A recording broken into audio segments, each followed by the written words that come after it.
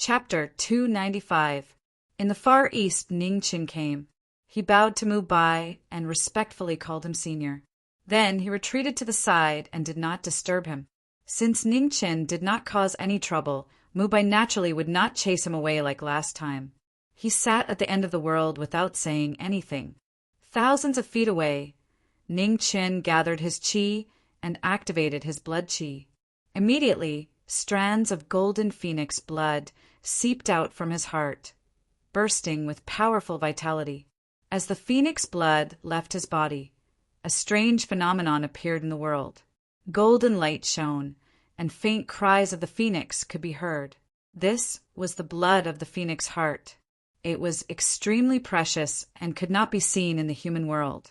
Unfortunately, no matter how extraordinary this strange phenomenon was, it was at the end of this barren world. Apart from Mu Bai, there was no one else. Of course, no one could see it.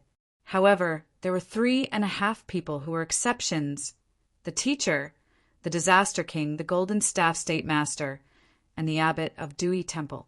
The reason why it was only half was because no one knew if the Abbot of Dewey Temple was still a 3 disasters expert. The teacher would definitely not care about this. The Golden Staff State Master was still an ally for the time being. Even if the Buddha in the human world had recovered to the 3 disasters realm, he was still the slowest of the 3. It did not matter if he could see or not.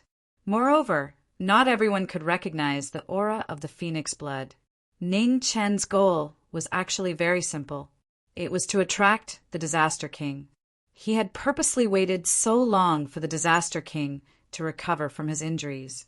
With the confidence of a 3 disasters expert, as long as he was not seriously injured, there was no place in the world he dared to go. In Peerless City, the Disaster King looked at the golden light that had suddenly appeared in the distance. He took a step forward, his eyes bursting with dazzling light. Phoenix blood, and it was the blood of the phoenix heart that had begun to show signs of atavism. In the world, no one understood the preciousness of phoenix blood better than him, let alone the atavistic phoenix blood. Men, the Disaster King said. Here, a black-clothed man walked over and said respectfully, "Go and find out if there have been any rumors of a phoenix appearing in the Divine Prefecture. Also, find out what is 10,000 miles to the east," the Disaster King said in a low voice. Yes, the black-clothed man accepted the order and left. The Calamity King continued to stare at the distant east with a solemn expression. He absolutely could not miss out on the ancestral phoenix blood. The Palace of Immortals had spent tens of thousands of years to figure out how to cultivate the phoenix body, and this ancestral phoenix blood was the key to it. Not long after, the black-clothed man returned and reporting to the Calamity King, "There has been no news about the phoenix in the divine great land, and there is only a boundless wasteland thousands of miles to the east. Legend has it that if you continue to travel east, you will reach the end of the world." The end of the world? The Disaster King narrowed his eyes. How could there be an end to the world? It seemed that there were many secrets in the divine great land that they didn't know. With that in mind, the Disaster King took a step forward and disappeared. The phoenix ancestral blood was too precious and could only be chanced upon by luck. No matter if it was the end of the world or the lair of a dragon or a tiger, he had to give it a try. The streak of light flashed past in the blink of an eye, rushing towards the east. At the end of the world, Ning Chen felt the warning from the golden medallion on his body. He immediately withdrew the phoenix blood and used the chaos scroll to conceal his aura. "It's finally here." Ning Chen's figure flashed and arrived in front of Mu Bai. He took out the great green sparrow sword from the mahogany box on his back and stabbed it into the ground. "Senior, it's time for you to stretch your muscles." After saying this, Ning Chen took to his heels. In the blink of an eye, he disappeared without a trace. Mu Bai's brows furrowed when he heard those words. He hadn't even understood what was going on when he sensed a powerful aura rushing over from the distance. He couldn't help but let out a cold snort. This brat's guts were growing bigger and bigger. He even dared to scheme against him. The Disaster King appeared and swept his spiritual sense over. However, he could no longer sense the aura of the phoenix blood. At the end of the barren world there was no life. There was only boundless desolation and a roiling sea of primal chaos. However, there was still one person and one sword.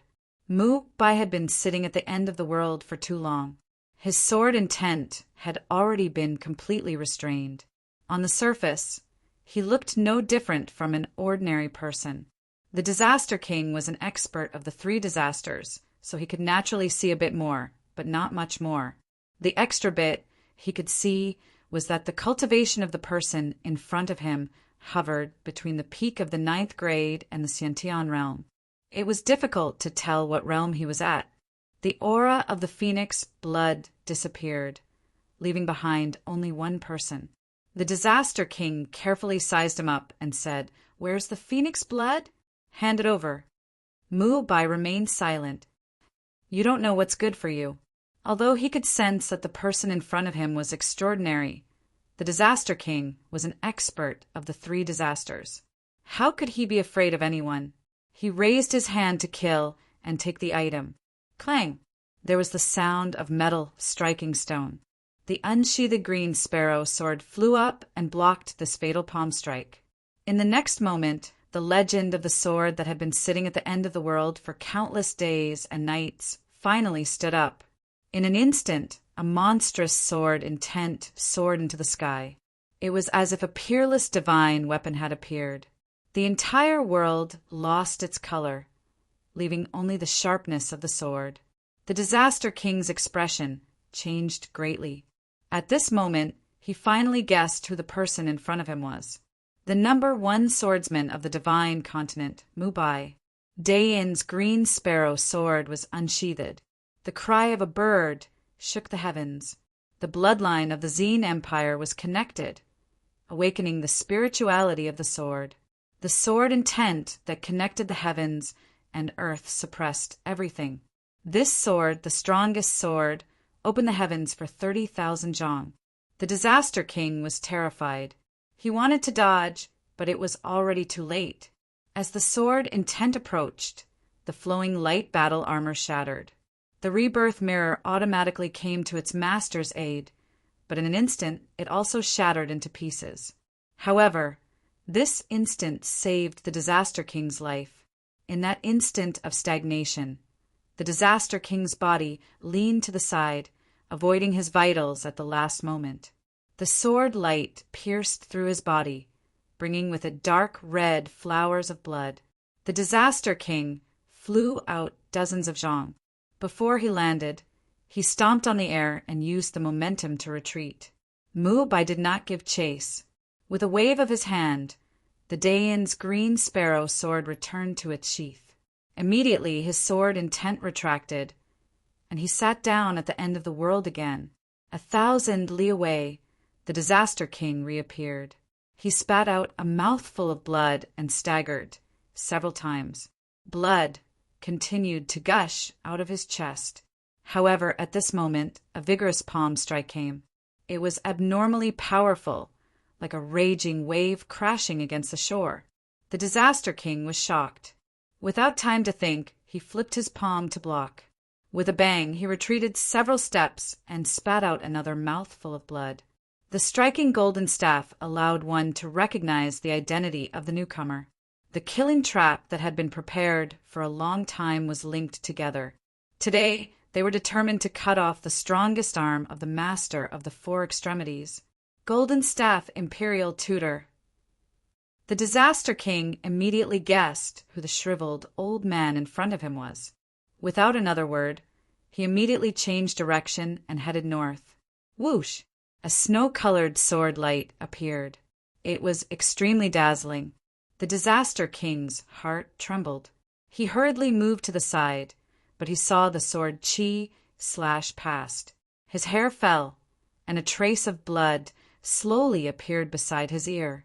Disaster King, are you satisfied with this result? On the other side, Ning Chen walked over. He looked at the sorry figure in the middle and said coldly, "Treacherous bastard." Seeing the person in front of him, How could the Disaster King not know that he had fallen into a trap? His face immediately sank. He mocked him while looking for an opportunity to escape. Ning Qin did not waste any words. He clenched his hand, and a pure white sword appeared in his hand. The water rippled, and it instantly appeared in front of the Disaster King.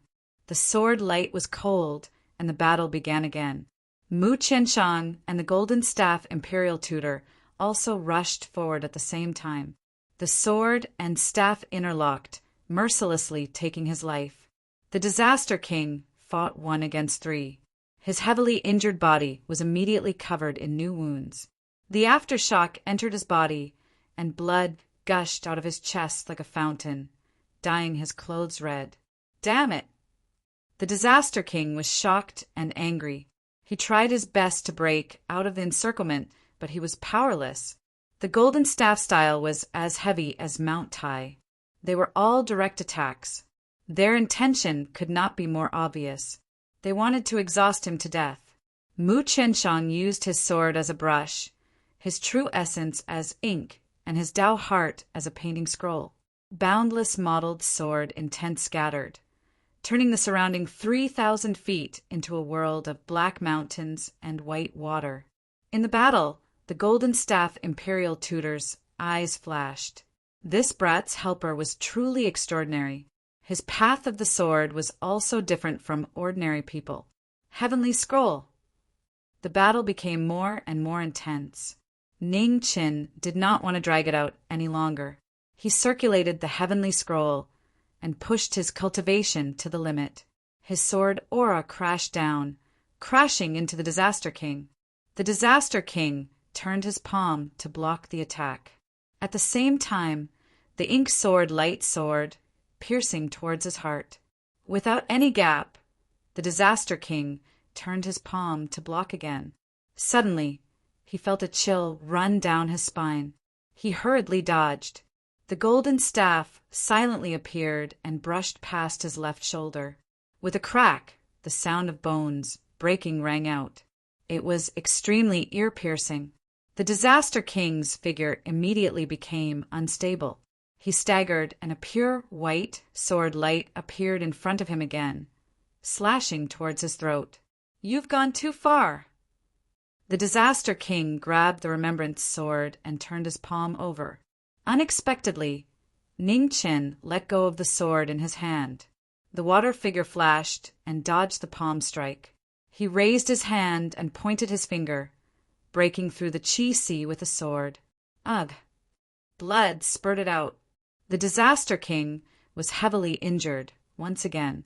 His Qi Sea was broken, and 70% of his cultivation had been crippled.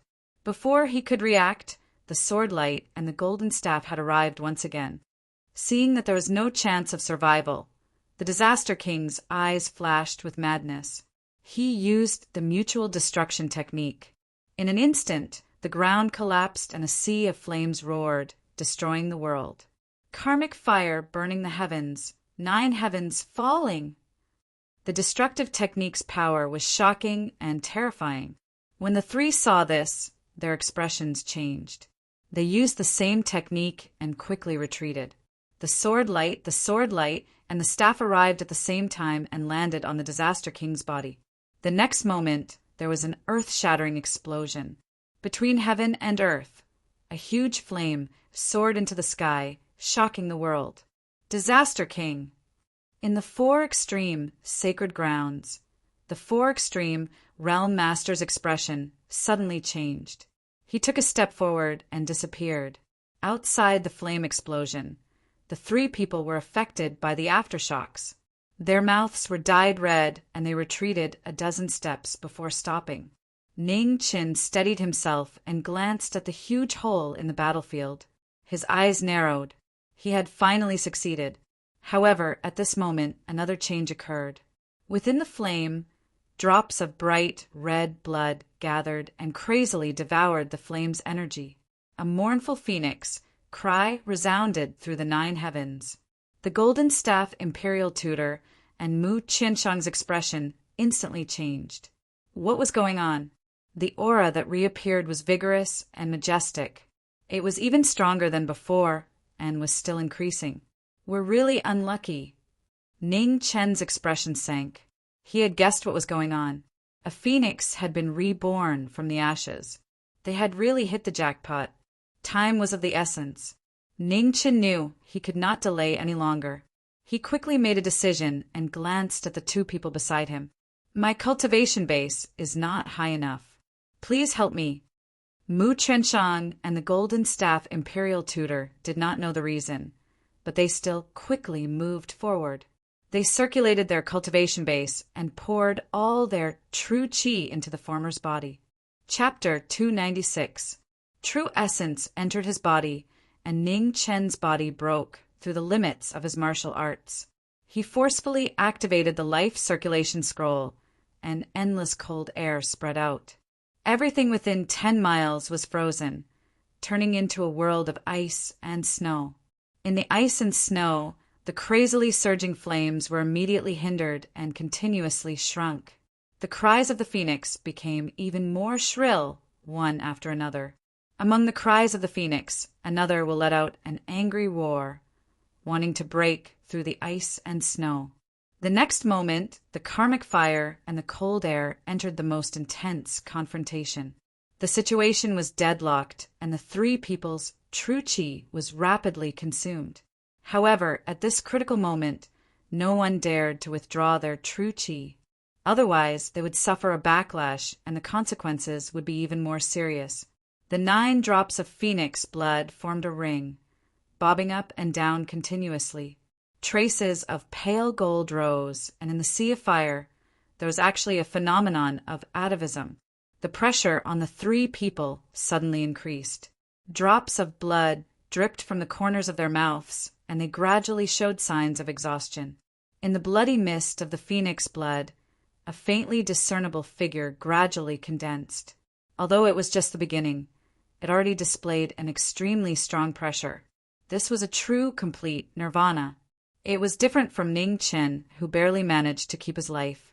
Once it succeeded, not only would his martial arts recover, it was very likely that he would advance further and enter a whole new realm. The 3 people were not ordinary people. They could naturally feel the strong pressure from the ring formed by the 9 drops of phoenix blood. If they did not stop it, not only would they fail today's mission, they would also face the craziest counterattack. "Quickly think of a way," the Golden Staff Imperial Tutor said in a low voice. No matter what, he did not expect something like this to happen. No one knew what kind of monster would appear after the blood mist condensed. Mu Qianshang did not say anything, but used his actions to express his stance. His demonic eyes lit up with a silver brilliance. Immediately, his martial arts increased by 30% and poured into the person in front of him. "Let's do it!" Ning Chen gritted his teeth. With the help of the 2 people, the 3 scrolls were activated at the same time, and the 3 scrolls' symbiotic technique appeared for the first time. Heaven and earth were born. A strange aura overflowed, far exceeding the limits of the 5 tribulations. Only the 3 disasters could have a preliminary understanding of the origin. The 3 types of aura intersected, reproducing the scene of the origin of the origin. The sky rose and the earth fell. Chaos turned into all things. The technique that crossed the boundary instantly sucked the 3 people's true qi dry. An unprecedented power spread out, and the aura of the phoenix blood was immediately suppressed and quickly frozen. The moment it succeeded, the will in the phoenix blood instinctively made a life-saving reaction. It directly charged towards Ning Chen, who was in front of the 3 people. Karmic fire, phoenix blood, and endless chaotic wills drilled into Ning Chen's glabella. His soul sense was directly impacted. A muffled groan came from his throat, and blood flowed from the corner of his mouth. The Golden Staff Imperial Tutor and Mu Qianshang were also affected. They were sent flying and vomited blood. The Golden Staff Imperial Tutor stabilized himself and said in a deep voice, "Brat, you have to give this old man an explanation." Ning Chen endured the pain in his spiritual sense. Just as he was about to speak, a brilliant beam of light streaked through the air. In the blink of an eye, it pierced into the ground with a clang. Dayan's green sparrow sword. The simple and unadorned scabbard covered the sharpness of the sword. The sword returned to the scabbard, and there was nothing unusual about it. However, when Ning Chin saw the sword, he paused, and fear flashed in his eyes. "Why don't you go and take it?" Mu Qianshang asked. "He doesn't dare." The Golden Staff Imperial Master was in an extremely bad mood and mocked. Ning Chin looked at the sword. After a while, he sighed softly and walked forward. No matter what, he had to bear the consequences of his own decision. No matter how Senior Mu Bai punished him, he could not escape. Ning Chen extended his hand. Just as he grasped the sword, he heard the cry of a ninth heaven sparrow resound through the world. The sword was 3 inches out of the scabbard, and a cold light flashed. A terrifying sword intent spread out, and the 3 people present were all sent flying, especially Ning Chin, who was the closest to the sword. Blood spurted out from his body. He had schemed against others, and in the end he had received the punishment he deserved. At the end of the world, Mu Bai felt the sword intent erupting from 1,000 miles behind him. He nodded. Not bad. At least he knew he had to bear the consequences of his own actions. Mu Bai, you! The Golden Staff Imperial Tutor landed on the ground and awkwardly stabilized himself. His expression was furious. He had just said 3 words when he forcefully swallowed the rest of his words. He coldly snorted and no longer spoke. Mu Qianshang went forward and helped Ning Chin up. He asked, "Are you all right?" "I'm fine." Ning Chin staggered to his feet and wiped the blood from the corner of his mouth. He then looked at the Golden Staff Imperial Tutor not far away and said sincerely, "Senior Golden Staff Imperial Tutor, since the Phoenix blood is not with the Disaster King, it must be somewhere in the Longevity Hall. This junior is willing to accompany Senior on a trip until we find the Phoenix blood. As for the 9 drops, this junior is still unable to take them out. I hope Senior can give me some more time." Hearing this, the Golden Staff Imperial Tutor's eyes flickered with cold light. He weighed the words of the former.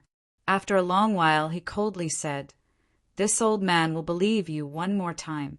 This is also your last chance. If there are any more accidents, you can prepare for your funeral. Thank you for your forgiveness, Senior Golden Staff Imperial Tutor." Ning Chen smiled tiredly and replied, 10 days later, this old man will go to the imperial city of the Great Xia to find you. I hope you take care of yourself." After saying this, the Disaster King's figure turned into a ray of light and flew towards the northwest. "Let's go." Mu Qianshang did not care about the grudge between the two and said, Ning Chen lightly replied and put the great Yin Azure Sparrow sword back into the mahogany box behind him before leaving with Mu Qianshang. Not long after the 3 left, a multicolored light gathered at the battlefield.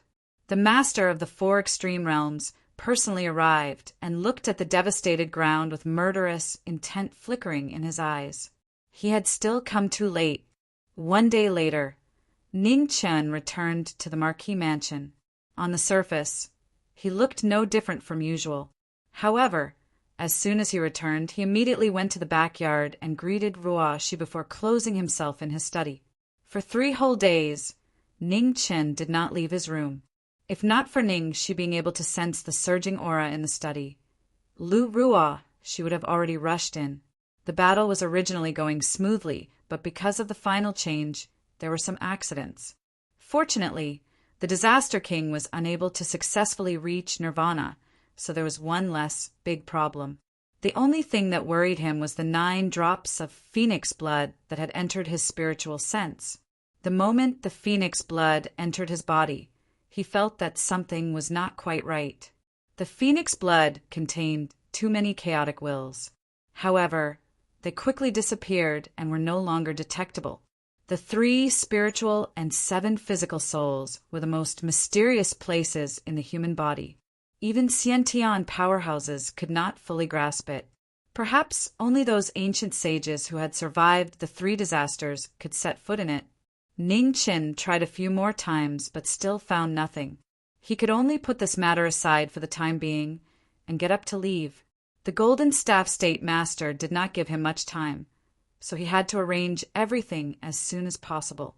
At the end of the misty forest, in front of the Netherworld, Ning Chen appeared. He passed through the restriction and walked in step by step. The Netherworld was as dark and cold as usual. There was no sound, so quiet that it made one's hair stand on end.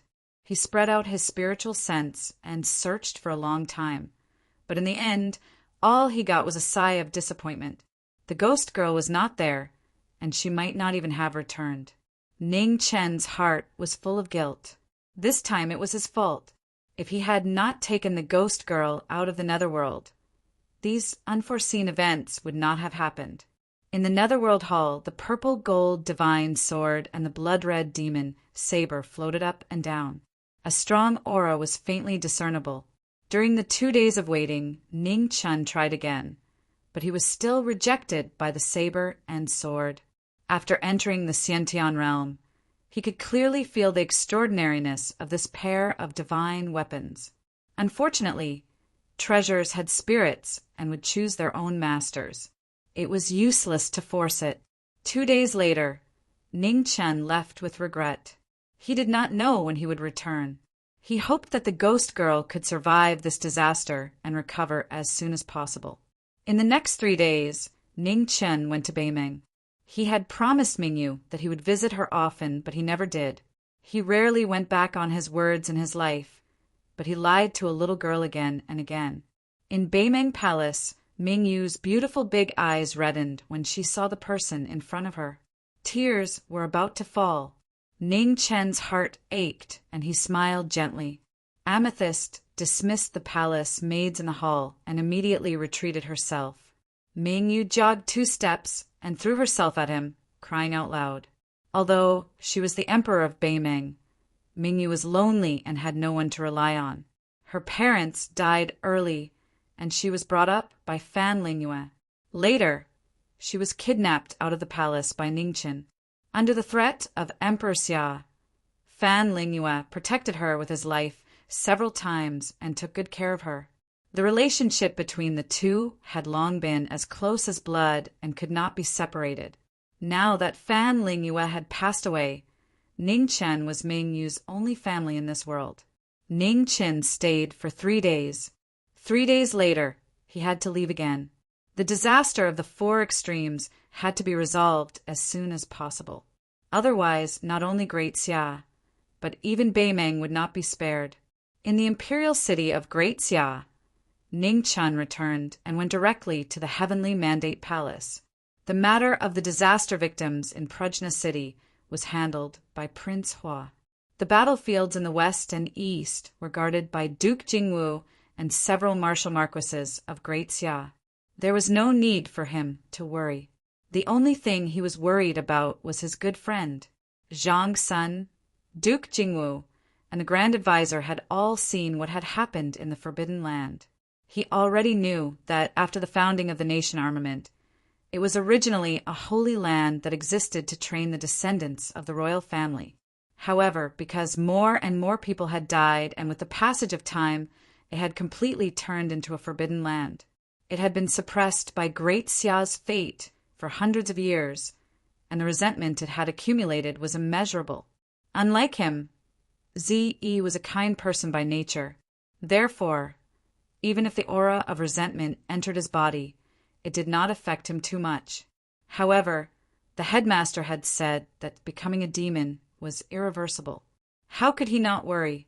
In the Heavenly Mandate Palace, Xia Zi was still looking at the stacks of memorials. When he saw Ningchen arrive, he nodded lightly, indicating for him to wait for a moment. Ningchen was not in a hurry. He casually found a place to sit down and quietly waited. Not long after, Xia Zi finished looking at the last stack of memorials. He got up and walked down from his throne, smiling tiredly as he said, "Good friend, you've worked hard to get rid of the Disaster King. It's a great merit. Do you want any reward?" "Ha! Ning Chun lightly laughed and replied, "Forget it, I love you for now. I'm here to say goodbye to you. I'm going to the four extremes to find a way to destroy the teleportation formation that they're sending reinforcements to." Xia Zi's smile disappeared, and a trace of worry appeared on his face as he asked, "Will that work?" "It's very likely that the master of the four extremes will personally guard such an important formation. If you want to destroy it, you'll have to directly face that person." "Don't worry, there'll be a way," Ning Chen smiled as he replied. Chapter 297. The two talked for a long time. When they parted, Ning Chun hesitated for a moment and said, "Z, people's hearts are unpredictable. Don't believe them easily. In this world, many people are not worthy of your sincerity. Don't care what they say." Xia Zi responded, "Friend, don't worry. I will do my best to deal with things here. Don't worry." Ning Chen nodded and turned to leave without saying anything. In the Weiyang Palace, Ning Chun respectfully bowed to Zhang Sun and explained the reason. Half an hour later, he said goodbye and left. Qi Ning came out to send him off. There was a rare touch of gentleness on her soft face. She whispered, "Come back soon." Ning Chen stopped and stretched out his arms to hug the woman beside him. The little maid passing by was scared and hurriedly turned her head. "Boy, is your skin itchy again?" Qi Ning gently pushed the person in front of her away and said with tears in her eyes, "Sister Qi Ning looks best when she's angry." Ning Chen chuckled and continued, "I'm leaving. Take care of the Empress and take care of yourself." After speaking, Ning Chen didn't stay any longer and walked away. In the Marquis' mansion, Ruo she brought the white clothes she made. Although the Marquis' mansion didn't lack money to buy clothes, the former top courtesan was still used to doing it herself. "Ruo, these days, the Marquis' mansion will be in your hands. Ning, she isn't a person who can stay idle. It's not easy for her to take care of herself." Ning Chen said. Lu Ruo she showed a smile on her face. While helping the former put on the clothes, she said, "Marquis, the princess will be sad if you say that." "That's right, brother. How can you say that about your sister?" Ning she walked over and pouted. "Oh," Ning Chen smiled and said, "I may not be able to make it back in time for Zi's wedding. I'll leave this matter to you. I heard from the Empress that the future Empress is quite good. When you have time, you and Xan you can visit her together and help Z check." "Okay." Ning she nodded vigorously. As long as she didn't have to go to the palace to learn etiquette, she would do anything. If that Miss Meng and a young man called Luan Fengchen come, you must treat them with courtesy. If there's anything you can't solve, go to the palace to find Z. Ning Chen said. Ning Shi and Ruo she nodded. Ning Chen then told the two of them some things that they needed to pay attention to. As he spoke, his eyes suddenly narrowed. It was finally here. A powerful aura descended, accompanied by the sound of the rings on the golden staff colliding with each other.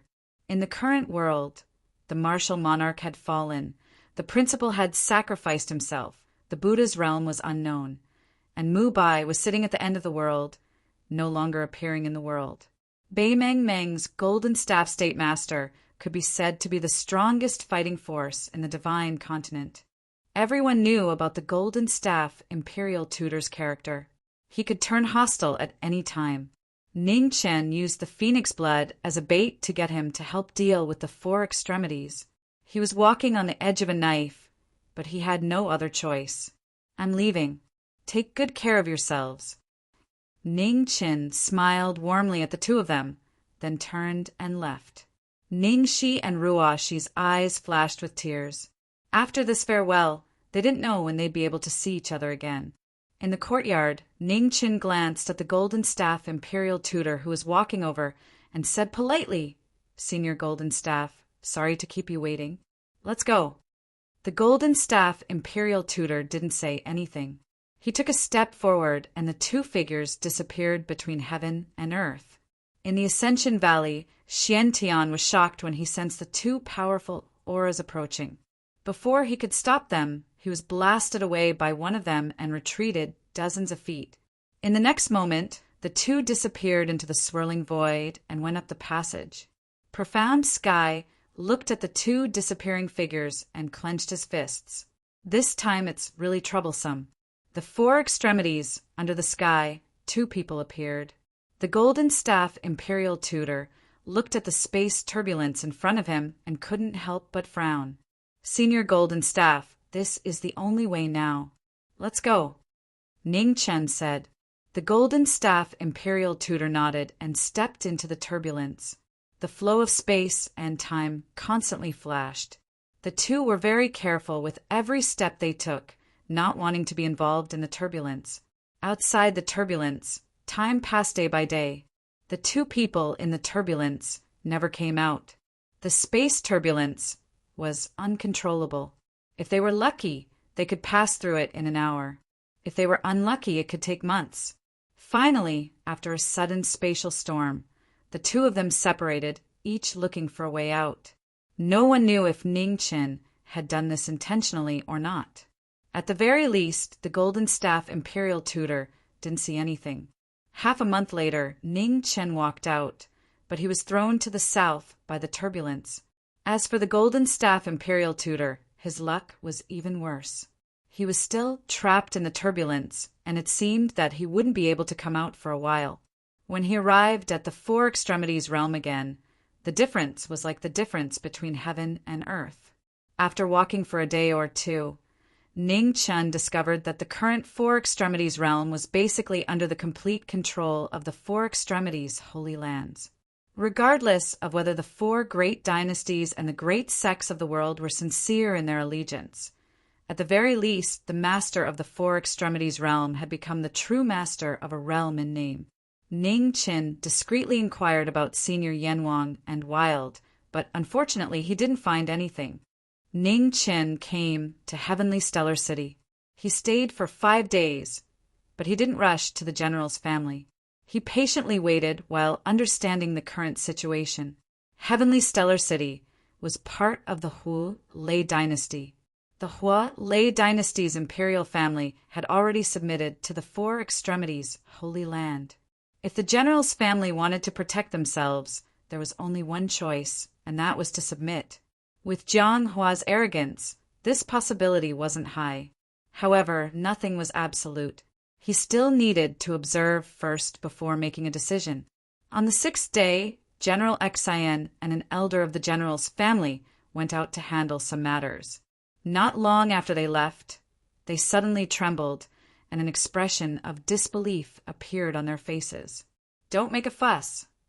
Ning Chen gently smiled and transmitted his voice. General Xian nodded and continued to follow the 9th elder. When night fell, General Xian impatiently found an excuse to temporarily leave the 9th elder's side. She followed the 9th elder to a secluded place and saw a familiar figure in plain clothes not far away. She finally couldn't suppress the joy in her heart. She ran over and hugged the 9th elder's arm excitedly. "Master, when did you come back?" "Not long." "Where are you going?" Ning Chen gently rubbed the little girl's hair. "The capital. The Lihua dynasty and the Hua Lei dynasty have decided to form a marriage alliance. In a month's time, it will be the wedding day of the Lihua dynasty's eldest princess and His Majesty. Elder brother told me, and the 9th elder, to leave first with congratulatory gifts." "He'll be there soon," General Xian replied. Hearing this, a strange light flashed in Ning Chen's eyes. It seemed that the Four Extremities Holy Land was putting more and more pressure on the Four Extremities Holy Land. Although a marriage alliance couldn't guarantee anything, it did give the two dynasties an opportunity to unite. He wanted to see if the Four Extremities Holy Land would make any moves. Would they just let it be, or would they try to obstruct it? He couldn't rely on himself to fight against the Four Extremities Holy Land. He needed to find helpers. Jiang Hua was a good choice, but he had to be sure of Jiang Hua's attitude. "Don't tell anyone that you've seen me." "Jiang Hua, the same," Ning Chen seriously said. Although General Xian had her doubts, she still obediently nodded. Go back.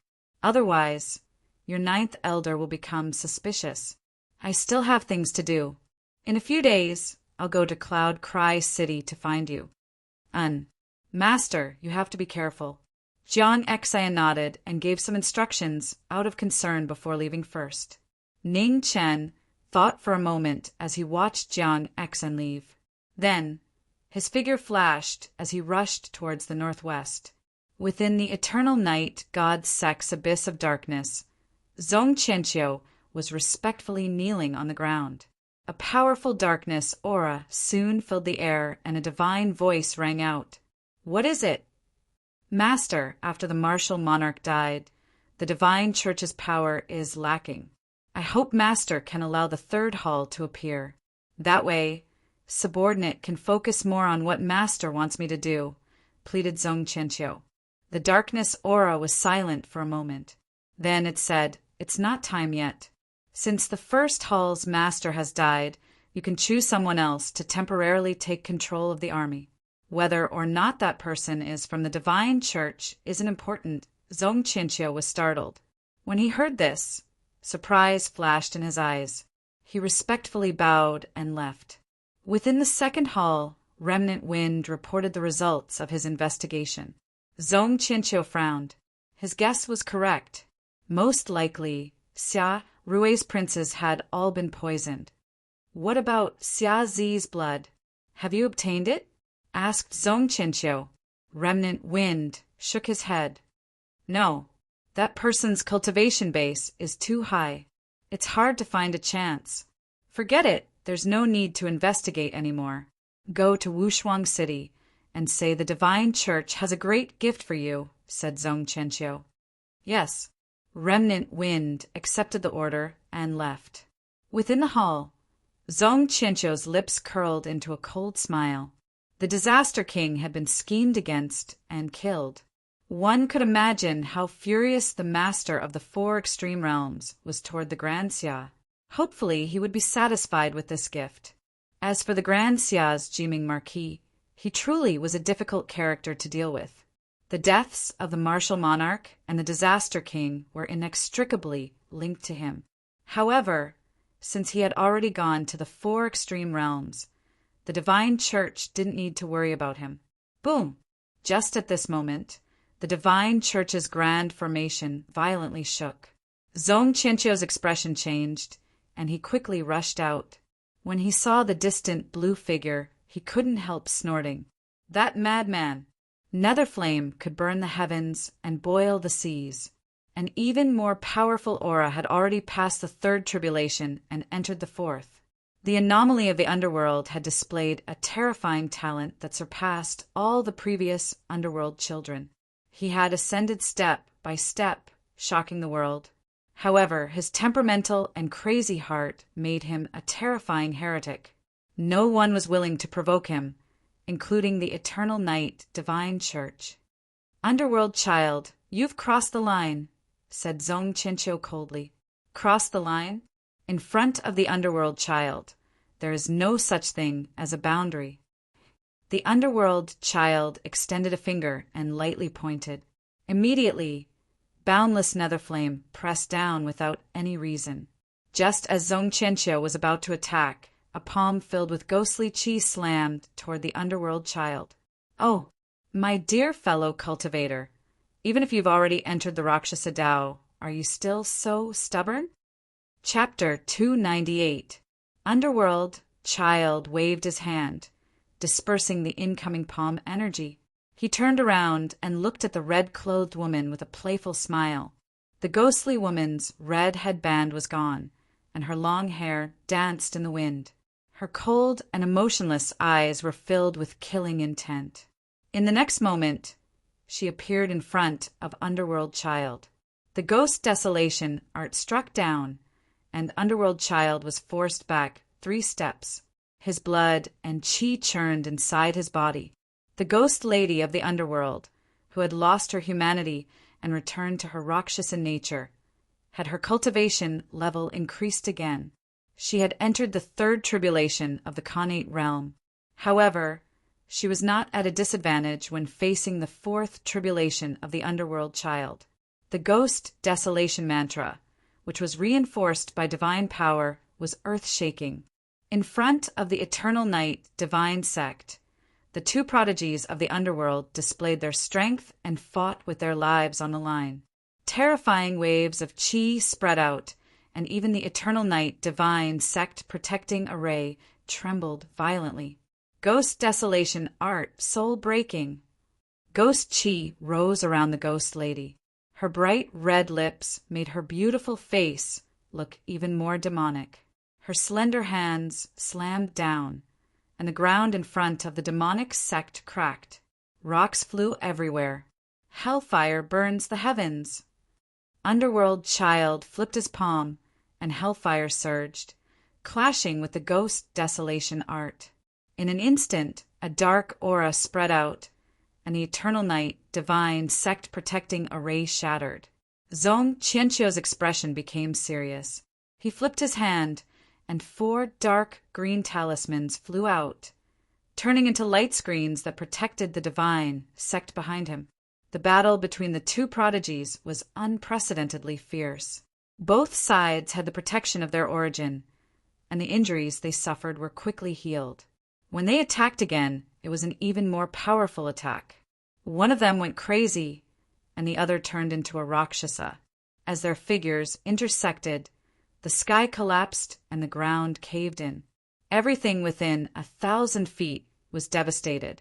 Just as the two were fighting, the purple-gold divine sword and blood-red demonic blade in the netherworld kingdom trembled. Under the influence of the hellfire and Rakshasa power, the purple-gold and blood-red light shone brightly. This was the first time in thousands of years that something had happened. Blood splattered in front of the divine sect as the fierce battle reached its climax. The two were dyed red, and the ghost origin rose, but it quickly recovered. After another head-on clash, Underworld Child's interest vanished. He shook his head in boredom and left the battlefield. Ghost Woman's figure flashed out, and she quickly chased after the Underworld Child. Zong Qianqiu frowned as he looked at the territory of the divine sect that had suffered such an unexpected calamity. However, he did not want to provoke these two people now. Before the decline of the underworld, it was the most dreaded place in the world. Every generation of underworld children and ghost women were not people to be trifled with. Once 1 or 2 of them broke through to the innate realm, they would eventually step into the 3 disasters and become the lord of the underworld. Although the underworld had declined, the underworld child and ghost girl of this generation were even more prosperous than before. Both of them had broken through to the innate stage, and the speed at which they improved was astonishing. Unless it was the last moment, there was no need to provoke them. According to the current situation, it was inevitable that either Hell King or Ghost King would appear. Although it would be more troublesome to deal with them in the future, the stronger they were, the better it would be for the divine sect's plan. In the 4 extreme holy lands, the lord of the 4 extreme realm narrowed his eyes when he saw Zong Qianqiu's report. Xianji, your subordinate is present. Xianji knelt down respectfully. I'll leave this matter to you. In addition, invite Zong Qianqiu over for a chat, said the master of the 4 extreme regions. Yes. Xianji stood up and left. In the Imperial Edict Hall, Kong Yu requested an audience. After being summoned, he quickly knelt down and said, Greetings, Your Majesty. Division, Head Tai, what is it? Ask Xiazi. Reporting to Your Majesty, our scouts have sent word that Ghost Girl and Underworld Child have appeared in front of the Eternal Night Divine Sect, said Kong Yu.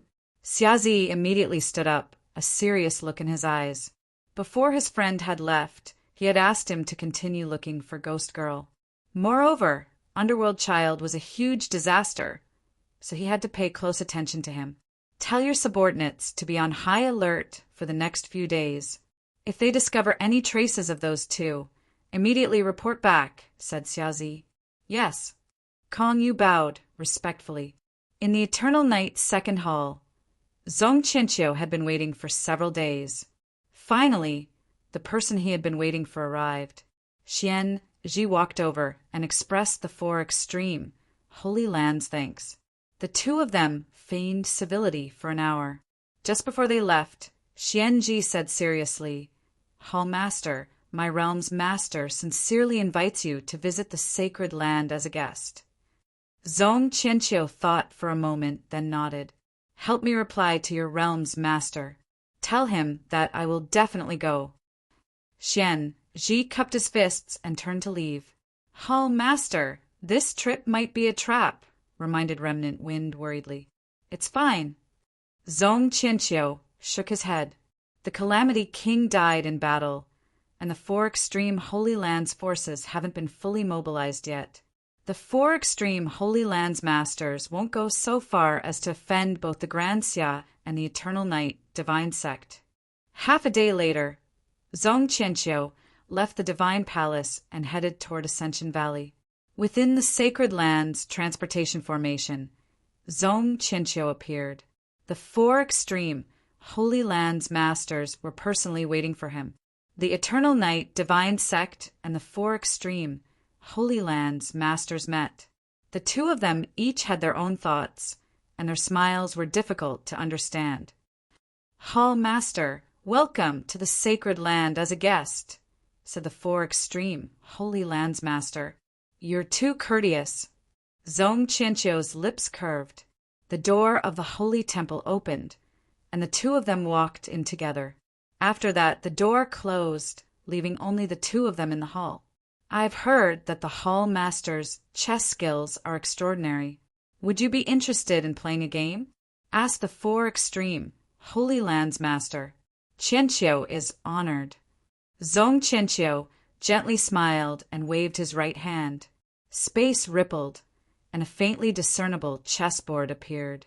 The chessboard's lines crisscrossed, dividing space into countless small squares. "Realm Master, please." Zhong Qianqiu spread out his hands. "Since you're a guest, you should naturally go first," said the four extreme Holy Lands master politely. Zhong Qianqiu didn't refuse.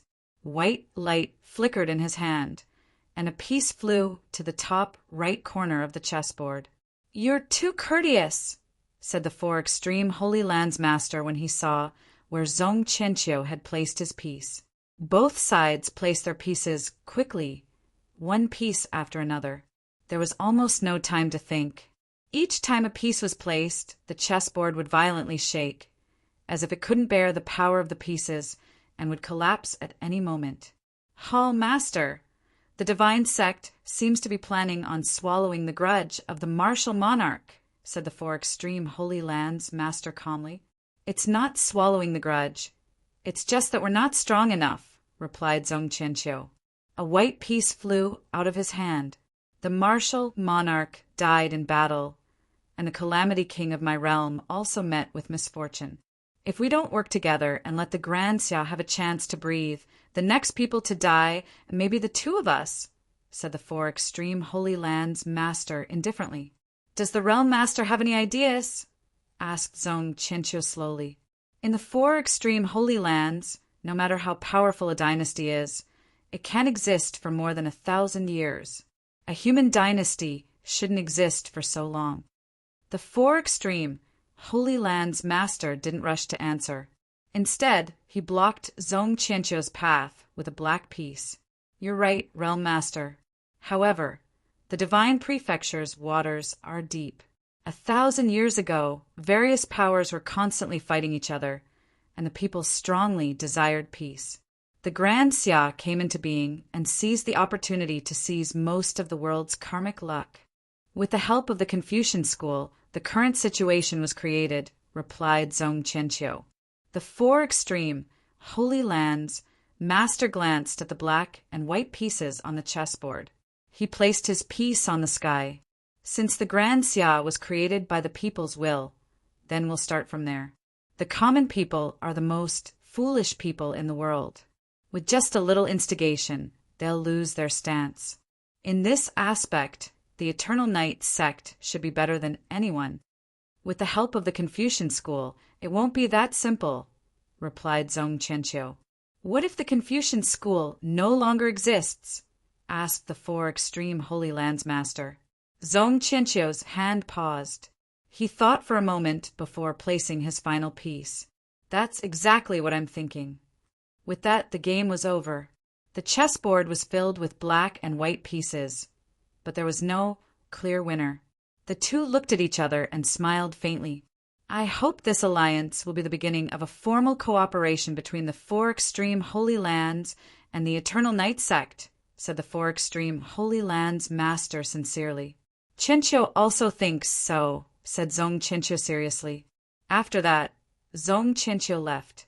The four extreme Holy Lands master stared at the chessboard in the air for a long time. Then he waved his hand to disperse the chessboard. Specks of starlight scattered and vanished. In Cloud Cry City, the Sudden Thunder Dynasty's emperor was getting married. The entire dynasty was celebrating. The Lihua dynasty's envoys were passing through the streets. Li Yuwei was sitting in an incomparably beautiful carriage. She was wearing a wedding dress. The bright red color contrasted with her beautiful face, making her even more beautiful. The people on both sides automatically parted, making a path. A white-robed figure appeared in the crowd. Looking at the woman in the carriage, he narrowed his eyes. This woman had truly made him have a whole new level of respect for her. For the sake of her dynasty's future, she was willing to sacrifice herself like this. In the carriage, Li Yue's expression was calm. There wasn't the slightest bit of unwillingness on her face. However, that charming smile of the past could no longer be seen on her beautiful face. Their gazes didn't meet at all. The carriage pulled the most beautiful woman in the Lihua dynasty and slowly left. At the same time, in the Confucian school's dragon garden, not far from the Grand Xia imperial city, powerful figures descended one after another. They stood in the air, and their powerful auras were abnormally heavy, making it hard for people to breathe. Xian Tian was in the lead, followed by Xingyun, Yuyang Tian, Qinfeng, and Hua Zhuang. One was at the fifth tribulation, two were at the third tribulation, and two were at the third tribulation. There were also two divine martial guards, who were comparable to the third tribulation. The four extreme Holy Lands and the Eternal Night sect had joined hands to completely destroy the Confucian school of Great Xia. They wanted to destroy this 1,000-year-old dynasty once more. Within the heavenly mandate palace of the Grand Xia imperial city, Xia Zi's expression changed. His feet moved, and he turned into a streak of light that charged toward the dragon garden. Emperor of the Grand Xia, you won't be going anywhere today. Two figures appeared. They were dressed in luxurious blue robes, and their purple fur coats fluttered in the wind. These were Profound Knowledge and Zhong Qianqiu, the two peak magical experts of the Eternal Night cult. Heads, quickly go to the dragon garden to help. Xia Zi's expression sank as he shouted. Within the imperial city, four people appeared. Without hesitation, their figures flashed as they rushed toward the dragon garden. In the depths of the dragon garden, in a desolate area, the formation rippled, and 3 stone houses appeared. Chapter 299. Above Grand Xia's imperial city, 2 peak sorcery experts and divine sect blocked the path. Xia Zi was worried about the dragon garden's safety, so he forced his way through alone. After entering the third tribulation, Grand Xiao's strength was even greater than before. He spat out a mouthful of silent autumn water, filling the sky with autumn light and killing intent. Oh!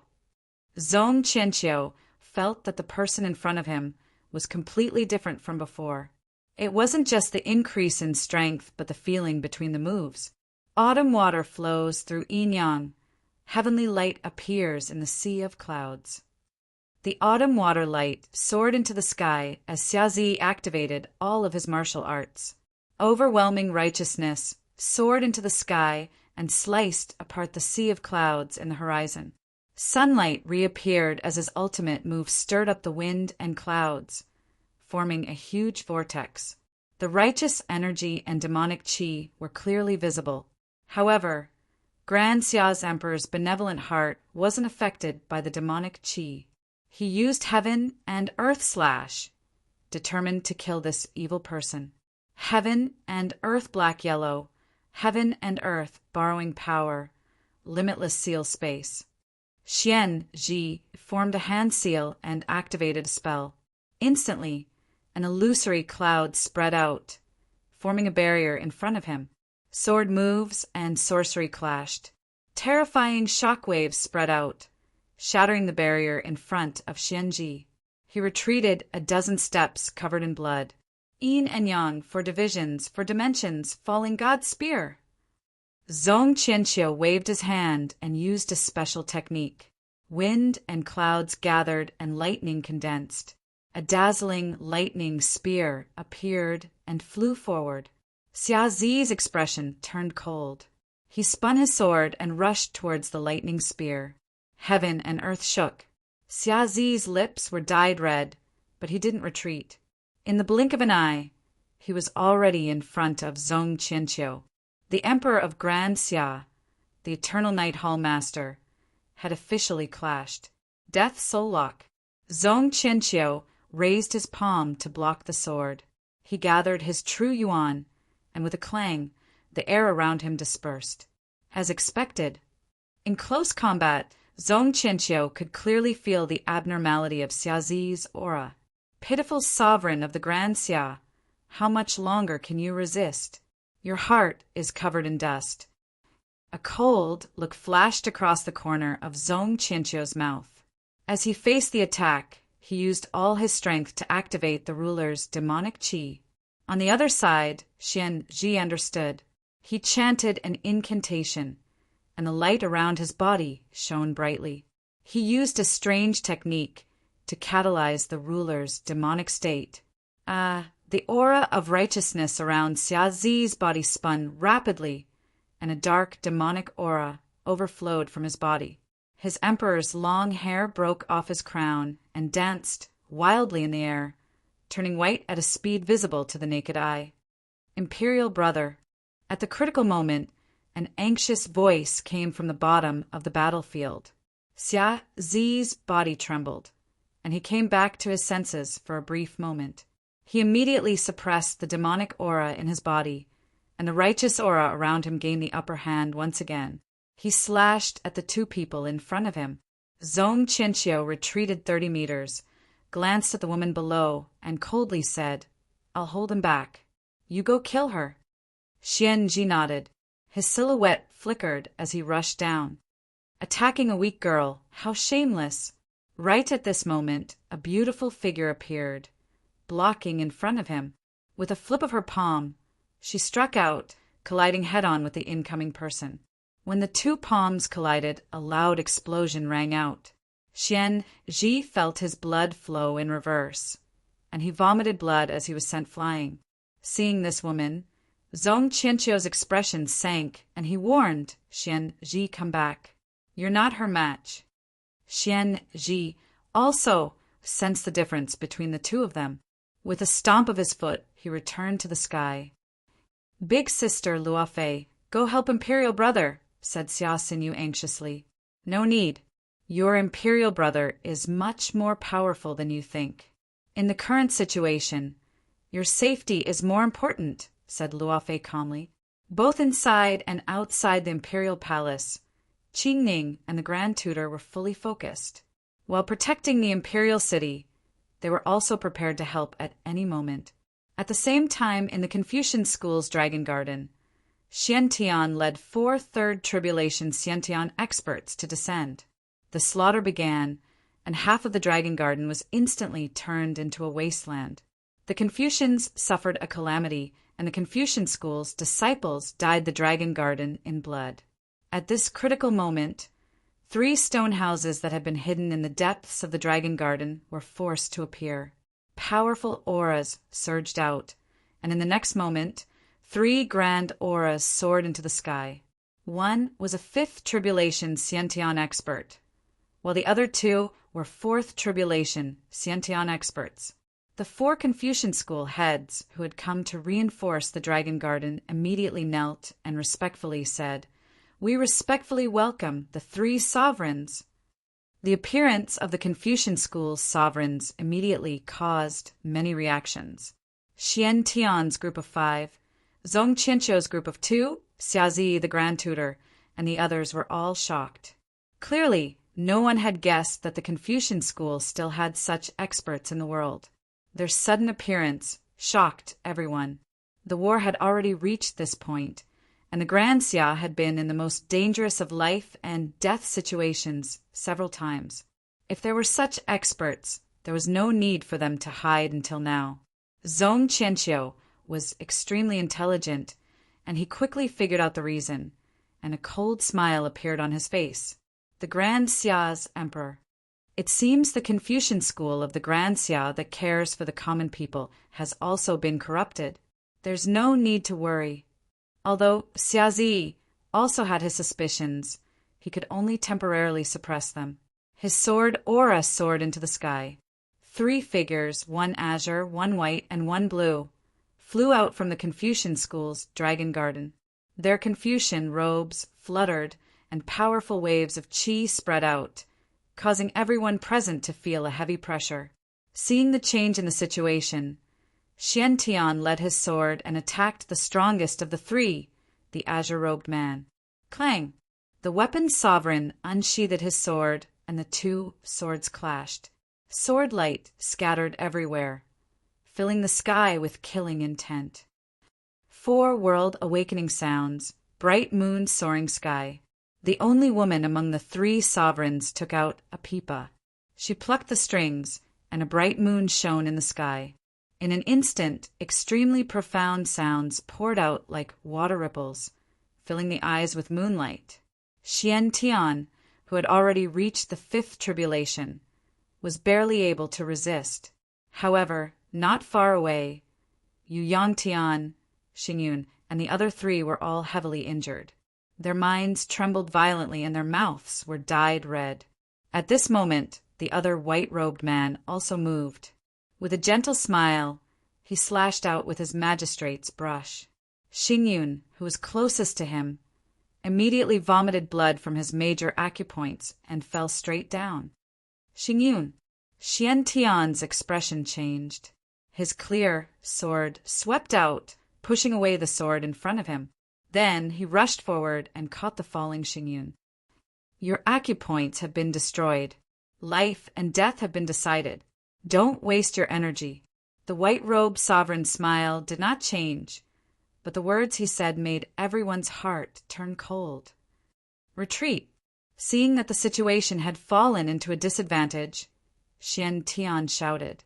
His clear sword instantly unleashed 3 moves, forcing the 3 sovereigns back and left with Xingyun. Yu, Yangtian, Hua Zhuang, and Remnant Wind also took the chance to retreat, quickly leaving. The 2 sovereigns wanted to chase after them, but they were stopped by the weapon sovereign. No need to chase. These people are not easy to deal with. After speaking, the weapon sovereign glanced at the imperial palace. His eyes flickered, and he said, "Also, it's time for us to meet the current Emperor Xia." The 2 sovereigns nodded. This was indeed an important matter. They had been hiding for so long, waiting for a more suitable time to come out. They did not expect that today's events would happen, so they had to show up in advance. No matter what, Emperor Xia was the master of the Xia dynasty, controlling the entire foundation of the Xia dynasty. Even they had to be wary of him, and on the surface they had to bow their heads. In the sky above the imperial palace, Zhong Qianqiu, who was fighting, pushed away the autumn light sword with 1 palm and retreated 10 feet. After sensing the 3 auras approaching quickly, a smile that no one could understand appeared at the corner of his mouth. "Xianji, retreat!" Zhong Qianqiu called out. Then his figure faded and disappeared between heaven and earth. Xianji accepted the order. His feet moved, and he turned into a stream of light and left. In the next moment, 3 figures, green, white, and blue, rushed over. They bowed respectfully and said, "Greetings, Your Majesty." Xiazi looked at the 3 unfamiliar yet familiar people in front of him. His expression was cold, and he said, "Honorable sovereigns, shouldn't you give me an explanation?" Below, the Grand Advisor saw that the atmosphere was not good. His figure flashed, and he appeared in the sky. He said, "Your Majesty, let's discuss this in the Heavenly Mandate Palace." Xia Zi said nothing more. Autumn light returned to its scabbard, and he immediately turned and flew down. The three sovereigns of the Confucian sect looked at each other and followed him down. The Grand Advisor's expression was serious. Even he did not know that the Confucian sect still had 3 honorable sovereigns alive. If this matter was not handled well, there would be an indelible rift between the Confucian sect and the imperial court. In the Weiyang Palace, Zhang Sun, who had never asked about politics, also looked cold after seeing what happened in the sky. "Qing Ning, come with me to the Heavenly Mandate Palace." Yes. Qing Ning accepted the order and immediately walked toward the Heavenly Mandate Palace with Zhang Sun. In the Heavenly Mandate Palace, Xia Zi stood quietly in the hall. He looked at the 3 people in front of him, anger flickering in his eyes. At this moment, Zhang Sun arrived. Everyone present was shocked and bowed, respectfully. "You guys talk about your matters. I'm just here to take a look." Zhang Sun sat down on a chair and said calmly, "Empress Dowager, according to the law, the imperial harem is not allowed to interfere in politics." The sovereign of the Li clan bowed and stood up with a smile on his face. "Oh, is that so?" Zhang Sun picked up the tea that a palace maid had brought over and said lightly, "If I remember correctly, the 3 honorable sovereigns have passed away a long time ago. The previous emperor seemed to have gone to pay respects to their tombs. Qing Ning, according to the law of the Great Xia, what should be done? Deceiving the emperor is a crime punishable by death." Qing Ning said coldly.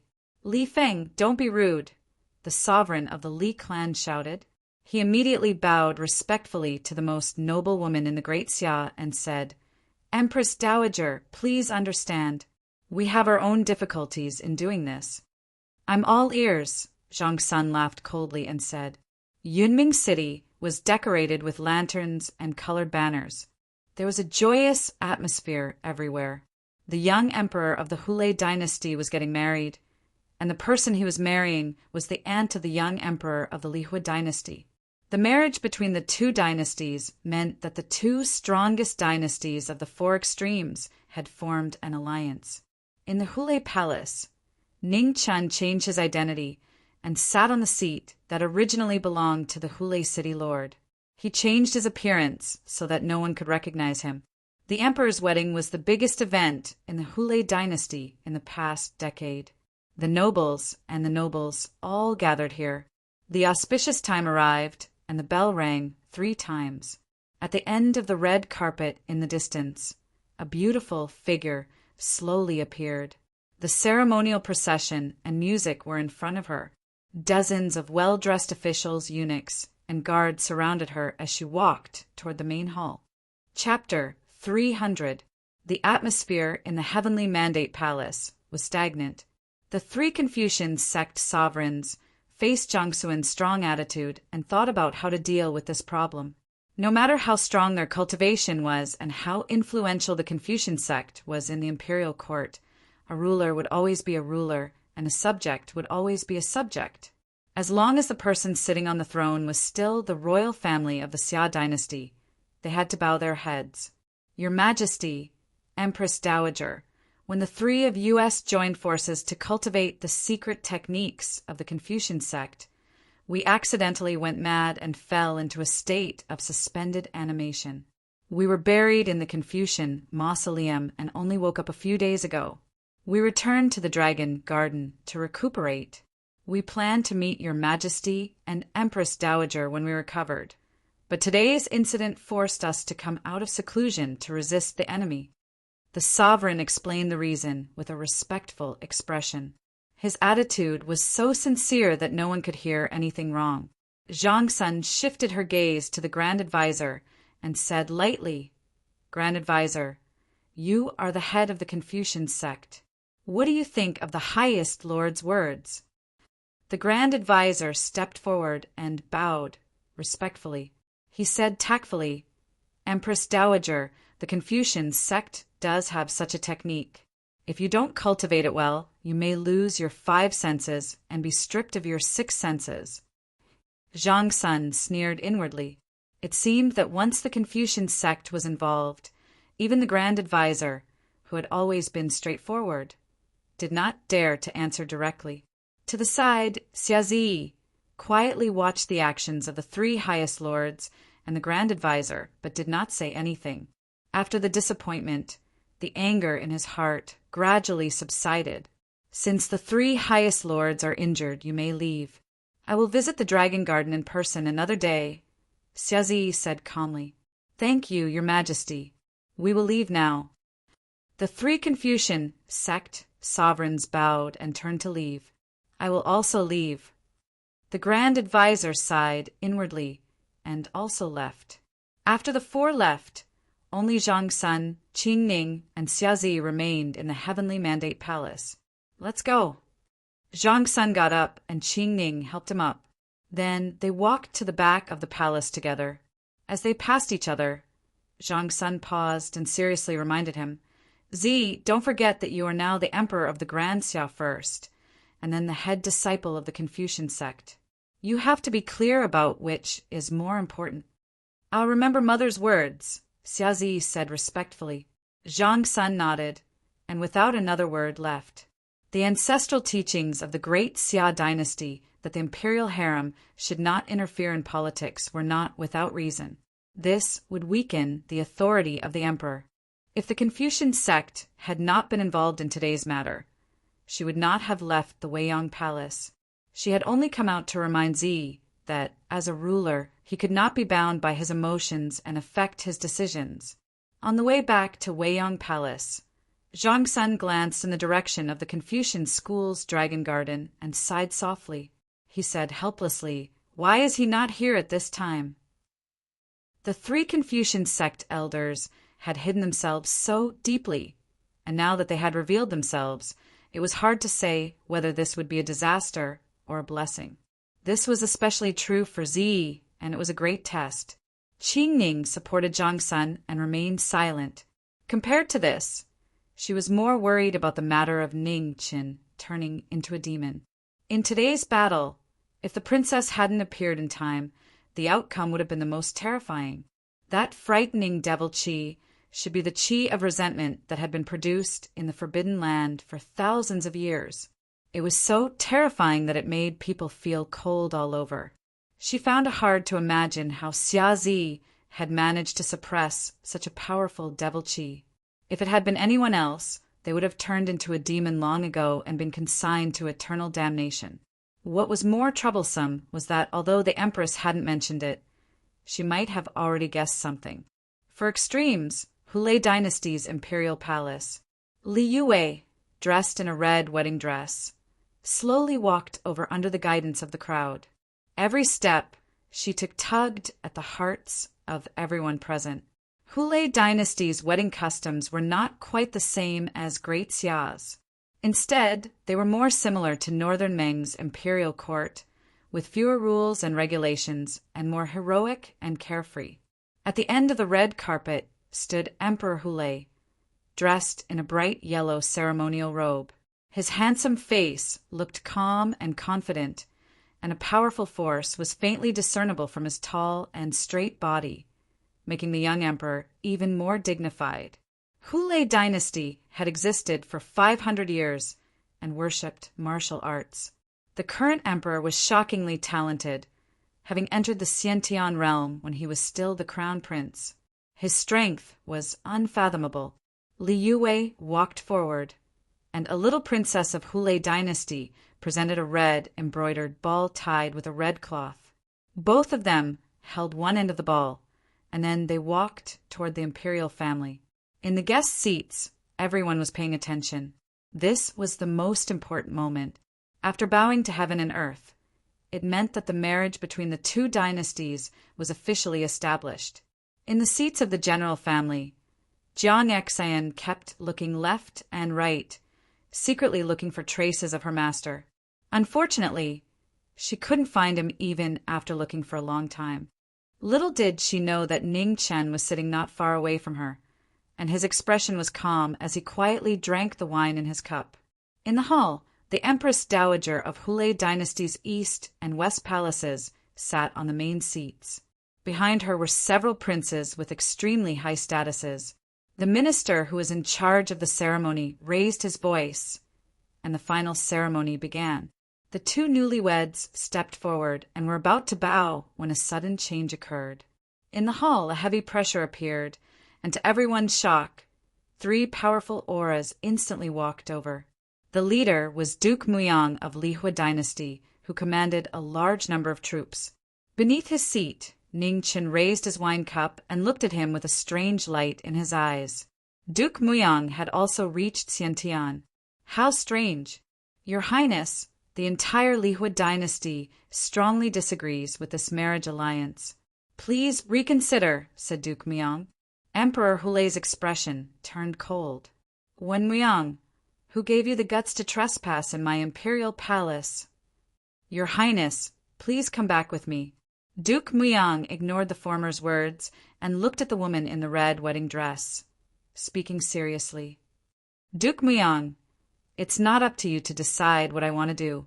Li Yue's expression was ice cold as she spoke in a deep voice.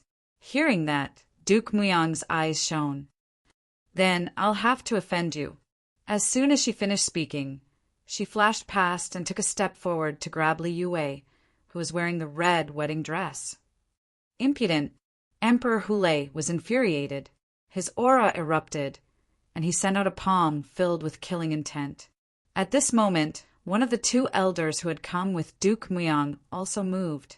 His blue robes fluttered as he sent out a palm to meet Emperor Hulei's attack. Seeing that the other side had clearly come prepared, Emperor Hule laughed in anger. His bright yellow robes fluttered as he clenched his fist and increased his power by 30%. With a loud explosion, the ground beneath the 2 of them collapsed. Everywhere the aftershocks passed, stone pillars broke, tables and chairs were sent flying. The hall that had been filled with joy just a moment ago immediately turned into a mess. The imperial consecrators appeared and used their true yuan to protect the guests. Everyone present was an important official of the dynasty, so they couldn't be injured. Jianghua, why aren't you showing yourself? Roared Emperor Hule. I thought your majesty could handle it. As Xiaoqin spoke, moonlight gathered in the hall, and a handsome figure appeared, creating a change in the battle situation. In the next moment, a white light flashed. It was so fast that even the afterimage couldn't be seen clearly. Duke Muyang sensed a fatal danger approaching and instinctively blocked the attack. But with a loud bang, his body flew out and crashed into the stone pillar, staining the blue stone and white jade with his blood. PFFF. Duke Muyang fell down and spat out a mouthful of blood. He glanced at the other elder and said with a sinister expression, Yuan Zun, kill them! The elder in linen, who hadn't moved, nodded. He raised his right hand, and a swarm of white insects flew out. Like a dense fog, it enveloped the entire hall. In the next moment, a true disaster appeared. Wherever the white fog passed, those with weaker cultivation were quickly devoured, leaving only their bones behind.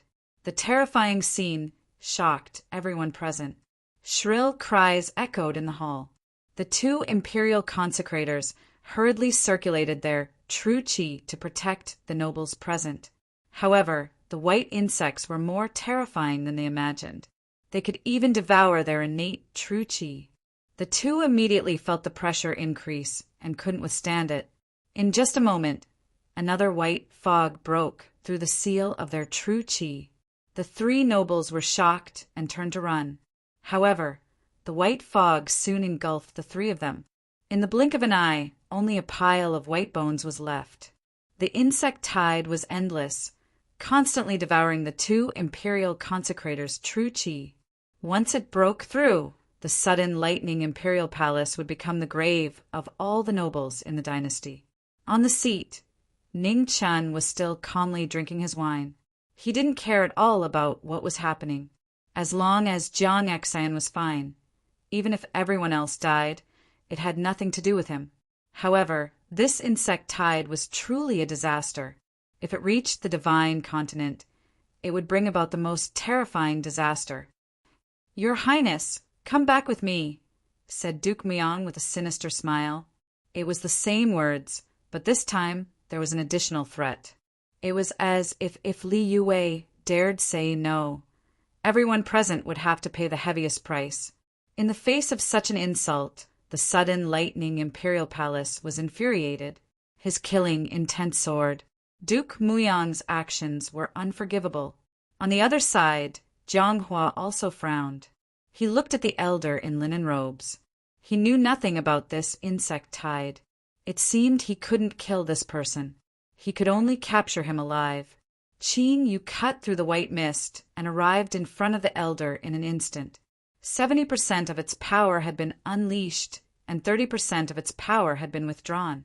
The elder's expression didn't change at all. He used 2 fingers to shake the divine weapon. Metallic clangs rang out and light scattered. His bronze hands flickered with metallic light, as if they were made of copper. It was unimaginable. A strange look flashed across the eyes of Zhonghua and Ningqin. There was actually such a strange expert hidden within the 4 extremities. "Save me." At this moment, the insect tide broke through the restraints once more and charged into the nobles. Miserable cries rang out, and in just a few breaths they were annihilated. "Benevolent Emperor, look at your pitiful subjects. How long do you think they can last?" Duke Myong laughed maniacally. The sudden lightning imperial palace forced the elder in blue back with a palm strike. Seeing the miserable state of his highness, he clenched his fists so hard that they cracked. However, no matter how furious he was, he had to make a choice in the face of the survival of his dynasty. Chapter 301. Seeing that Emperor Sudden Thunder was about to compromise, Ningqin, who had been drinking quietly, put down his wine cup. He still hadn't figured out the weakness of the white mist insect swarm, so he couldn't let this farce end like this. A cold wind blew past, and a snowflake silently appeared in the hall. It was as if winter had arrived again, and it shocked everyone present. "There's another Khanate expert here." Emperor Sudden Thunder and the 2 imperial consecrators were shocked. They looked around, but couldn't find the attacker. While everyone was surprised, the wind and snow gathered and soared intent lingered around it as it swept towards Duke Myong.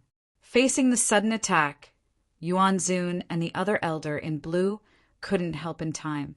They saw blood spurting out as the snow sword pierced through their bodies. Duke Myong wanted to resist, but he couldn't. Even though he had entered the Khanate realm, he was still powerless in the face of absolute strength. Blood flowed out from the right side of his chest. The snow sword purposely avoided the vital parts and spared his life. It was an ordinary sword, but it instantly shocked everyone. Strength and stance were immediately clear. Emperor Sudden Thunder's eyes flashed, and he said, "Friend, please help me protect my subjects. I'll be eternally grateful." There was no reply in the wind and snow, only falling snowflakes fluttering in the imperial palace. Although he didn't get a guarantee, Emperor Sudden Thunder didn't hesitate anymore. He took a step forward and unleashed all his power. Instantly, lightning surrounded him and pierced everyone's ears. The elder in blue immediately felt the pressure increase. He focused on resisting the emperor's aura. On the other side, Jianghua and Yuan Zun's battle had reached a new peak. Their strange cultivation body clashed with the overturning moon blade soul. Duke Myong was injured by the sword intent, and his cultivation body was heavily damaged. His originally handsome face was now extremely ferocious. He reached out to grab Li Yue, unwilling to give up. Under the red silk, killing intent flashed in Li Yue's eyes. She couldn't suppress her anger after being disobeyed by Duke Myong again. Her delicate hand lit up and she turned her palm to meet the attack. With a bang, the two took 2 steps back. The difference in cultivation was forcefully evened out by the sword just now. After one move, it was a draw. Beneath his seat, Ning Chen did not pay attention to these matters. After making his move, he continued to quietly observe the white fog insect tide in the snowstorm. The devouring power of the white mist was astonishing. Even innate experts could not withstand it. The two consecrators of the imperial family had to withstand the aftermath of the battle while dealing with the insect swarm. It was extremely strenuous, and they could not hold on any longer.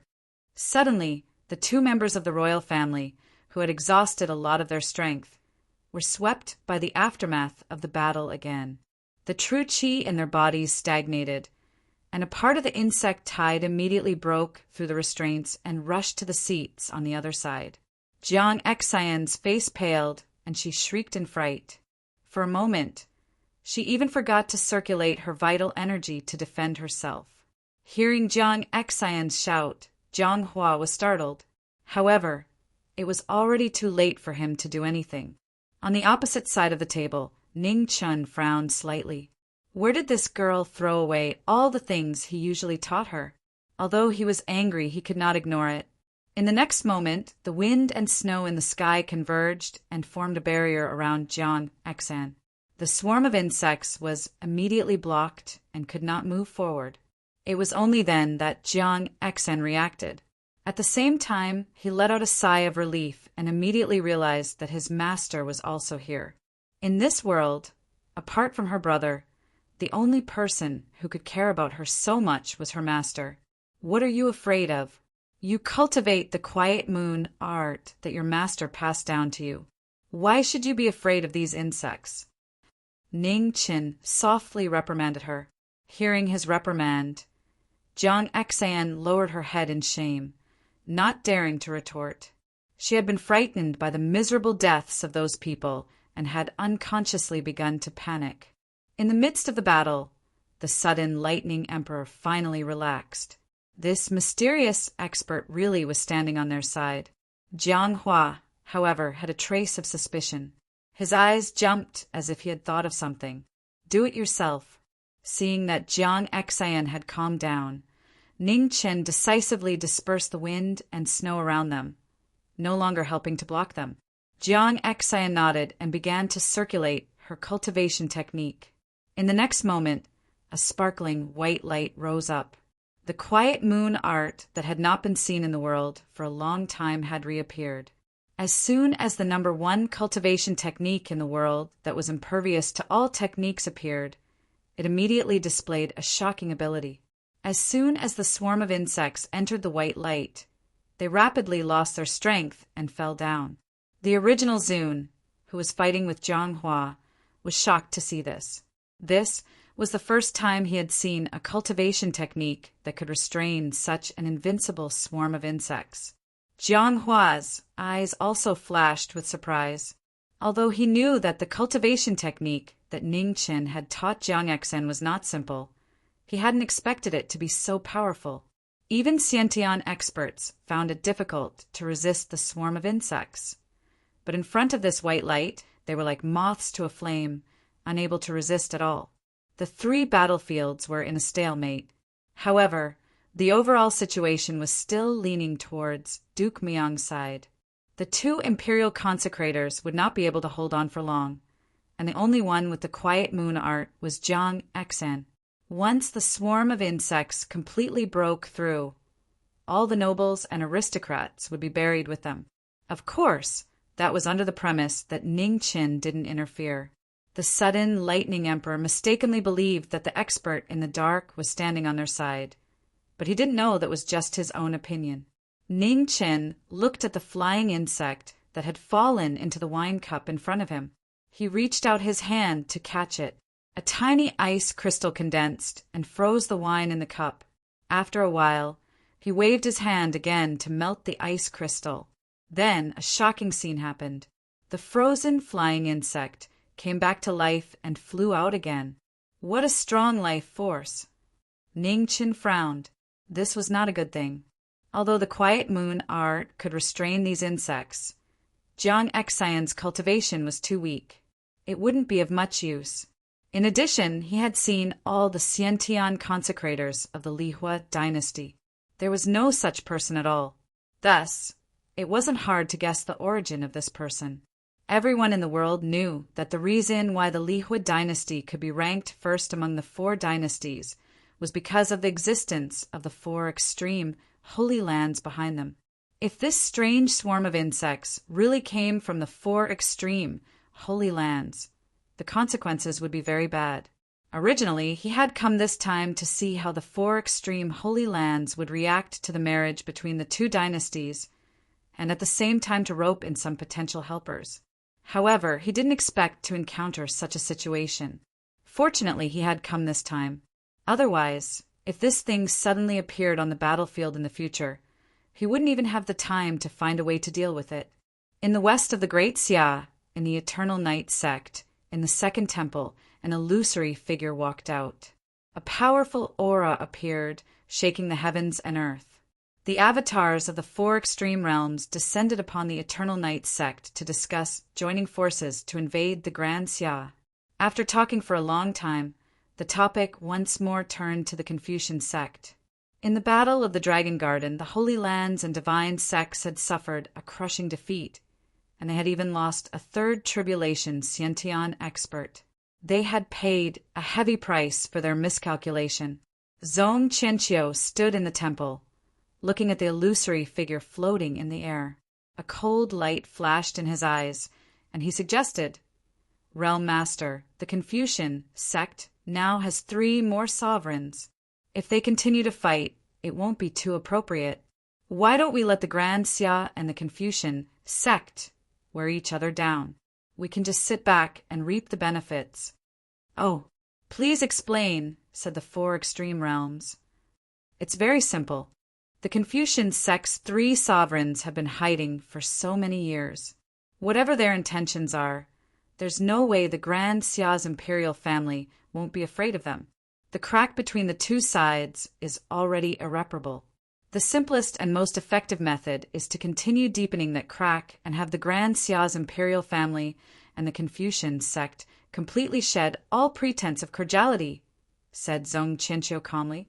"The Confucian sect and the Grand Xia both know that if the lips are gone, the teeth will be cold. It won't be so easy to make them shed all pretense of cordiality," said the 4 extreme realms. Zong Qianqiu's lips curled up.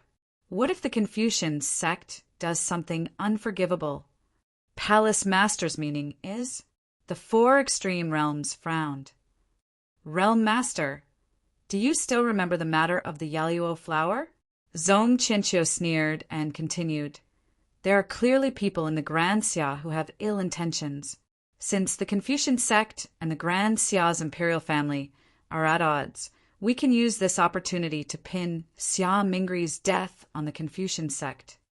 The 4 extreme realms narrowed his eyes and nodded. This method was truly feasible. Although they still hadn't found the culprit, the Confucian sect truly was the prime suspect. This was a good opportunity. No matter what the truth was, as long as the crime of poisoning was proven, there would be no room for reconciliation between the Confucian sect and the Grand Xia's imperial family. "Xian Ji," said the 4 extreme realms master, "subordinate is present." Xian Ji stepped forward and bowed. "Handle this matter as quickly as possible," ordered the 4 extreme realms master. "Yes." Xian Ji respectfully accepted the order. After discussing what needed to be discussed, the 4 extreme realms master didn't linger. His avatars gradually scattered, disappearing from the hall in the blink of an eye.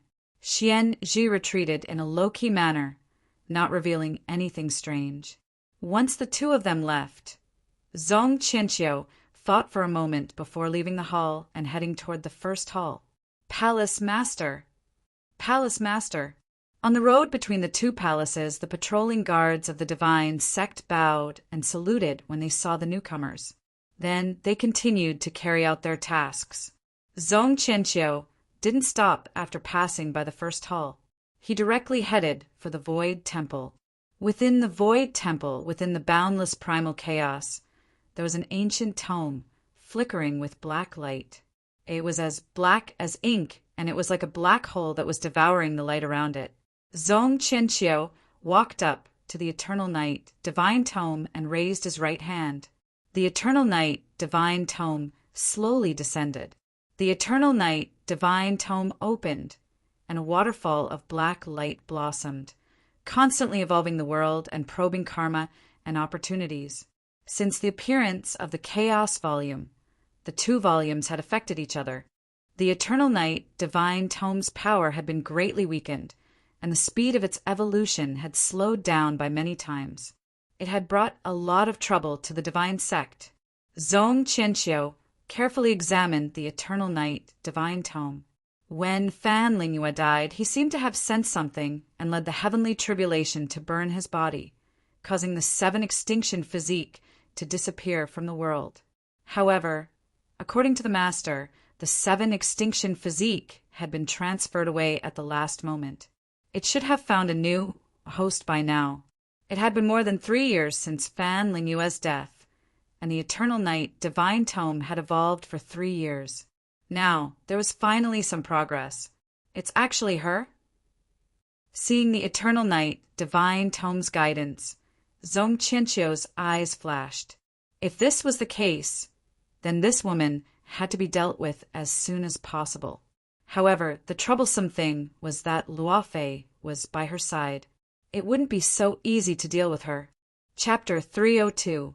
Suddenly Thunder Emperor Palace. Ning Chan waved his hand and collected the frozen white insects. He believed that all things had a counter to each other.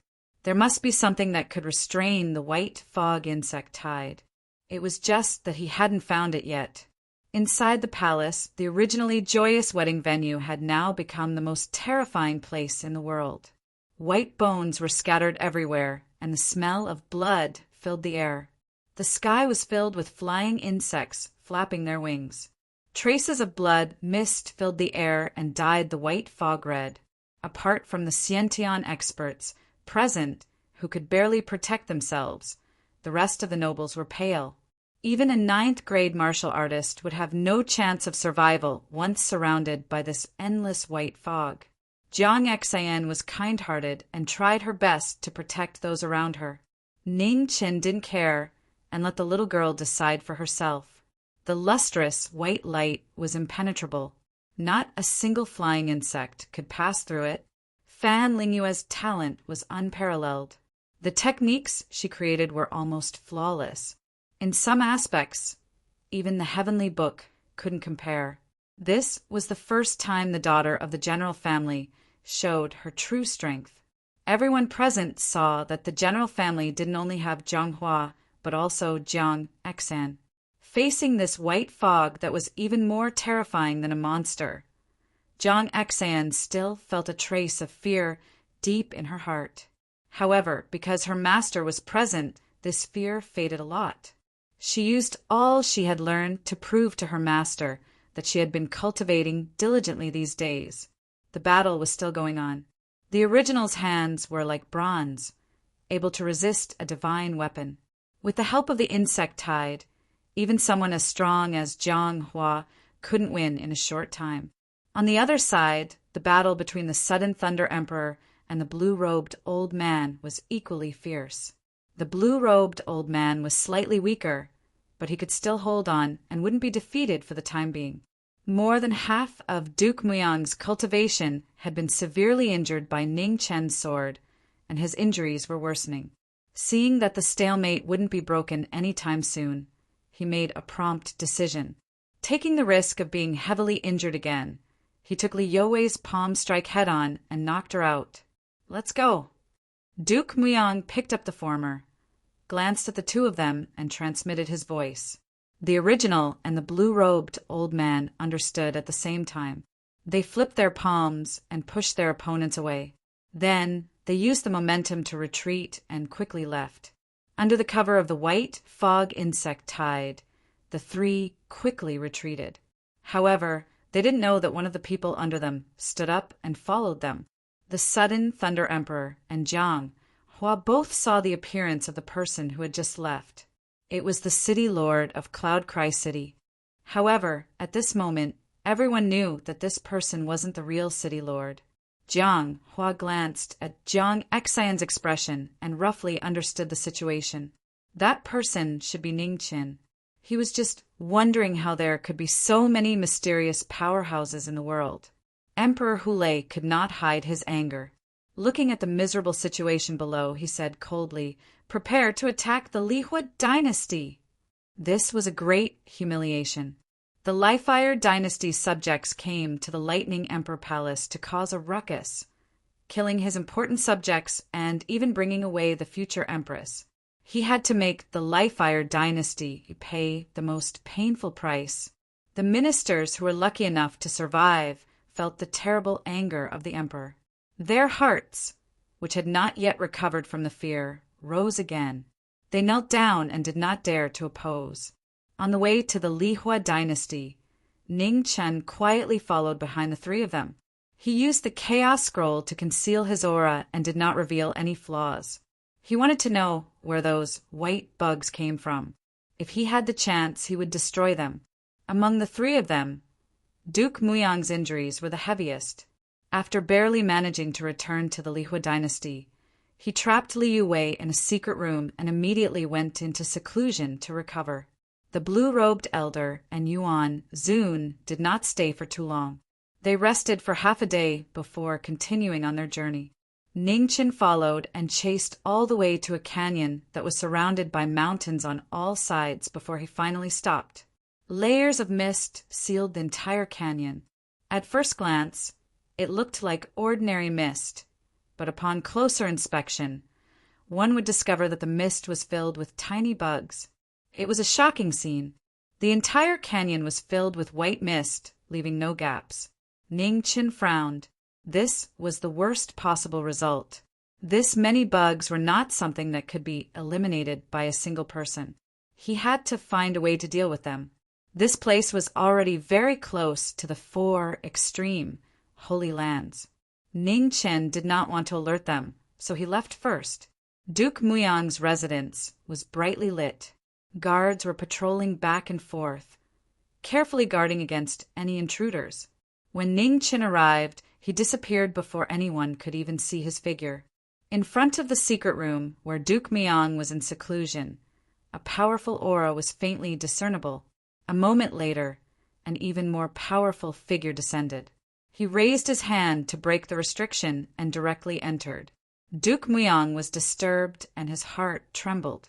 He vomited a mouthful of blood as he looked at the person in front of him with shock. "It's you!" The figure that had recovered his appearance was so familiar. Duke Muyang did not have any thoughts of facing him head-on and immediately wanted to escape. However, Ningchen would not give him the chance. In the snowstorm, a snow sword condensed and pierced through his body. This time he did not avoid his vitals. After the sword intent entered his body, it instantly destroyed his heart meridians. Blood spurted out as the unwilling figure slowly collapsed. After Duke Muyang's death, Ningchen walked to another stone room not far away. He broke the restriction and took Li Yuwei away.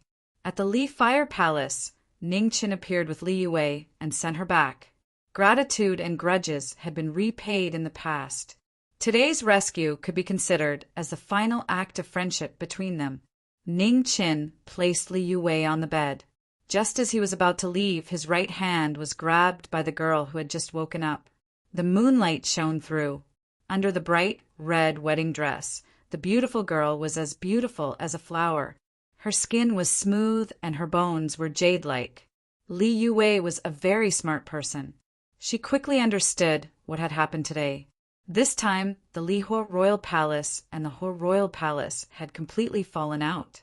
It would be extremely difficult to salvage the situation. As proud as the Hua Royal Palace was, it was impossible for him to endure this humiliation. In terms of strength, although the Lihua Royal Palace was the strongest among the 4 royal palaces in name, that was only because of the existence of the sacred grounds. In reality, the Hua Royal Palace was the absolute strongest. Now that the Lihua Royal Palace had lost its fortune and the young emperor was too young to govern, it was already difficult to deal with the sacred grounds assimilation. With the threat of war, The Li royal palace was truly in danger.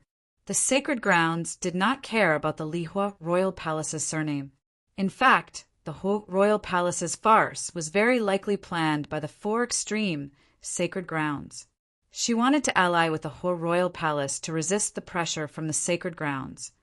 But the four extreme sacred grounds clearly did not want to see that result. Li Yue grabbed Ning Chen's hand as if she was grabbing onto her last, life-saving straw. No matter what, she couldn't let go. The Li royal palace could not be defeated by her generation. Ning Chen stopped and turned to look at her. He said calmly, "Your Highness, I've already done all I can to save you.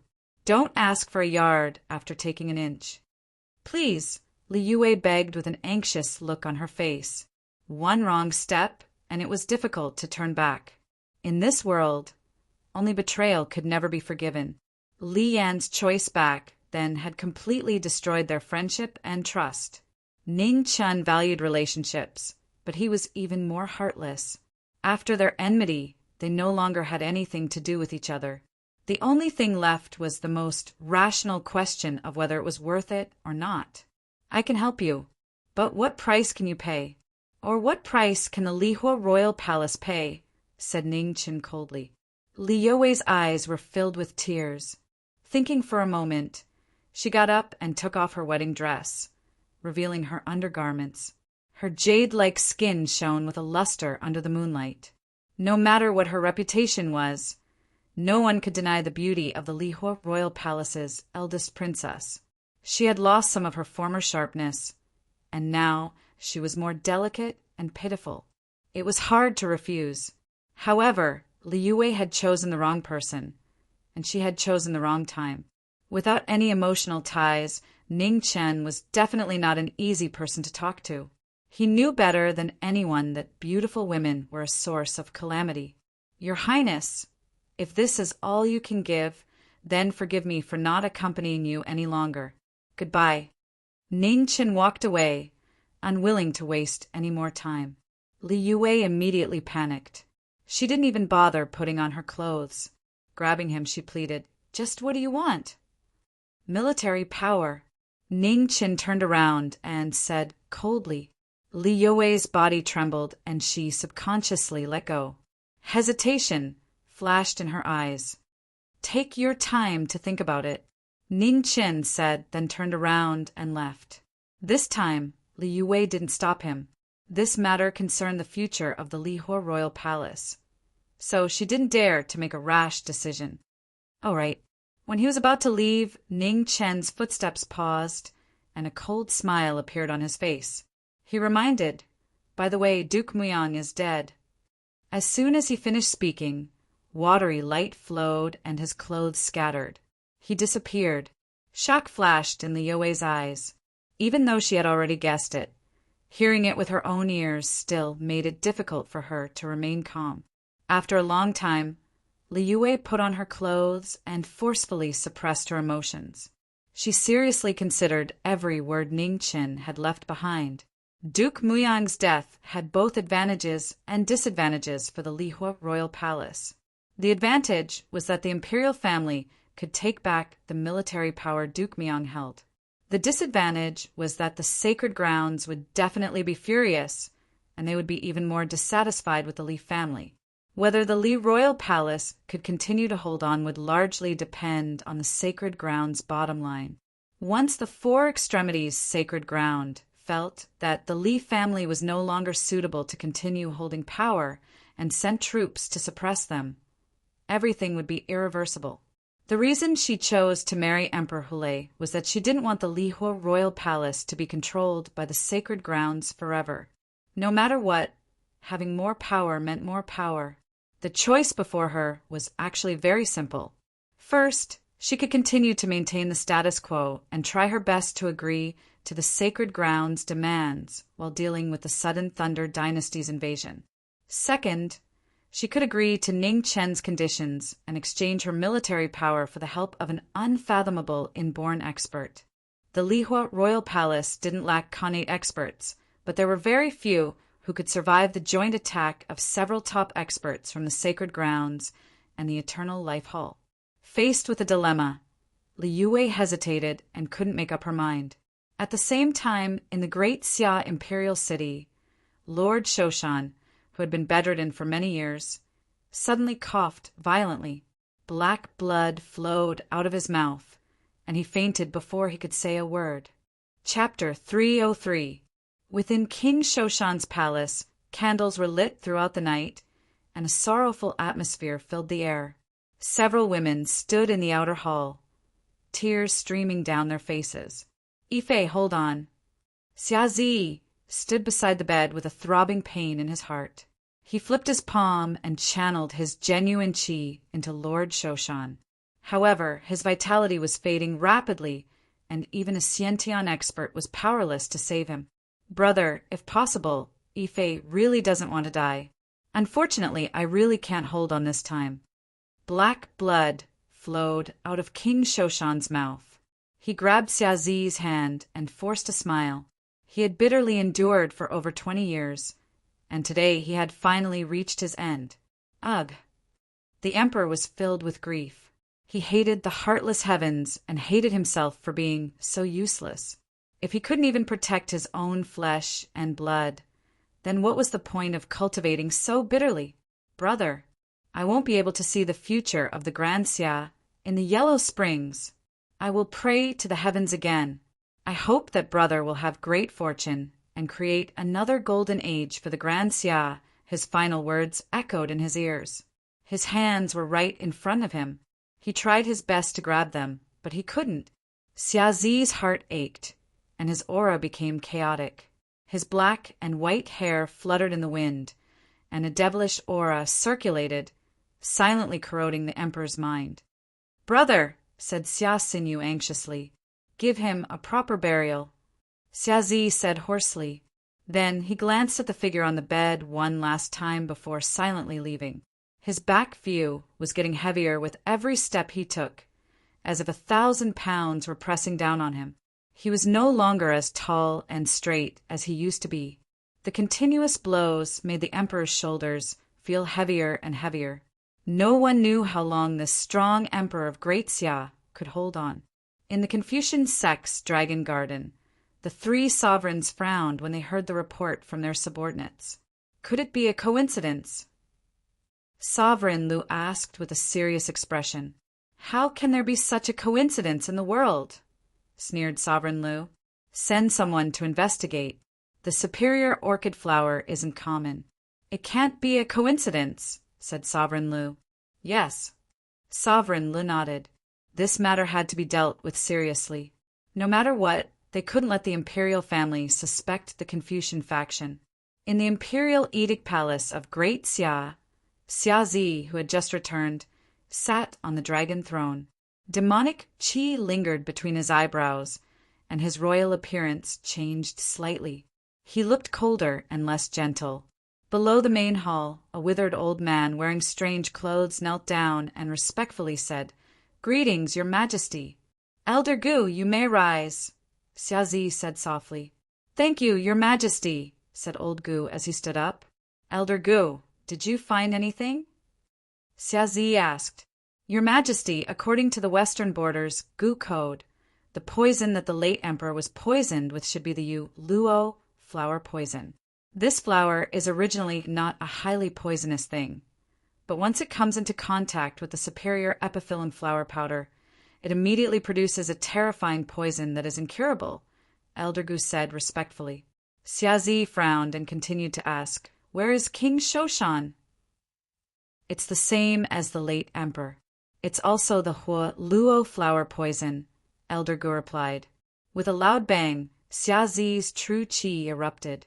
The dragon throne in front of him was directly sent flying and smashed into the main hall, breaking into pieces. Elder Gu was frightened and quickly knelt down, not daring to say another word. A moment later, Xiazi suppressed the rising killing intent in his heart and waved his right hand. A gentle force swept out and helped the old man up. He said, "Elder Gu, you can leave now. If there is anything else, I will send someone to invite you." "Yes." Elder Gu bowed and quickly left. After the old man left, Xiaozi walked down the main hall and looked at the scattered memorials on the ground. He silently bent down and picked them up. Outside the main hall, eunuchs and palace maids saw the situation inside, but none of them dared to enter. They could only wait anxiously. After an unknown period of time, a voice finally came from inside the main hall.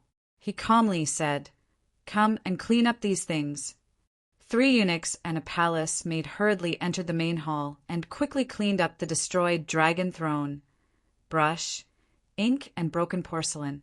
They did not dare to delay for even a moment. While the palace maid was cleaning up, she subconsciously raised her head to look at the emperor in front of her. When she saw him up close, her heart unconsciously trembled and she quickly lowered her head. She did not know why, but she felt that the emperor had changed a lot. Although there was not much difference in his appearance, the feeling he gave people was not the same as before. After cleaning up, the 4 of them immediately left. They could not hide the fear on their faces. Everyone in the palace knew that His Majesty was a very kind person. He always gave people the impression that he was calm and peaceful, as calm as the autumn water. It was the first time that they had seen him so angry. In the main hall, Xiaozi silently pondered. After a long time, he said, "Come." Present. An imperial dragon guard walked over and respectfully said, "Summon the Grand Secretary for a meeting," Xiaozi ordered. "Yes." The imperial dragon guard accepted the order and quickly left. Not long after, Kong Yu arrived. When he saw Xiaozi waiting in the main hall, he knelt down and respectfully said, "Greetings, Your Majesty." "Grand Secretary, send people to investigate all the people who have entered King Shoshan's residence in the past 2 days, especially those who have been in charge of King Shoshan's daily life or entered his room. If there is anything suspicious, immediately report it," Xiaozi said. "Yes." Kong Yu's eyes flashed with a strange light as he accepted the order. In the imperial city, the number of people who had the qualifications to enter King Shoshan's residence could be counted on one hand. It was easy to imagine their status. He did not know whether or not they would be able to find the person who had poisoned King Shoshan. But many things that were tacitly understood would definitely be exposed. How to investigate and to what extent was a big problem. "Kong Yu, you were recommended to me by the Jiming Marquis. You should know what to do and what not to do. Don't disappoint me and the Jiming Marquis," Xiaozi warned. Hearing this, Kong Yu panicked and immediately knelt down again. "This humble subject will definitely not disappoint Your Majesty. You can leave." Xiaozi nodded. "Yes." Kong Yu stood up and left with a heavy heart. This was the first time he had felt such pressure in front of His Majesty. This was an opportunity but also a test. The Marquis had clearly promised him the position of Marshal Marquis. It would be a lie to say that he wasn't moved. The prestige of the Grand Xia's Marshal Marquis shook the divine prefecture. It represented the highest glory. This was something that generations of Marshal Marquises had exchanged with their blood and lives over the past 1,000 years. The 2 words Marshal Marquis represented not only power and status, but also a kind of belief. In the past 1,000 years of the Grand Xia, there had always been a Marshal Marquis overseeing a region. Their power was incomparable to anyone else's. The reason why the Grand Xia had been able to survive the northern Meng royal court, the Eternal Night God sect, and the 4 extremes was due to several Marshal Marquises. Heroes were created in troubled times, and the Marshal Marquis of the Grand Xia was a hero in the hearts of the Grand Xia and even the people of the world. He admitted that he thirsted for power, and he also thirsted for the respect of others. The promise that the Marquis had given him was an irresistible temptation. Apart from this, he also knew that the Marquis was cold and ruthless. If he made a single mistake, the Marquis would definitely ruthlessly eliminate him. To him, there was only one choice, and that was to resolutely walk down his current path. Even if he offended the other ministers in the imperial court, he could not waver. The reason was simple. No matter how ruthless the ministers were, they could not be as ruthless as the Marquis. The tens of thousands of Buddhist disciples in Meiji Mountain, the 4,000 bandits in Yunling's stronghold, and the Gaochen sect that refused to submit not long ago were all warnings that he had to constantly remind himself that no matter what, he could not walk on the opposite side of the Marquis. In the hall, Xiaozi looked at the departing Kong Yu. He used this person for two reasons. One was because of his status as the head of the Tile department, and the other was because he was obsessed with power, fame, and life. Ning Chen had also reminded him that this person could be used, but he needed to be taught a lesson. Being obsessed with power was not shameful. As long as he could grasp the bottom line, it was enough. The position of Marshal Marquis required absolute merit, and no one was an exception. He could give Kong Yu an opportunity, but it was up to him to grasp it. In the Hule dynasty of the Four Extremes, soldiers were constantly gathering. This time, the strongest dynasty of the four dynasties was truly enraged. They would definitely seek justice for their previous humiliation. The Hule emperor personally appointed generals, and the two servants of the imperial family were placed in the army. They were placed under the command of Duke Qinghua. The Qinghua branch was the Hule Empire's most ancient family. The current Duke Qinghua had grown up with the Hule Emperor and had a very close relationship. However, he had gone to the extreme north a few days ago, so he had not been able to attend the emperor's wedding. Unlike the other heavenly geniuses, Duke Qinghua had always been very low-key. No one had ever seen him fight, but everyone knew that he was a true Xiantian expert. "Qinghua, if you can't win, there's no need for you to come back," said the Hule Emperor from the platform. "Your Majesty, if you say that, it'll make things difficult for Qinghua," smiled Duke Qinghua. "There's no need to waste words. I trust in your ability. I'll handle the pressure from the Holy Lands. You can fight without worry. No matter what, you can't lose face for the Hule dynasty," said the Hule Emperor. "The Qinghua gang will remember your Majesty's words." Duke Qinghua cupped his fists and then turned to look at the dense mass of soldiers. He calmly said, "Let's go." As soon as he finished speaking, the bugle horn sounded and the banners swayed in the wind.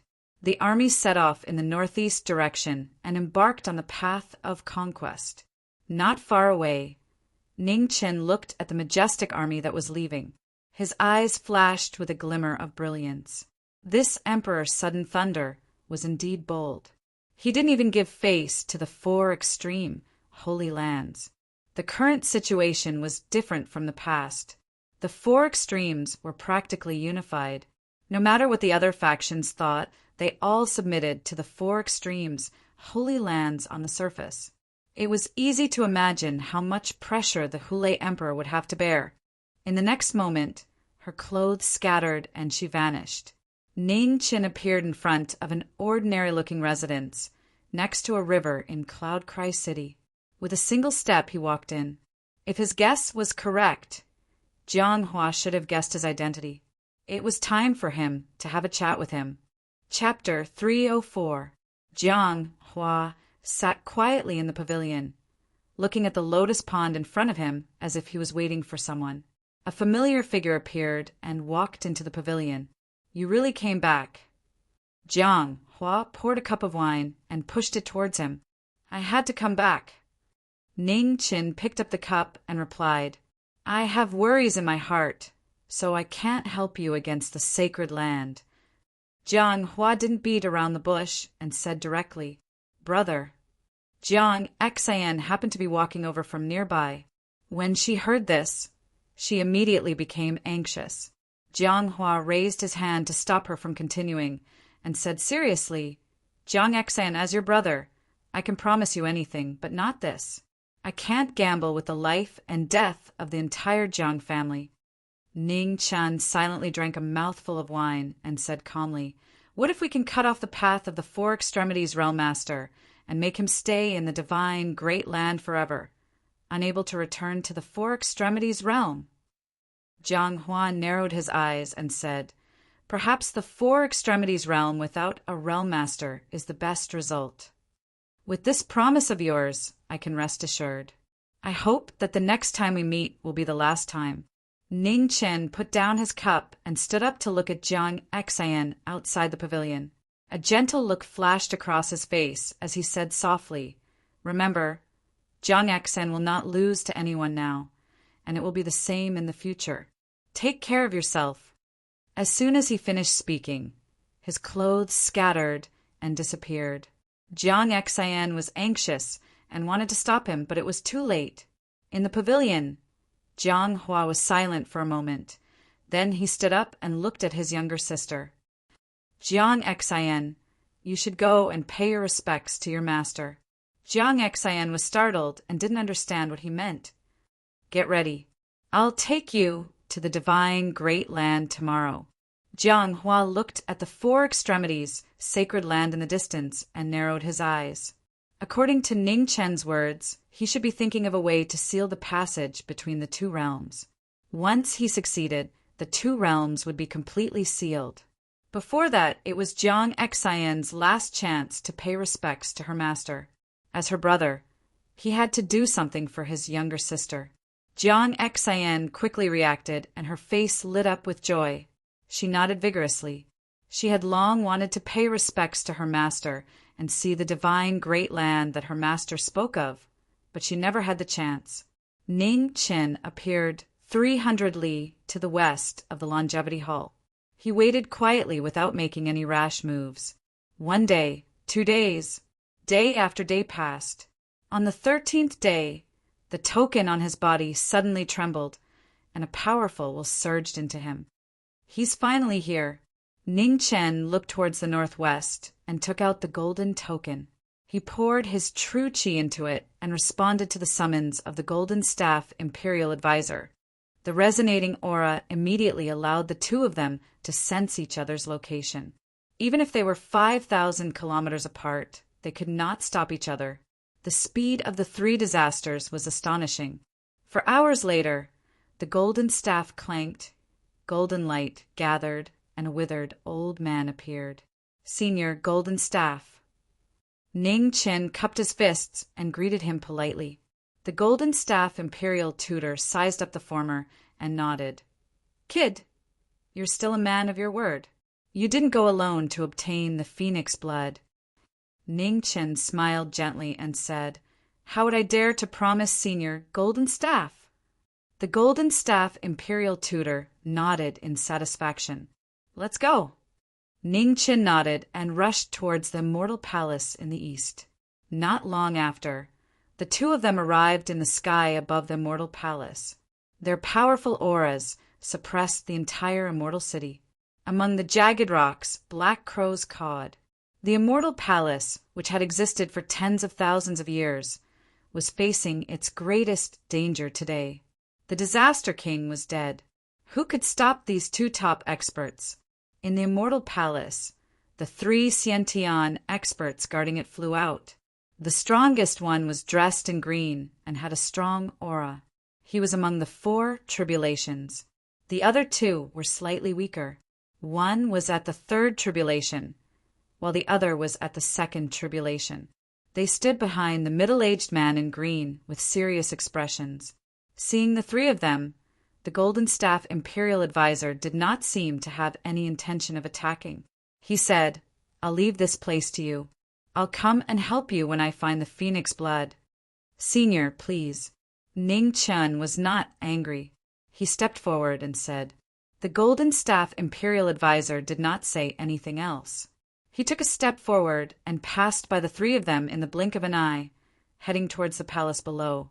The 3 of them wanted to give chase, but were stopped by a sword.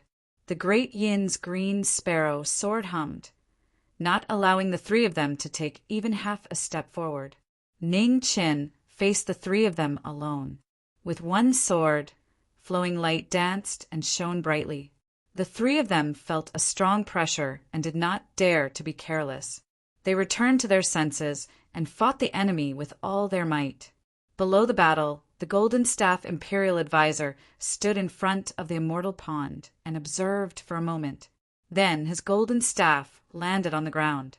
With a loud explosion, the Immortal Pond collapsed. The pond water flowed backwards and spilled all over the ground. As the pond water flowed backwards, an extremely weak aura of phoenix blood appeared. Unfortunately, it was too little. Not even a drop of phoenix blood could be condensed. Under the immortal pond, a water prison appeared. The cold air was oppressive. Lines of formation patterns rose and fell. However, the most important place had been burned by the flames, and the formation had lost its effect. Seeing this, the Golden Staff Imperial Advisor's eyes flashed. This brat did not lie to him. There really was a phoenix trapped here. After seeing this, the Golden Staff Imperial Advisor turned and walked towards the Immortal Palace to continue searching for the hiding place of the phoenix blood. However, at this moment, under the Immortal Palace, the ground shook. Thousands of black gas spread out. More and more powerful auras awakened and descended upon the world. In the sky, Ning Chun turned the sword in his hand and forced the three of them to retreat. He looked at the surging aura below and narrowed his eyes. This should be the hidden power of the Immortal Palace. The Golden Staff Imperial Advisor, who was about to step into the palace, changed his expression slightly. He waved his golden staff and dispersed the black gas near him. A decaying and heavy aura rose between heaven and earth. In the next moment, 4 men and women in ancient clothes appeared. They glanced at the figures in the sky and in front of the palace and immediately understood the situation. Without saying anything, they attacked and killed. The last power of the Immortal Palace, 2 peak 4 calamities, 1 5 calamities, and 1 half step 3 calamities, all appeared at this moment of life and death to stop the destruction of the palace. There was no doubt that the 4 of them were powerful. However, they were destined to not see the light and could not live forever. Once they appeared, they could never return. No one could escape the cleansing of time, not even the Immortal Palace that was said to have mastered the secret of immortality. In the face of 4 powerful opponents, the Golden Staff Imperial Advisor did not dare to be careless. He used all his martial arts and condensed his aura to resist the killing moves of the 4. Moths flying into the flame, the best brilliant. The 4 of them only attacked and did not defend. They let the blood splatter. After being sent flying, they turned back again, and their killing intent was even stronger. The battle strategy of mutual destruction made the Golden Staff Imperial Advisor extremely uncomfortable. In a moment of carelessness, his right rib was cut by the blade and blood spurted out. In the sky, Ning Chen faced the attacks of the 3 people. It seemed that he was surrounded by danger. However, he was able to resolve the situation safely every time. The absolute suppression of the sword was not something that the 3 of them could touch, even if the sharpness was hidden. Compared to Ning Chen's concealment, the situation of the Golden Staff Imperial Advisor below was very bad. Even though he had the advantage in cultivation, the 4 of them did not want to win. They only wanted to go to hell together. In addition, 1 half step, 3 calamities was desperately holding back the Golden Staff Imperial Advisor. The battle was abnormally fierce. Whether it was in the sky or in front of the hall, there were casualties. A peak 4 calamities man's heart was pierced by the Golden Staff, and he fell into the dust. The Golden Staff Imperial Advisor was still a 3 calamities expert after all. He took a palm head-on and killed one of them. He gradually gained the upper hand. The besieging half-step 3 calamities saw that today's situation was irreversible. They sighed and temporarily retreated from the battle. They flipped their hands, and complicated seals were formed. They shone brightly. At this moment, rumbling sounds came from the depths of the Longevity Hall. 3 green cauldrons exploded. Violent waves of air surged. Black aura rushed out and poured into the former's body. The Longevity Hall's aura. Ning Chen's pupils shrank. He was shocked. The aura of the Longevity Hall for tens of thousands of years entered his body. The half-step 3 calamities man instantly broke through the shackles and stepped into the 3 calamities. His aura surged like a tide and shook the world. Go.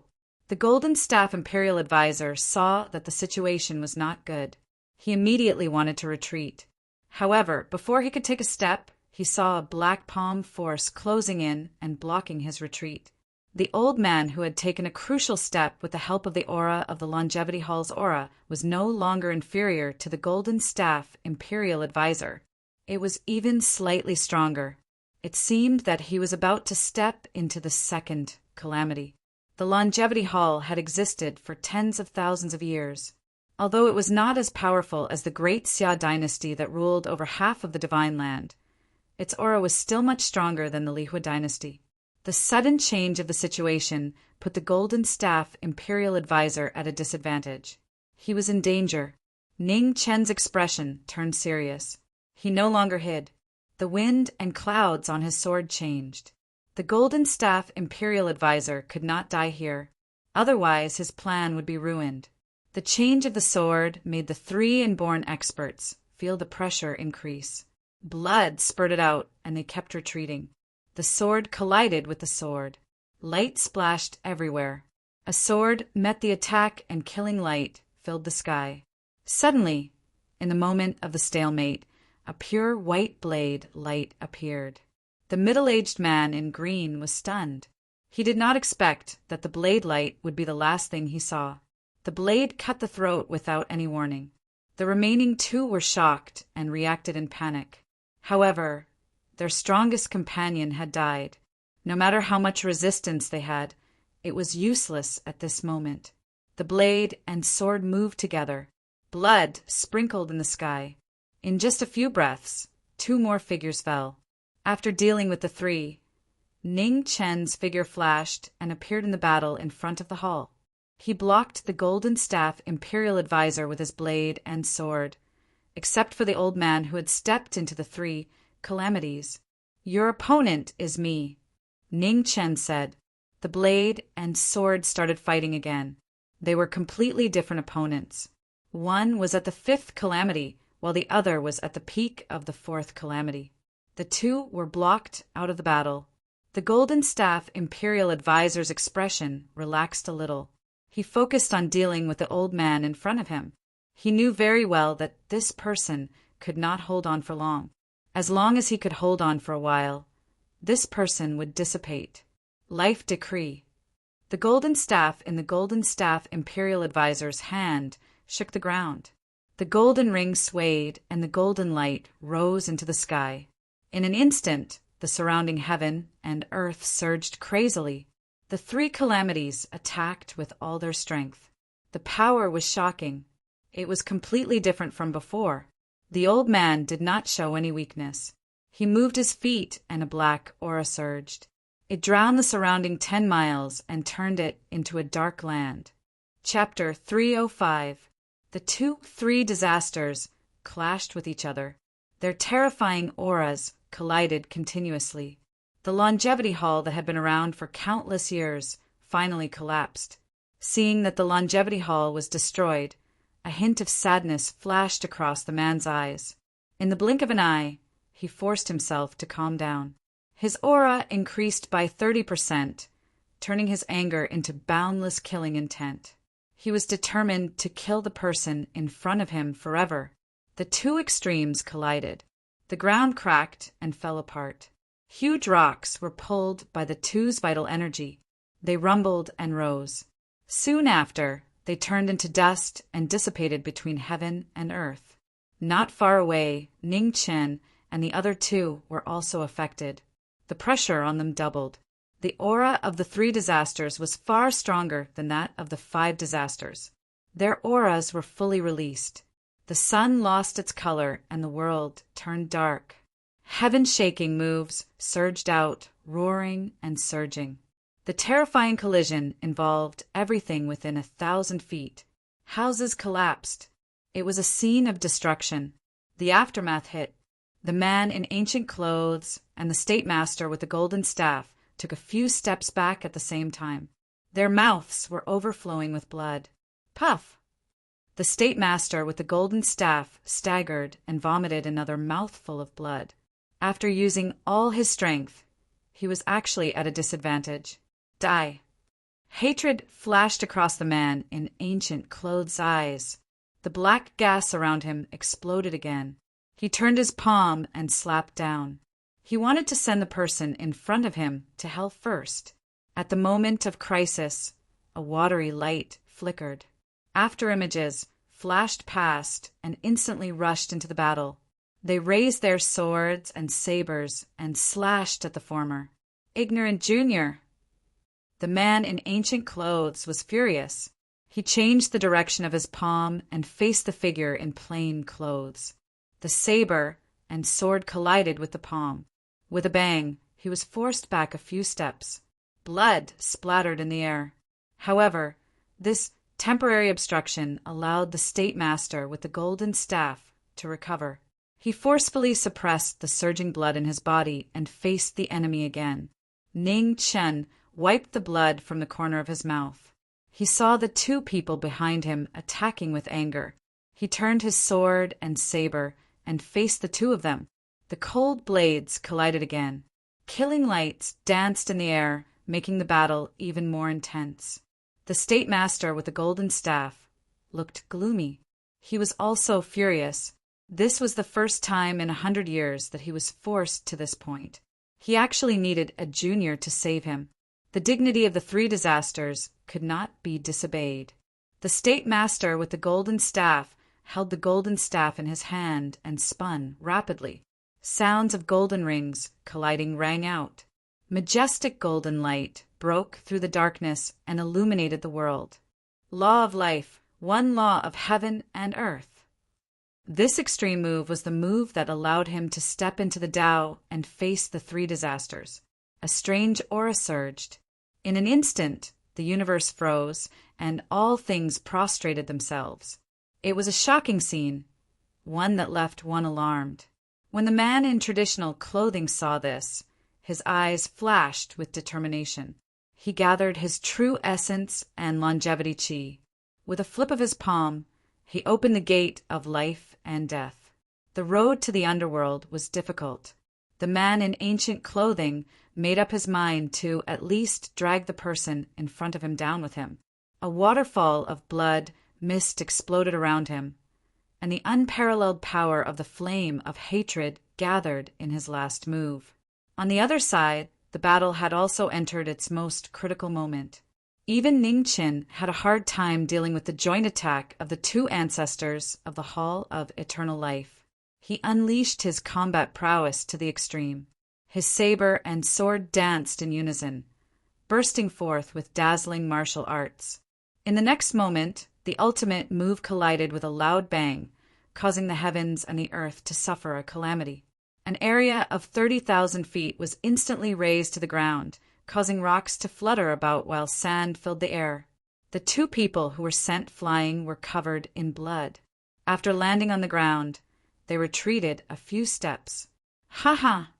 Unresigned laughter rang out between the heavens and the earth. The man in traditional clothing glanced at the Hall of Eternal Life's 10,000 years of foundation that had been destroyed. Although he was extremely unwilling, he could no longer turn the situation around. His severely injured body could no longer resist the invasion of time. His body gradually turned gray, and black gas gushed out from his body. From now on, the Hall of Eternal Life would cease to exist. On the other side, Ning Qin, who was watching the battle, swung his sword to push away the opponent in front of him. At the same time, he took a hit head-on. With a move of his feet, he appeared behind the man in traditional clothing. The flowing light of yearning flowed out of his body. You, the man in traditional clothing, trembled. He turned around with difficulty and looked at the young man behind him in disbelief. I won't see you off. Ning Qin activated yearning and sucked all the remaining longevity chi in the man's body into his saber. Instantly, the pure white blade rapidly turned into a frightening ink-black color. In the blink of an eye, the man in traditional clothing's body shattered. Time was merciless, and everything turned to dust. Endless longevity, chi, condensed into the saber. The black saber's body made people unconsciously feel fearful. Scroll of Life. Ning Qin activated the Scroll of Life. The saber's body was instantly frozen, and the dissipation of longevity chi gradually slowed down. Damn it! The two ancestors of the Hall of Eternal Life were filled with hatred. They were merciless and filled with murderous intent. Ning Qin put away yearning and faced the attack with a single sword. His watery figure stepped out, avoiding the final attack. Now that he had achieved his goal, he no longer faced the attack head-on. The flickering watery light made it difficult for people to capture its shape. The two ancestors of the Hall of Eternal Life were furious, but there was nothing they could do. In the end, the two of them could not escape the punishment of time. Their bodies turned to dust, and they disappeared from the world. Ning Qin stopped and glanced at the two of them. Then he walked up to the Golden Staff Imperial Master and asked with concern, "Senior Golden Staff, can you still hold on?" "I'm fine."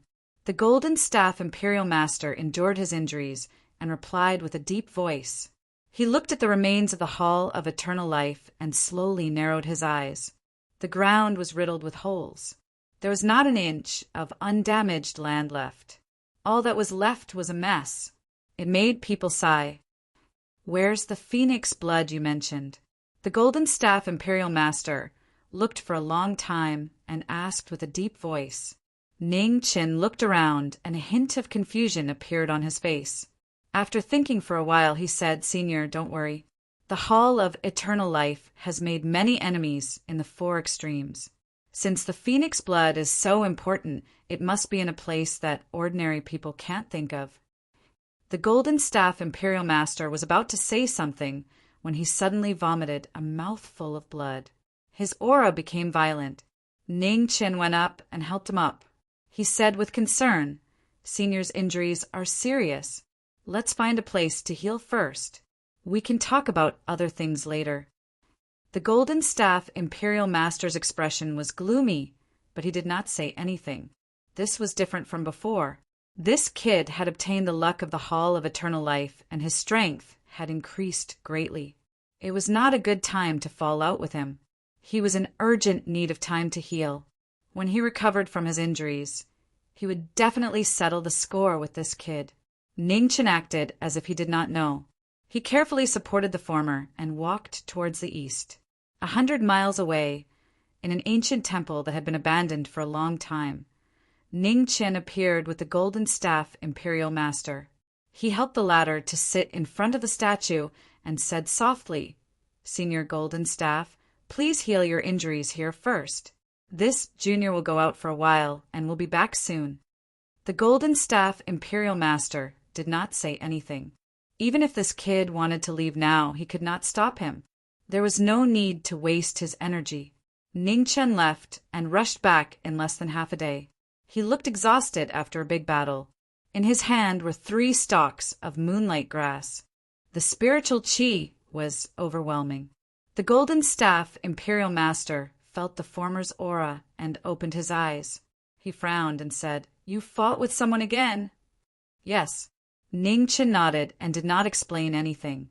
He handed the moonlight grass over. The Golden Staff Imperial Tutor took the moonlight grass and frowned even more. This thing was not commonly seen and was very precious. It was very helpful for his injuries. It seemed like this brat fought with others because he was looking for spirit medicine for him. "Kid, this old man will remember your kindness." The Golden Staff Imperial Master no longer thought about it and consumed the moonlight grass. He closed his eyes and used the spirit medicine to heal. Whether this kid was being sincere or not, he had to recover from his injuries first. As for the matter of the phoenix blood, he would carefully consider it once his body recovered. Ning Qin quietly left the temple, a cold light flashing through his eyes. He knew that the Golden Staff Imperial Master was a suspicious person and would not easily trust anyone. It was impossible for him to obtain any more phoenix blood.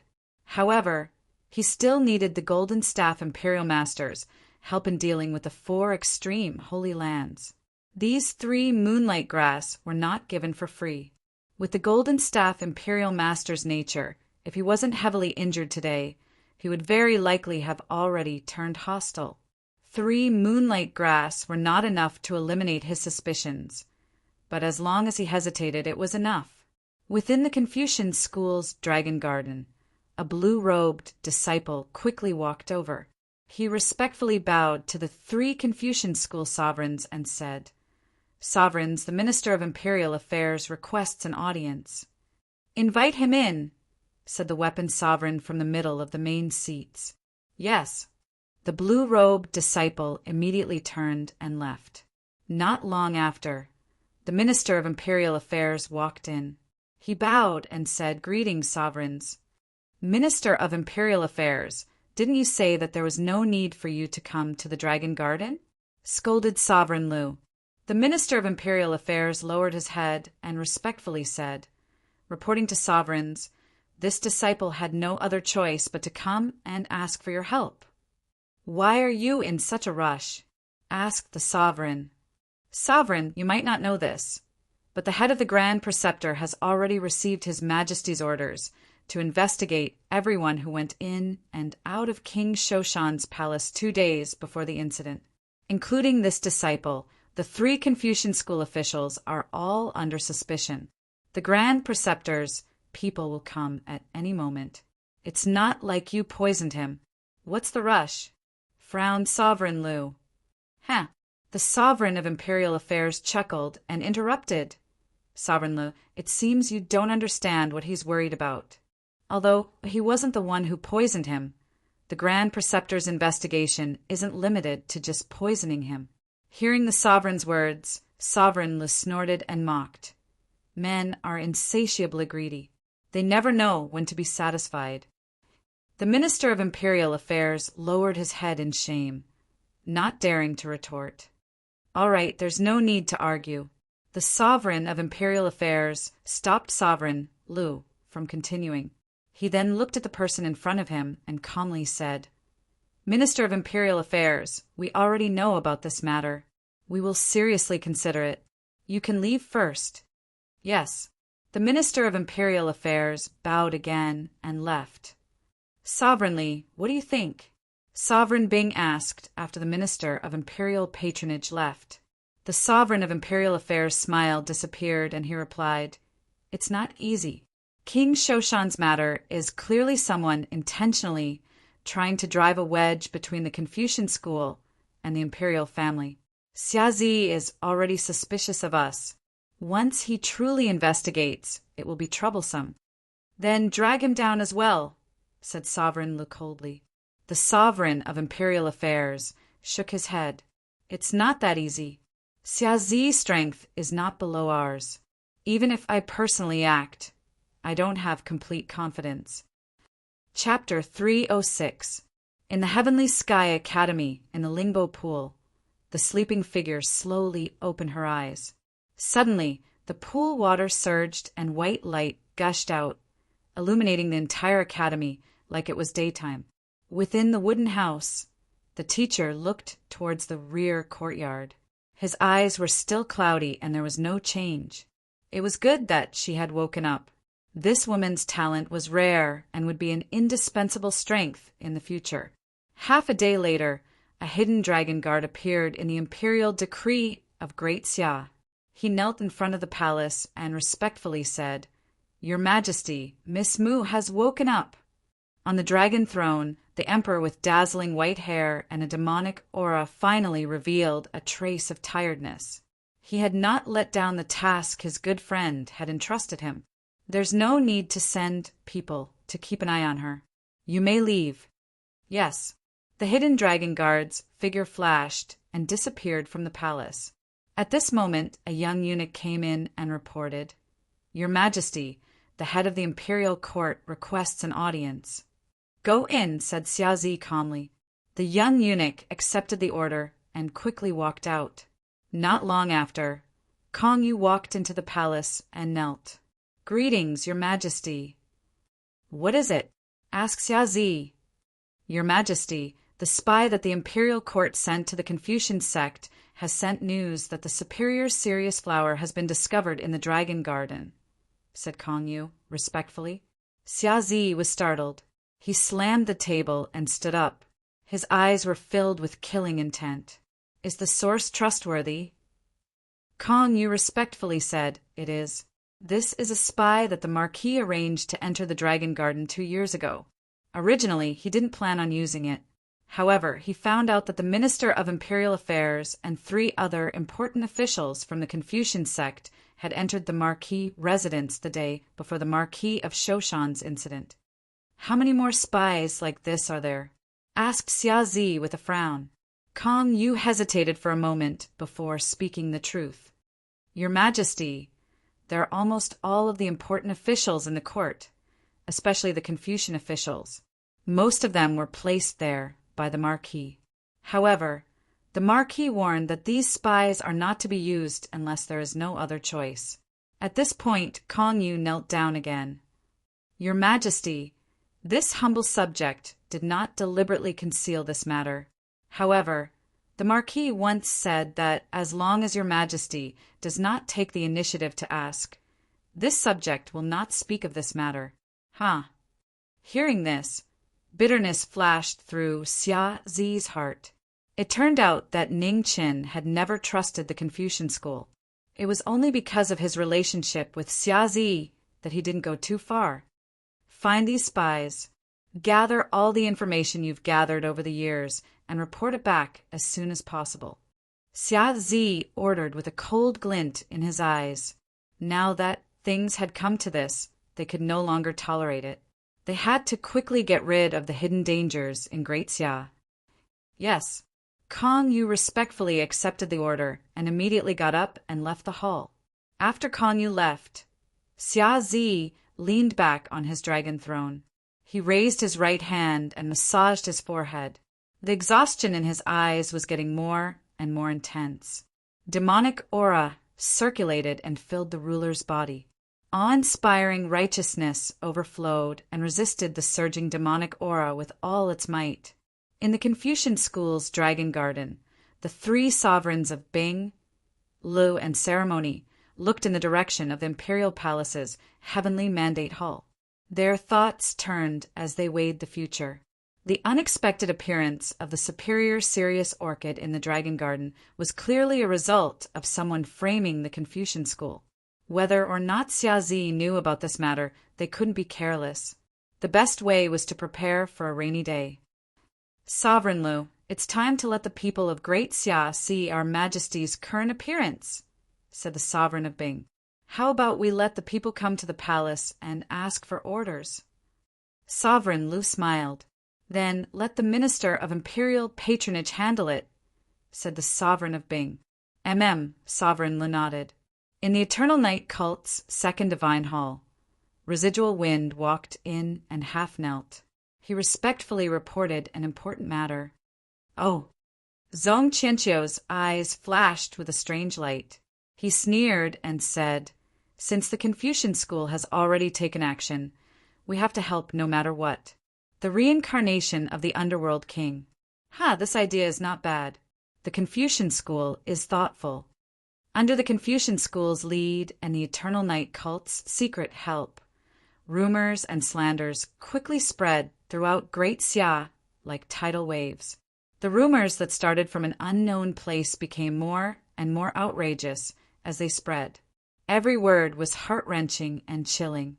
The current emperor of Great Xia was the reincarnation of the underworld king.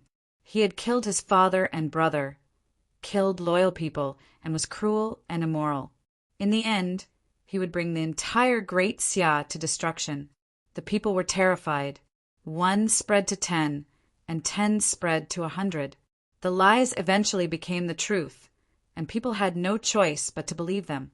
In the Heavenly Mandate Palace, under the arrangements of the Minister of Imperial Patronage and several important officials of the Confucian school, several respected elders of the imperial city came to the palace to ask for orders. They came to confirm whether or not the current emperor was the reincarnation of the underworld king, as the rumors said. The white-haired figure on the dragon throne had a calm expression. Although he hadn't changed much, he gave people a feeling of fear. The hearts of the 7 elders trembled. It seemed that the rumors were true. The current emperor was most likely the reincarnation of the underworld king. Elderly Elder Bai, I will seriously consider the matter of reducing your taxes. Please rest assured, Xiaozi said calmly. "Thank you, Your Majesty." The 7 old men respectfully bowed and immediately left under the lead of the dragon guards. Outside the palace, countless people gathered, waiting for the results. When they saw the 7 people come out, they immediately rushed forward. The 7 people's expressions were dark. They nodded and said, "The rumors are true." A stone caused 1,000 ripples. The words of the 7 people were like the last straw, crushing the bottom line in the hearts of the people. The atmosphere of fear and anger spread, and anger shook the heavens. Many years of war had caused the people's hearts to be filled with depression. At this moment, it was as if they had found an outlet, and they pushed all the blame onto the underworld king that didn't exist. In the Jiming Marquis manner, Xia Xinyu walked over. Looking at Ningxi, she asked anxiously, "Is he not back yet?" The situation was gradually getting out of control. The rumors were spreading faster and faster. She really didn't know what to do. "No." Ningxi shook her head and said worriedly. Ever since her brother went to the 4 extremes, there had been no news. She also didn't know when he would return. The date of His Majesty's wedding is getting closer and closer, but the current situation... she didn't continue. She had also seen His Majesty's current state. It really wasn't optimistic. It was worrying. I asked big sister Lo Fei. She said that royal brother's heart is firm. As long as nothing unexpected happens, the speed at which the devilish qi spreads won't be too fast. Furthermore, royal brother cultivates in a righteous qi that counters the devilish qi. It can help suppress the devilish qi's corrosion. As she spoke, the worry on Xia Xinyu's face didn't lessen. They believed it, but the people didn't. The current situation was that the Grand Xia's people no longer trusted their emperor. They believed the rumors and believed that the current Grand Xiao emperor was the reincarnation of the underworld king. Rumors were fearsome. They had appeared without any warning, and the speed at which they spread was shocking. In less than half a month, it had spread throughout the entire Grand Xia. It was clearly something that had been planned for a long time. Furthermore, the power behind it was unimaginable. The Confucian sect. That was the only answer they could think of. The Grand Xia was ruled by the Confucian sect. The disciples and officials of the Confucian sect were spread throughout the various cities. Only the Confucian sect could spread rumors throughout the entire Grand Xia in such a short time. At the same time, in the Grand Xia's imperial city, 2 unfamiliar figures appeared. They were Jiang Hua and Jiang Xian, who had come from the 4 extremes. What a disappointing dynasty! Jiang Hua shook his head. He glanced at his younger sister and said, "Let's go. There's nothing to see here anymore. After we pay our respects to your master, let's go back." "Okay." Jiang Xian nodded. There was a trace of disappointment on her face. The Grand Xia dynasty was far from what her master had said. Such a dynasty wouldn't last for long. The 2 of them left and headed north. The news of the 4 extremes' destruction of the Long Life Temple shocked the world. A terrifying power that had existed for tens of thousands of years had been razed to the ground in a single day. While it shocked people, it also caused them to feel a trace of fear. Not long after, the news of the Disaster King's death also spread. Originally, no one would believe it, but because of the destruction of the Long Life Temple, there was no need to doubt it. If the Disaster King hadn't died, he would have rushed back already. Why hadn't he appeared yet? With the 4 extremes in trouble, the 4 great dynasties and many large sects began to doubt whether it was a right decision to obey the 4 extremes' holy land and send troops to the divine prefecture. Even the Disaster King had fallen. How many of the troops they sent to the divine prefecture could return? The 4 great dynasties and many large sects weren't fools. By now, everyone knew the ambitions of the 4 extremes. The reason they obeyed was because they feared the power of the 4 extremes' holy land. On the other hand, they naturally hoped to obtain the benefits they wanted through the invasion.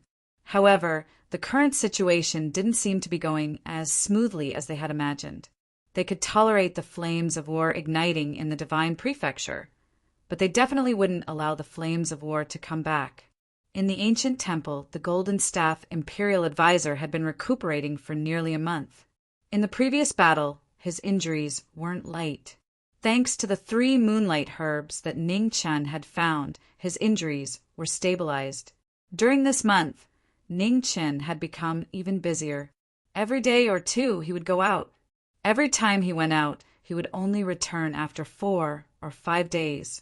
When he returned, he was covered in dust and had some spiritual herbs in his hands. The Golden Staff Imperial Advisor saw this, but didn't say anything. He couldn't trust this kid just because of this small favor. He still felt that something wasn't right about the phoenix blood. He needed to continue observing before making a judgment. Ning Chen could tell what the Golden Staff Imperial Advisor was thinking, but he still doubted him and brought back the spiritual herbs on time. Humans weren't plants and couldn't be unaffected by external things.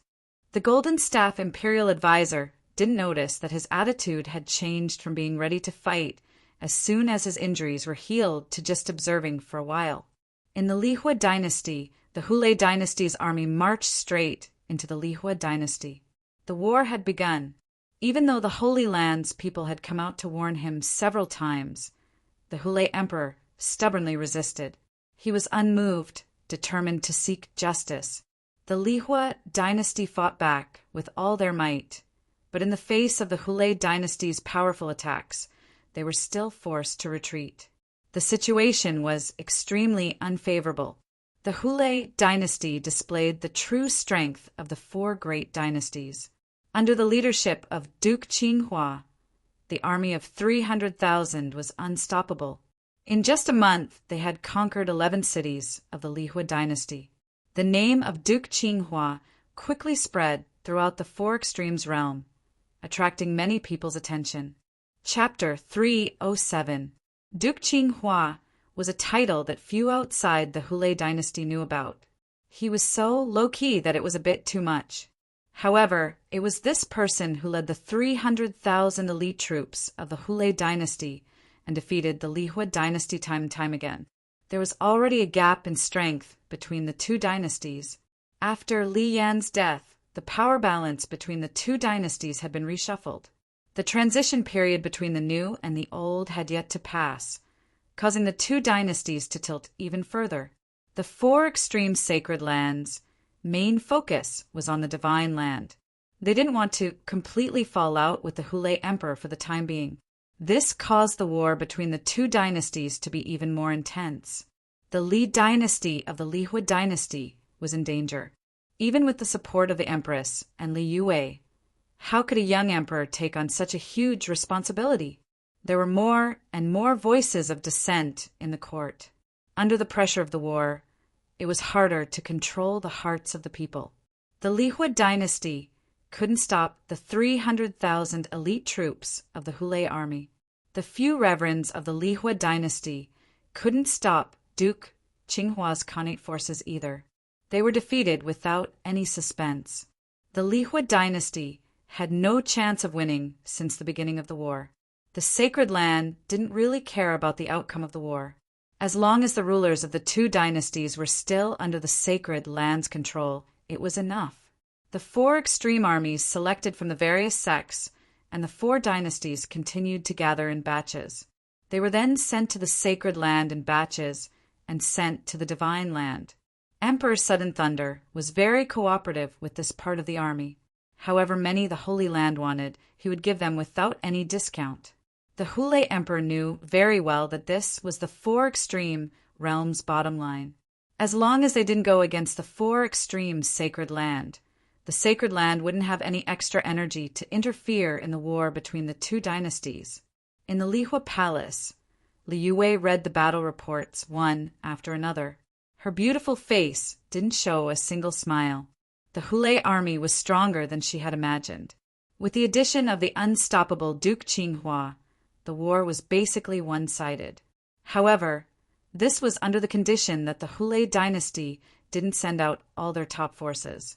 She knew very well that the Hulei dynasty still had Jianghua, who wasn't any weaker than Duke Qinghua. If he also appeared on the battlefield, the Lihua dynasty situation would be even worse. Li Yuwei then thought of Ning Chen's condition. Military power wasn't a small matter. Once it was handed over, the consequences would be unpredictable. However, Lihua really needed a top expert who could contend against Duke Qinghua. "Your Highness, have you made up your mind?" At this moment, a white figure walked out from the main hall of the imperial palace. It was silent, as if it had appeared out of thin air. It was shocking. Li Yuwei's pupils shrank subconsciously. The hall of worship was right next to the main hall, so why wasn't there any reaction? "There's no need to think about it. Your consecrators won't be able to sense me." Ning Chen was able to tell what the woman was thinking with a single glance. "Young Master Ning, it's impossible to hand over the military power. Please change your condition. Yu Wei will try her best to fulfill it." Li Yuwei was still unwilling to give in easily. As she spoke, she observed the changes in the former's expression. "Ah, then there's nothing more to say. See you again." Ning Chen smiled faintly, turned around, and walked out without hesitation. Li Yuwei bit her lips, hoping that the former would turn around. Unfortunately, she was disappointed. When Ning Chen was about to leave the hall, Li Yuwei had no choice but to stop him. She sighed and said, "Young master, wait a moment." Ning Chen turned around and looked at the woman in front of him. A trace of emotionless coldness flashed across the corner of his mouth. "Young Master Ning, you really are ruthless." A trace of misery flashed across Li Yuwei's face. She had thought that she was ruthless enough, but she hadn't expected that the young man in front of her was the one she truly hated the most. No matter how she begged, he didn't care about their past relationship at all. Sometimes she even suspected that this icy cold and emotionless man was the same person as the Ning Chen who had been gentle and a bit shy in front of her back then. "Commander's seal." Ning Chen extended his hand. Li Yuwei turned around and took out half a jade talisman from her clothes. She handed it over and said, "The other half of the commander's seal is in King Xuanhua's hands. I will write a letter to him. I hope young Master Ning can keep your promise." Ning Chen received the other half of the commander's seal that belonged to the Li Hua imperial family and put it away. He had finally obtained what he wanted. "I know what to do." As soon as he finished speaking, his clothes scattered and disappeared in the blink of an eye. Li Yuwei let out a heavy sigh. She hoped that this decision of hers wouldn't be wrong again. Otherwise, the Li clan really would be unable to protect itself. In an abandoned ancient temple 50 miles away from the Longevity Hall, the Golden Staff Imperial Tutor sensed an approaching aura and suddenly opened his eyes. Golden light shone brightly. After over a month, his injuries from the previous battle had mostly healed. Ning Chen walked over. Seeing the Golden Staff Imperial Tutor, he respectfully bowed as usual and asked, "Senior Golden Staff, how are your injuries?" "What is it?" The Golden Staff Imperial Tutor frowned. "If Senior's injuries are healed, it'll be best if you set off as soon as possible to find the whereabouts of the Phoenix blood," replied Ning Chen. "You're in a rush?" A strange light flashed through the Golden Staff Imperial Tutor's eyes. "Senior must be joking. No one wants to obtain such a divine item as soon as possible," said Ning Chen matter-of-factly. "There's no rush. I still haven't fully recovered. Let's wait a few more days." As he spoke, the Golden Staff Imperial Tutor slowly closed his eyes. Suspicion flashed through his heart. Why was this brat even more anxious than him? Could it be that he was planning on using him to find the Phoenix blood before launching a sneak attack while he was still injured? No matter what, it was always better to be careful. Then Senior can rest at ease and recover. "Junior won't disturb you any longer," said Ning Chen with some regret. N. The Golden Staff Imperial Tutor didn't say anything else. Ning Chen left with disappointment. Only when he walked out of the temple did he regain his composure. In the next moment, he headed west. A day later, an azure-robed young master appeared outside the Cherishing Flower Palace. He had come to visit an old friend. when a Xiantian venerate descended upon the Cherishing Flower Palace. Even Palace Master Cherishing Flower wasn't willing to slight him. She personally received him. "May I ask who you are?" asked Palace Master Cherishing Flower as she looked at the unfamiliar young man. "I am Wang Qinyuan, the cousin of Wang Yu and Wang Yu. I heard that the two of you were defeated by the Cherishing Flower Palace, so I came to pay you a visit." The azure-robed young master fanned himself with a smile. Palace Master Cherishing Flower frowned. How come she didn't know that Wang Yu and Wang Yu had a cousin? "Danning, call Wang Yu and Wang Yu out," ordered Palace Master Cherishing Flower. "Yes." A woman in a jade-green dress walked out. She bowed and accepted the order before leaving. Not long after, two beautiful women walked into the hall. One was as gentle as water, while the other was as graceful as a spirit. Although their appearances were similar, they each had their own charm. "Palace Master." Wang Yu and Wang Yu bowed respectfully and said, "Rise." Wang Yu, this young Master Wang Qinyuan claims to be your cousin. Do you have any recollection of him?" asked Palace Master Cherishing Flower seriously. Wang Yu was startled. She glanced at the azure-robed young master and didn't understand. Beside her, Wang Yu also frowned slightly. She and Wang Yu definitely didn't have a cousin. However, as a Xiantian venerable, there was no need for him to casually say such a thing. "Palace Master, my two cousins left home when they were young, so they definitely don't have any recollection of me. Can you give me some time to speak with my two cousins alone?" asked the azure-robed young master with a smile. Since a Xiantian venerable had spoken, Palace Master Cherishing Flower couldn't refuse him directly. She looked at Wang Yu and let them decide for themselves. Wang Yu thought for a moment, then nodded lightly and agreed. The three of them then walked towards the west wing. When they arrived, Wang Yu stopped and said softly, "Young Master Ning, we are honored by your presence. May I know the reason for your visit?" "Huh." Ning Qin chuckled. With a wave of his hand, light flashed and he returned to his original appearance. "Lady Wang Yu is indeed extraordinarily intelligent. You guessed it so quickly," praised Ning Qin. "It's you!" exclaimed Wang Yu, who had only just regained her senses. "Wang Yu, you are already hopelessly stupid," said Ning Qin with a kind smile. Wang Yu's canine teeth flashed. She bared her fangs and pounced over. However, a hand pressed against her forehead, preventing her from taking even half a step forward. Wang Yu ignored the two of them and asked gently, "Young master, didn't you go back? Why have you come back?" "It's a long story," sighed Ning Qin. He took out a luminous pearl that he had prepared beforehand and tossed it to Wang Yu. He smiled and said, "I have something to discuss with your sister. Let's stop fooling around." Wang Yu caught the luminous pearl and immediately smiled happily. She didn't even care about the deep hatred between the two of them. She ran to the side and slowly studied it. Ning Qin told her everything that had happened in the past few days, including the Disaster King and the Palace of Immortality. He didn't hide anything. Wang Yu listened quietly. When Ning Qin finished, she said softly, "Young master, you want me to help you seal the passage between the two realms?" "Yes." Ning Qin nodded and continued, "Lady Wang Yu should be able to see that as long as the passage between the two realms isn't completely sealed, the war between the four realms and the divine continent will never end. If they continue fighting like this, both sides will suffer in the end." Wang Yu fell silent. This was not an easy choice. If they failed, they would undoubtedly face the wrath of the Realm Master. Even if she wasn't afraid, the Cherishing Flower Palace was. However, Ning Chen's words were also true.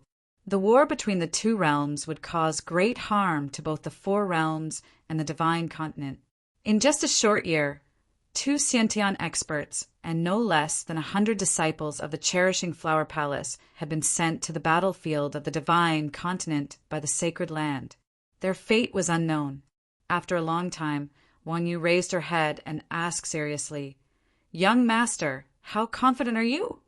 70%, said Ningchen seriously. Just as Wang Yu was about to answer, a woman's voice rang out from outside the West Wing. There was some unease in her voice. "Wang Yu, it's bad. The sacred land has sent another order. This time they want you to go." Ningchen narrowed his eyes when he heard this. A trace of unease flashed through his heart. What was going on? Chapter 308. No one dared to go against a holy land's decree. She could only go. She had no other choice. "I'll wait for the day you succeed." The forgotten sorrow smiled gently, then walked away with light steps. Yi walked away alone. For some reason, Wang Yu felt empty in her heart, as if something bad was about to happen. She looked at the man beside her and asked worriedly, "Will sister be fine?"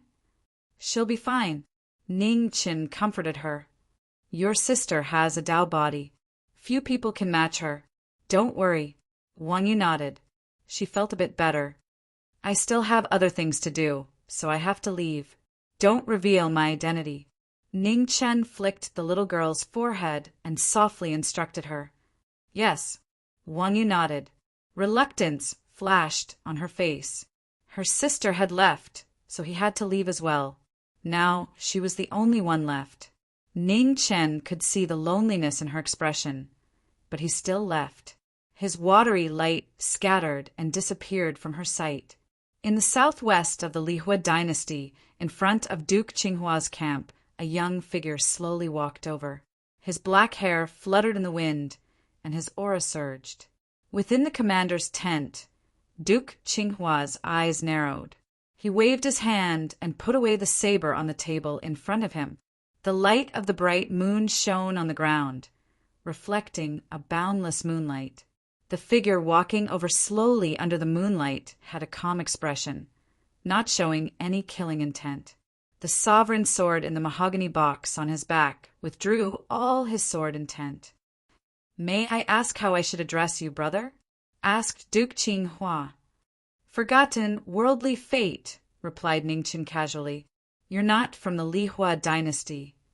Duke Qinghua immediately saw that this person was not from the Lihua dynasty, nor was he from the Holy Land. He had never seen such an unfamiliar aura before. "I'm just a guest from a foreign land." Ningchen took the box off his back and placed it on the ground. "Brother, do you really want to fight?" asked Duke Qinghua. "If you retreat, there's naturally no need to fight," replied Ningchen. "Huh." Duke Qinghua smiled gently and clenched his right hand. White lightning appeared in his hand. His saber flickered with white lightning, causing the surrounding space to shriek. "White lightning scar, please advise me." "Please." Facing the opponent before him, Ningchen did not hesitate. With a jerk of his right hand, the wooden box opened and the great green sparrow sword flew out. The cry of the sparrow resounded through the heavens and earth.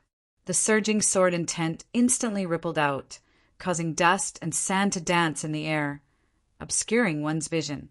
In the tent, the two honorary elders of the Hule dynasty immediately gave up on the idea of helping when they sensed the powerful sword will. A battle like this was not something they could handle. His opponent's martial prowess was extraordinary, and Ningchen gave him enough respect. He did not use the remembrance saber that sealed the longevity's luck. With this sword in hand, victory or defeat was up to him. In the next moment, the two figures disappeared at the same time. The sword and the saber clashed for the first time. Sand flew everywhere, and killing intent filled the sky. At the beginning of the duel, although there was no deep hatred, everyone had their own standpoints, and no one held back. The white lightning left behind dazzling flashes of lightning, and the cries of the green sparrow sword of Dayan shook the heavens. The intense duel between the two was beyond common sense and shocked everyone present. The narrow and sharp saber was oppressively sharp. Combined with the white lightning, it became an unstoppable, peerless weapon. Duke Qinghua used the unique movement technique of the azure flower lineage, moving like lightning. He was so fast that no one could see him clearly. The green sparrow sword of Dayan was the edge of the emperor. Sword intent flowed, and with the help of the flowing light shadow body, it also quickly fell apart. Speed clashed against speed. The flowing light from the clash of swords and sabers brushed past Xiao Chen's ears. His hair fell, drifting down silently. Cold killing saber and extremely fast sword. The two figures quickly separated and came back together. Clanging sounds rang out endlessly. As the saber and sword light intersected, the scattered saber and sword light split the ground, forcing the people behind to retreat again and again. "Who is this person? How can he be so capable?" asked one of the Hule imperial family's honorary elders. "I've never heard of him. This is the first time I've seen someone who can fight with the Duke to such an extent," said another solemnly. White lightning sparks, heaven and earth line. Seeing that his opponent was even more extraordinary than he had imagined, Duke Qinghua's saber changed direction. White lightning flourished, and his saber flashed. His figure flashed, and only white lightning could be seen. Ning Qin didn't dare to be careless. His sword spun rapidly, and snowflakes fell from the sky. The green sparrow sword condensed wind and frost, and the sword created a snowstorm. The two extreme moves collided, and the world became hazy. Both sides took 2 steps back, their blood roiling. "With such ability, you shouldn't be unknown." As he spoke, Duke Qinghua's figure moved once more, summoning a body of wind and lightning. White lightning slashed down, shocking the world.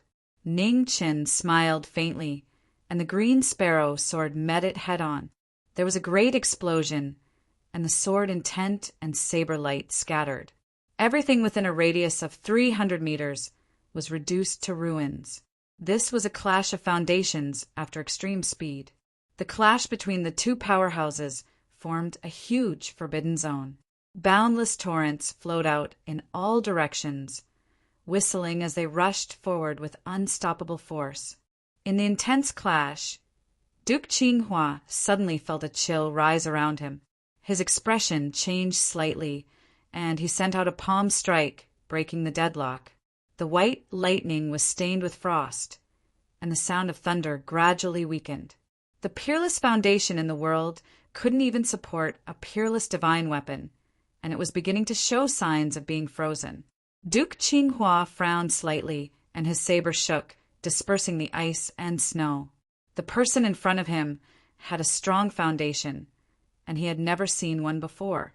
"Please retreat," Ning Qin said once more. "Forgive me for not being able to comply." After speaking, Duke Qinghua's expression became unprecedentedly serious. He knew that he was just testing the waters. What came next was the true battle of life and death. White lightning circled and hissed, and the divine weapon became even sharper with the support of the lightning. The lightning flashed with white light, and it was very dazzling in the night.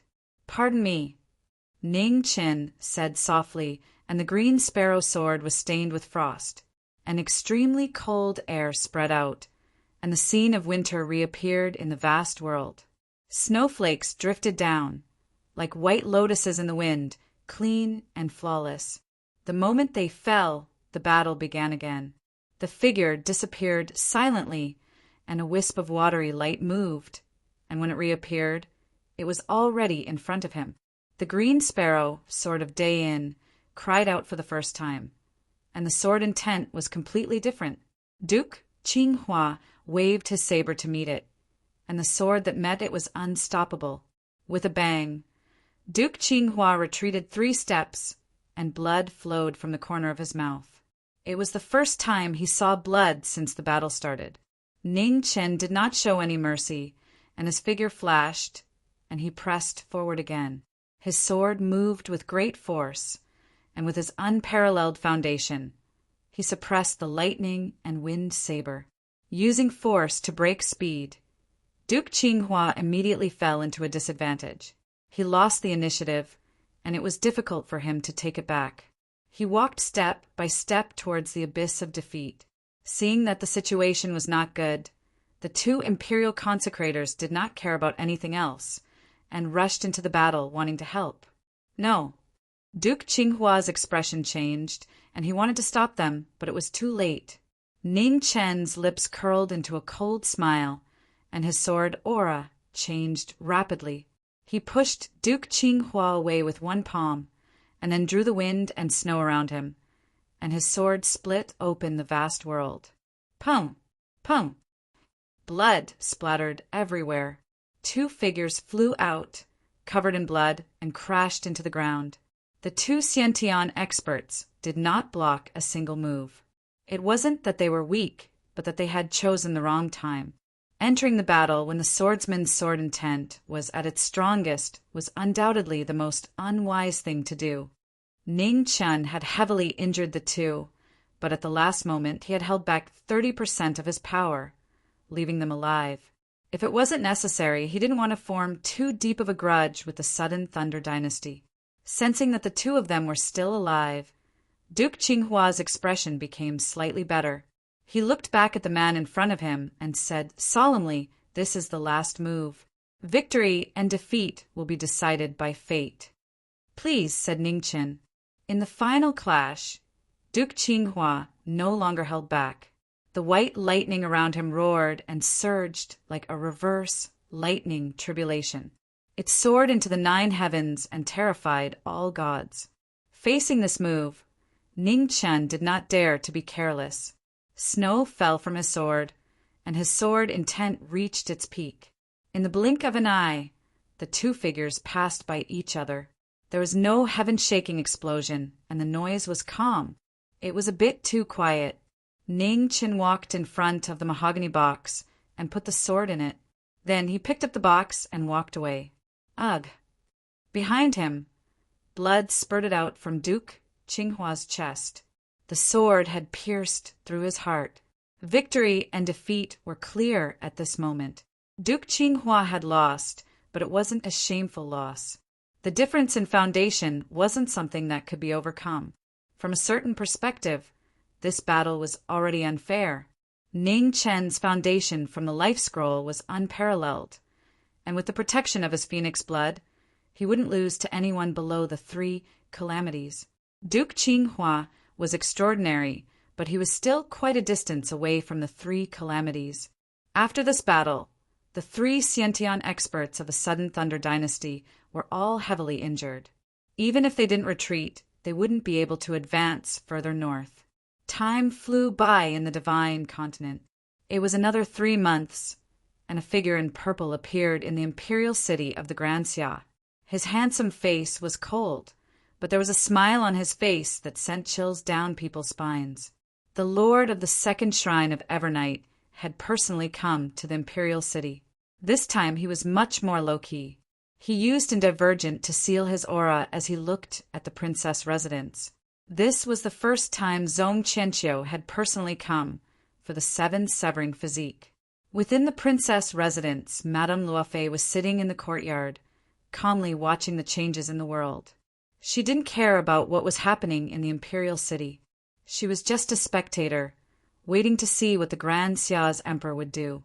Zhong Qianqiu was afraid of the woman in the courtyard and didn't want to fight her head-on. He was thinking about how to avoid Madame Luofei and take away the 7 severing physique. The 7 severing physique was extremely important to Evernight's grand plan. He couldn't afford to lose it. The reason he had come personally was because he didn't want to miss another opportunity. He had to wait another 3 years. Inside and outside the mansion, there were different thoughts and different gazes. The 2 sides were not too far apart, but they did not interact with each other, nor did they want to interact with each other. At this critical moment, each of them was waiting for the outcome they wanted to see. Hallmaster, the nobles of the Grand Xia, as well as some of the nobles of the Grand Xia, are already on their way. They'll probably reach the imperial city in a few days, reported Remnant Wind. What about the Confucian sect? Have they made any movements? Asked Zhong Qianqiu calmly. Other than continuing to spread rumors, we haven't seen anything strange, replied Remnant Wind. Oh. Zhong Qianqiu narrowed his eyes and said coldly, then help them fan the flames. Chapter 309. As Emperor Xia's wedding approached, all the nobles rushed to the imperial city. The gathering of nobles made the complicated situation in the imperial city even more confusing. The rumor that Xiazi was the reincarnation of the Lord of Hell had caused the people's trust in the imperial family to drop to the lowest point. The Confucian sect used their influence to spread the rumor. Their ambitions were clear as day. As the rumor spread, it would become the truth in people's hearts. Some of the officials in the imperial court who did not know the truth began to believe the rumor after seeing the white-haired figure on the dragon throne change day by day. Many people in the imperial court believed that Emperor Xia was the reincarnation of the Lord of Hell. The imperial court was still the imperial court because no one dared to make the matter public. After all, it was a groundless accusation. No one dared to say such words in front of the emperor. Those who truly understood the truth could also see that this was a plot by the Confucian sect. They wanted to overthrow the imperial power, and they had been plotting for a long time. Kong Yu and the entire imperial court were still trying their best to investigate the crimes of the Confucian sect. Both sides had no evidence, and it was a matter of who could act first. No one knew if the Confucian sect would suppress the imperial power or if the emperor would suppress the rebellion. The current situation was so complicated that it was difficult to see clearly. In the Heavenly Mandate Palace, Xiazi was still paying attention to the war between the two borders and the latest epidemic in Nanjiang. The four extremes were causing trouble in the east, and the Eternal Night sect was invading in the west. In addition to the terrible epidemic after the flood in Nanjiang, the people of the imperial court were suffering greatly and could not bear the burden. The emperor was merciful and could not bear to see the people suffer. He raised the matter of reducing taxes that the 7 representatives had raised in the imperial court. Unexpectedly, it caused a wave of fierce opposition. Without a doubt, once the tax reduction was implemented, the people who would lose the most benefits were the nobles of the imperial court. As such, during the imperial court meeting, the nobles who were good at playing dead immediately stood out to oppose it. The most righteous reason was that the great Xia had been fighting for years, and the treasury was empty. If the taxes were reduced again, the imperial court would be in dire straits. Minister of Imperial Patronage, what do you think? Xiazi asked as he looked at the Minister of Imperial Patronage. The other officials turned to the Minister of Imperial Relations. The conflict between the Confucian sect and the imperial authority was becoming more and more apparent. Although it had not yet erupted, many people had already guessed that the Confucian sect was behind the rumors. The Minister of Imperial Relations was the representative of the Confucian sect, and they wanted to see how he would respond. In any case, it was the Minister of Imperial Appointments who led the 7 elderly commoners into the Heavenly Mandate Palace on behalf of the commoners. Your Majesty, I think it's feasible. The Minister of Imperial Wealth stood up and said something shocking. As soon as these words were spoken, the entire hall was in an uproar. Many of the officials' expressions changed. How could the Minister of Imperial Wealth do something that would harm their interests? The Minister of Imperial Affairs was not in a hurry. He waited for the ministers to calm down before saying indifferently, however, the reduction of taxes should be based on the region and time limit. Otherwise, the country will not be able to make ends meet. Hearing these words, the quick-witted official immediately reacted as he thought to himself, the older, the wiser. Minister, why don't you tell us how to base it on the region and time limit? Xiazi's expression turned cold. For a rich place like Nanjiang, it's just an epidemic. It won't take long for it to recover, so there's no need to reduce taxes. On the contrary, for a poor place like Xinjiang, reducing taxes for 3 to 5 years is something that benefits the country and the people. The Minister of Imperial Affairs avoided the main point and focused on the trivial. As soon as these words were spoken, all of the officials understood, and they all agreed. Minister of Imperial Affairs is right. That's a good idea. The officials' agreement made Xiazi's gaze turn even colder. It was true that Nanjiang was rich, but in the past half a year there had been constant floods. Coupled with the spread of the epidemic, the people had no way of making a living. No matter how rich the commoners were, they could not withstand such an unforeseen event.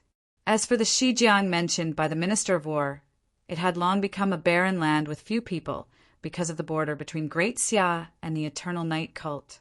The reason was very obvious.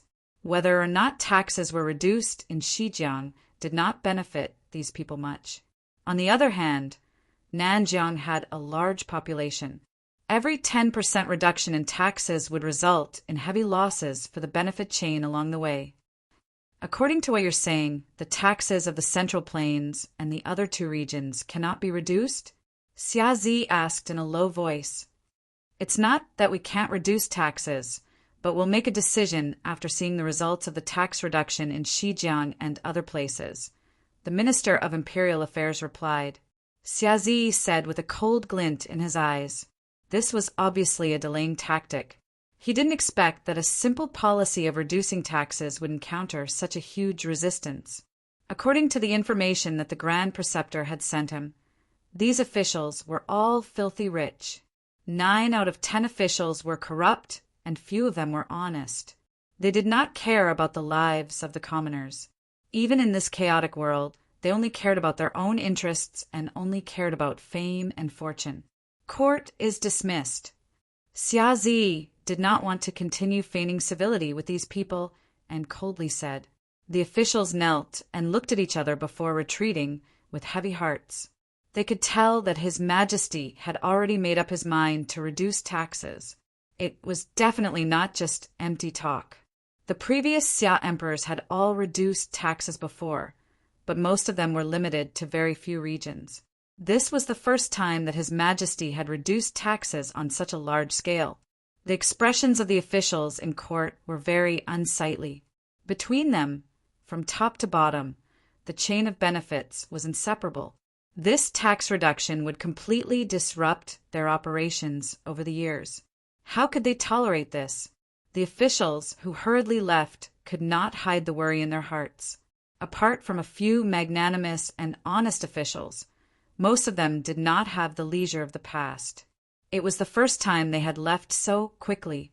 In the Confucian school's Dragon Garden, the Minister of Imperial Affairs reported what had happened today to the 3 Confucian school sovereigns before respectfully retreating. It looks like the Xia dynasty's luck has run out. Sovereign Li revealed a faint smile. Xia Zi's benevolence would become the final blade that would cut off the Xia dynasty's luck. Offending the officials of the court for the ignorant commoners was the height of stupidity. It's still too early to say that. After all, the Grand Xia's military power is still in the hands of the imperial family and the various martial marquises. If we can't use this chance to completely topple the Grand Xia's imperial family, once Xia Zi takes action first, or the various martial marquises return, there might be more variables, said sovereignly. The terror of the Grand Xia's martial marquises was not only due to their powerful martial prowess, but also due to the respect and trust of the Grand Xia's commoners. If any of the martial marquises could return to the court, they would be a considerable threat to them. The Grand Xia was a country that revered heroes. Although the Confucian school's influence was extraordinary and controlled half of the court, the martial marquises of the Grand Xia also had shocking influence. They were the greatest impediment to the Confucian school. With such a huge matter happening in the court, no matter how tense the war between the eastern and western borders was, there should be martial marquises taking advantage of the Xia emperors waiting to rush back. Leave the matter of the martial marquises to me. I will make sure none of them return, said Head Commander Le coldly. The head commander nodded and warned, be careful. Although the various martial marquises have all been blocked from reaching the Xiantian realm because of their heavy killing intent, it won't be that easy to kill them. The power of the Grand Xia's martial marquises could not be completely judged by their cultivation bases. For example, the Marquis of Blood-Robed and the Marquis of Wangchuan had both fought with experts on the level of the 3 calamities. Although they had both died in the end in this world, just how many Xiantian experts were qualified to make the 3 calamities take action? Yes, I understand. Head Commander Le nodded. If she took action, she could only succeed. Failure was not an option. No one could bear the crime of assassinating a martial Marquis. Once it was exposed, the Confucian school's reputation would rapidly plummet. Within the imperial city, in a residence not far from the princess residence, Zhong Qianqiu was sitting in front of a chessboard, playing chess with himself. At this time, Remnant Wind brought an elder into the hall. He respectfully bowed and then calmly stood to the side. "Old Bai, is that so?" "Please sit," said Zhong Qianqiu calmly. "This commoner doesn't dare." "May I ask who you are?" asked the elder fearfully. Zhong Qianqiu faintly smiled. "I'm not some lord. I'm just an ordinary businessman."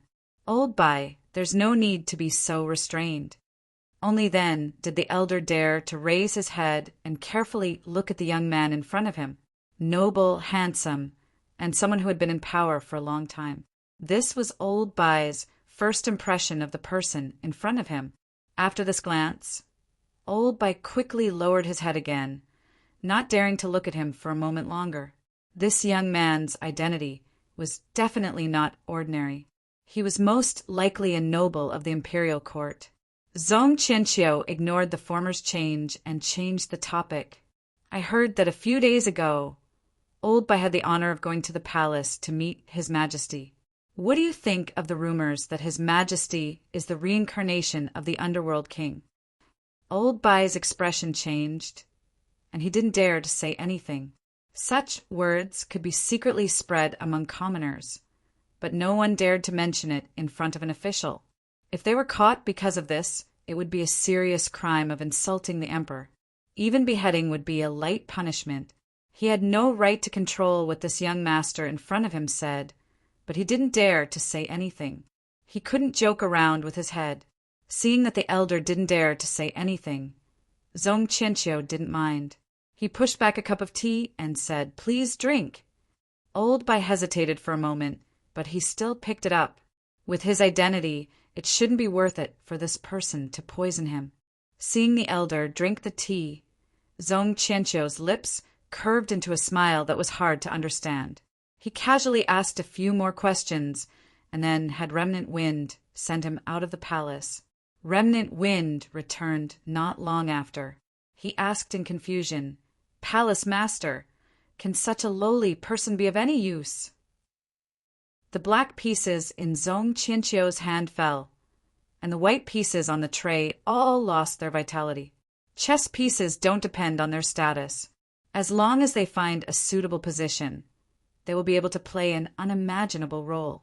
This person will be a crucial piece of soil that will bury the 1,000 years of prosperity of the Grand Xia Empire. Zhong Qianqiu glanced at the Grand Xia Empire in the distance. After so many years of war, this 1,000-year-old immortal behemoth was still standing strong, unshakable. However, if the plan of the divine sect succeeded this time around, Grand Xia would completely fall from glory to decline. Chapter 310. The situation in the imperial city changed so quickly. Nobles and nobles came from all over the place. Many manors that had been quiet for a long time were bustling again. After Xia Mingri ascended the throne, the princes who were crowned as kings in the past all had their own titles one after another. They no longer lived in the imperial court. Only King Shoshan, who was seriously ill, stayed in the imperial court. However, he lost his life in a conspiracy. After the kings arrived, they first paid their respects to their former brothers. As those who were not qualified to inherit the throne, they had a good relationship with each other. They had to pay their respects, whether it was for public or private reasons. Xia Yifei was a handsome name. His mother's lineage was not ordinary, and he was also a strong successor to the throne. However, he was seriously ill from a young age, and his hopes of inheriting the throne disappeared. The former Emperor Xia also had many regrets about this prince. Fortunately, Xia Yifei was open-minded. When he was sensible, he was depressed for a period of time, and gradually got over it. Xia Zi left the Heavenly Mandate Palace and followed the other kings to the Imperial Mausoleum to pay respects to King Shoshan. "Brother, The situation in the imperial city is not right. You have to be careful."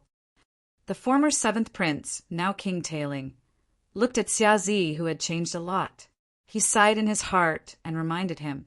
This, brother, was not a form of address between a ruler and an official, but it made Xiazi's eyes show a rare touch of gentleness. At this time, everyone was afraid of him. Only his brother would remind him out of concern. "Seventh brother, don't worry. I will be careful." Xiazi replied softly. It was not a coincidence that the Xia kingdom could prosper for 1,000 years. Compared to other dynasties, the Xia kingdom's pride in their bloodline was far greater than anyone else's. The kings never believed in the words of the reincarnation of Yama. As a bystander, it was not too difficult to analyze the conspirators behind the scenes. On the side, the neighboring king, who was once the 11th prince, also reminded him, "Brother, you should deal with this matter as soon as possible." Fourth sister was angry because of these rumors in the neighboring cities. The rumors cannot be stopped. The people are too easily fooled. If you do not think of a way to solve it, it will eventually become a disaster. Brother, you are from the Confucian sect. Why do you oppose the Confucian sect to such an extent? The silent fifth prince, who was now King Luo, asked. It's a long story. Xiazi let out a deep sigh and continued. If I'm not wrong, what happened to Ming Tian and Yi Fei must be related to the Confucian sect. The Luo king's eyes narrowed slightly as he said, That's not right. Sixth brother has been frail and sickly since he was young. He has never had any grudges with anyone. The Confucian sect doesn't seem to have any reason to attack him. I've never been able to figure it out, but based on the Confucian sect's reaction, it should be true, Xiazi gravely replied. The eyes of the seven kings all turned serious. In this matter, the imperial family of the great Xia was bound together for good or ill. If the Confucian sect wanted to change the heavens, they would be the first to disagree. In the princess mansion, the fourth Princess Xia Luzhu asked with a sullen expression, Xinyu, where did the Jiming Marquis go? Why hasn't he returned at such a critical time? Even these former princes and princesses knew that the Jiming Marquis and their eldest brother were best friends. Now that such a huge matter had happened, they had not heard of the Jiming Marquis' whereabouts. It was as if he had completely disappeared. In order to deal with the matter of the reinforcements from the four extremes, Ningqian went to the four extremes several months ago. He might not be able to return in a short amount of time. Xia Xinyu did not hide anything from her fourth sister, who she was the closest to amongst the princes and princesses. Xia Luzhu was startled and then helplessly sighed. This was the first time in 1,000 years that the great Xia had been forced into such a difficult situation. The 8 martial marquises were all fighting outside. The enormous imperial city did not have a single martial marquis overseeing it. Xinyu, you don't need to worry too much. I heard that the Bai Marquis and the Xiang Marquis are already on their way back. They should be able to reach the imperial city soon. The Confucian sect's scheme will not succeed, comforted Xia Luzhu. Yes. Xia Xinyu lightly nodded. Her beautiful face forced a smile as she replied. In the northern Meng royal court, outside the imperial palace, 2 figures stood quietly in front of a simple and peaceful tomb. They had been there for a long time. Not far away, Jianghua was patiently waiting without any impatience. On the other side, Zi Jing was quietly waiting as usual, looking at the little girl standing in front of the tomb. Her beautiful eyes never left her for even a moment. Jianghua had a whole new level of respect for this unusually quiet girl. She was able to see through people and their hearts. It was rare to see a girl with such a calm heart. He had heard that this was a maid that Jiang Xian's master had specially left behind for the northern Ming emperor. If the maid was already like this, it could be seen how outstanding the girl called Fan Lingyue was. In front of the tomb, Ming Yu's expression carried a trace of sadness. An elder sister was like a mother. Unknowingly, Sister Lingyue had already passed away for nearly 4 years. Jiang Xan kowtowed in front of her master's tomb, once again performing the ceremony of becoming her disciple, fulfilling her final wish. The two of them stood in front of the tomb for a long time. Finally, it was time to leave. 100 steps away from the tomb was Northern Ming's full moon imperial army, waiting to escort the emperor back to the palace. Sister Jiang Xan, when you see Ningqin, tell him to come back quickly. The situation in Great Xia is about to change, Mingyu instructed. Don't worry, Your Majesty. I will pass on the message. Jiang Xan replied softly. Mingyu looked at the tomb reluctantly, then turned and left. Zi Jing followed behind. Under the escort of 3,000 full moon imperial army, they returned to the Northern Ming imperial palace. Let's go. It's time for us to go back. Jiang He walked forward and said, Yes. Jiang Xan replied softly, taking one last look at the name on the tombstone. She also left with her brother. The wind was bleak, and the lonely tombstone was not buried in the imperial tomb. This was because Fan Lingyue had left behind her last words.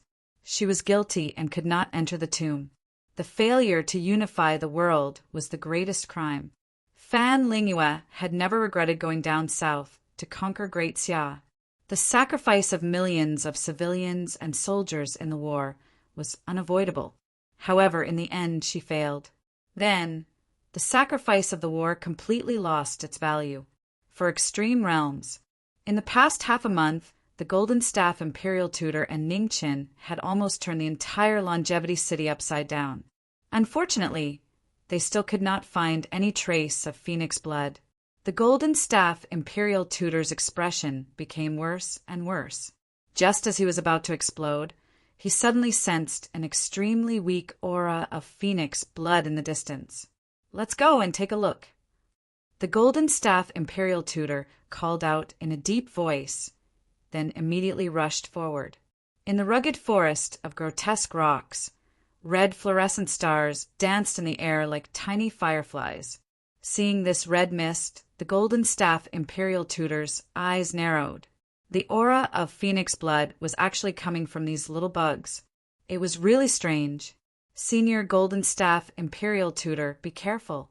It seems a little strange, Ningqin kindly reminded from the side. It's fine. The Golden Staff Imperial Tutor walked forward and reached out to touch it.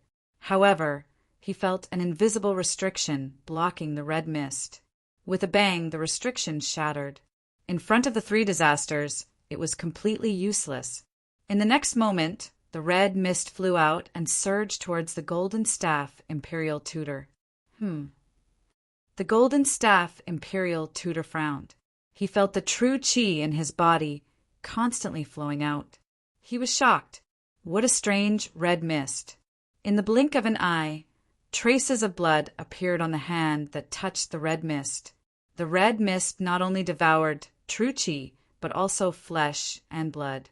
The Golden Staff Imperial Tutor's eyes turned cold. His true qi surged around him, crushing all the little bugs that flew out into ashes. White mist bug tide. Ningqin seemed to have thought of something and revealed a strange expression. You know this thing? The Golden Staff Imperial Tutor turned his head and asked. Yes. Ningqin nodded and continued. A few days ago, something extremely similar to this appeared during the Thunder Emperor's wedding. However, I heard that the bug tide was white and not this red mist. The Golden Staff Imperial Tutor thought for a moment and said, That's right. These bugs have been fed with Phoenix blood. It's not strange for them to change. After saying that, the Golden Staff Imperial Tutor turned his gaze and asked, Do you know where the white mist bug tide is raised? I'm not too sure. Ningqin shook his head slightly. I only heard that the person who caused trouble at the Thunder Emperor's wedding was the Lihua dynasty's Duke Miang. I have a bit of a friendship with the Lihua dynasty's earthly blacksmith, and he once mentioned that Duke Miang seems to have some sort of connection with the 4 extreme holy lands. I presume this matter is related to the 4 extreme holy lands.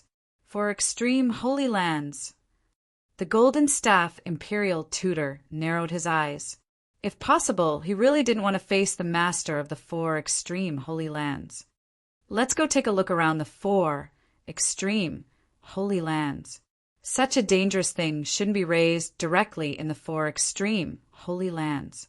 Furthermore, since this white mist bug tide appeared at the emperor's wedding, the 4 extreme holy lands wouldn't personally raise it, said the golden staff imperial tutor calmly. Senior's words are reasonable. Ning Qin gave a timely compliment. The two of them then rushed in the direction of the 4 extreme holy lands. After searching for so long, the golden staff imperial tutor, who had been about to give up, once again felt hope. These bugs were truly strange. Someone was actually raising them with phoenix blood. In that case, the master of the 4 extreme holy lands and the disaster king were very likely experimenting with something. There were very few bugs here. The place where the bugs were being raised was most likely under the control of the 4 extreme holy lands. In that case, the longevity hull's phoenix blood should have been sent there. The golden staff imperial tutor believed in his own judgment. As long as he found the place where the bugs were being raised, he would be able to find the phoenix blood that the longevity hull had accumulated over tens of thousands of years. From start to finish, Ning Qin didn't say much. He only gave some guidance at the appropriate times. As for the rest, he let the golden staff imperial tutor guess on his own. People were always more willing to believe in themselves than in others. Moreover, the golden staff imperial tutor was a very suspicious person. Rather than wasting his breath to arouse the golden staff imperial tutor's suspicion, it was better to let the old man's imagination run wild. He had already prepared everything he needed to prepare. Now, he just needed to completely destroy the 4 extreme holy lands transportation formation and cut off the possibility of the 4 extreme holy lands sending reinforcements to the divine continent. As for sealing the passage between the 2 realms, although he didn't have absolute confidence in succeeding, he still had to try. However, there was still no news from his senior and Wild. That made him very worried. Chapter 311. The golden staff imperial tutor and Ning Qin had been searching for over 10 days in the 4 extreme holy lands. They had searched all over the mountains and forests. Unfortunately, it was still the same. They couldn't find a place to feed the white mist insect tide. Although the golden staff imperial tutor didn't say anything, his expression was frighteningly gloomy. If they went any further, they would enter the direct domain of the 4 extreme holy lands. If they accidentally touched a formation, it was very likely they would attract the attention of the masters of the 4 extreme holy lands. No one was willing to face an unfathomable opponent, and the golden staff imperial tutor was the same. Split up and search. If you find anything, immediately contact me, said the golden staff imperial tutor. Yes. Ning Qin nodded and directly flew east. The golden staff imperial tutor didn't think too much about it and flew west as well. The two of them continued their search. What the golden staff imperial tutor didn't know was that Ning Qin had returned not long after he left. He used the chaos scroll to conceal his aura and flew northwest. The place where the white mist insect tide was being fed was probably in the direction the golden staff imperial tutor had gone. However, it was a bit off. If they searched blindly, who knew how long it would take? Ning Qin appeared in front of Lingchuan Labyrinth. Looking at the valley shrouded in white mist, he flipped his right hand and a drop of blood flew out. It immediately turned into a bloody mist that spread through the valley. After doing that, his white clothes scattered and rapidly disappeared. In the distance, the golden staff imperial tutor sensed the extremely weak aura of the phoenix blood. His body shook and he immediately changed directions, heading north. The golden staff imperial tutor arrived in front of the labyrinth. When he saw the white mist up ahead, he stopped and smiled. His guess had been correct. The endless white mist didn't look much different from ordinary mist from a distance. However, when he got closer, he could see that it was actually formed from flying insects. The golden staff imperial tutor looked at the white mist and pondered for a moment before walking in. It was enough for him to obtain the phoenix blood, as long as it wasn't the four extreme holy lands overseen by the masters of the four extreme holy lands. He could go anywhere he wanted. He didn't need anyone's help. Half an hour after the golden staff imperial tutor went in, Ning Chun appeared with a cold smile on his face. He activated the scroll of earth with all his might. In an instant, the entire ground shook. The rumbling of the earthquake was like a great earthquake. Rocks and boulders collapsed and rolled down.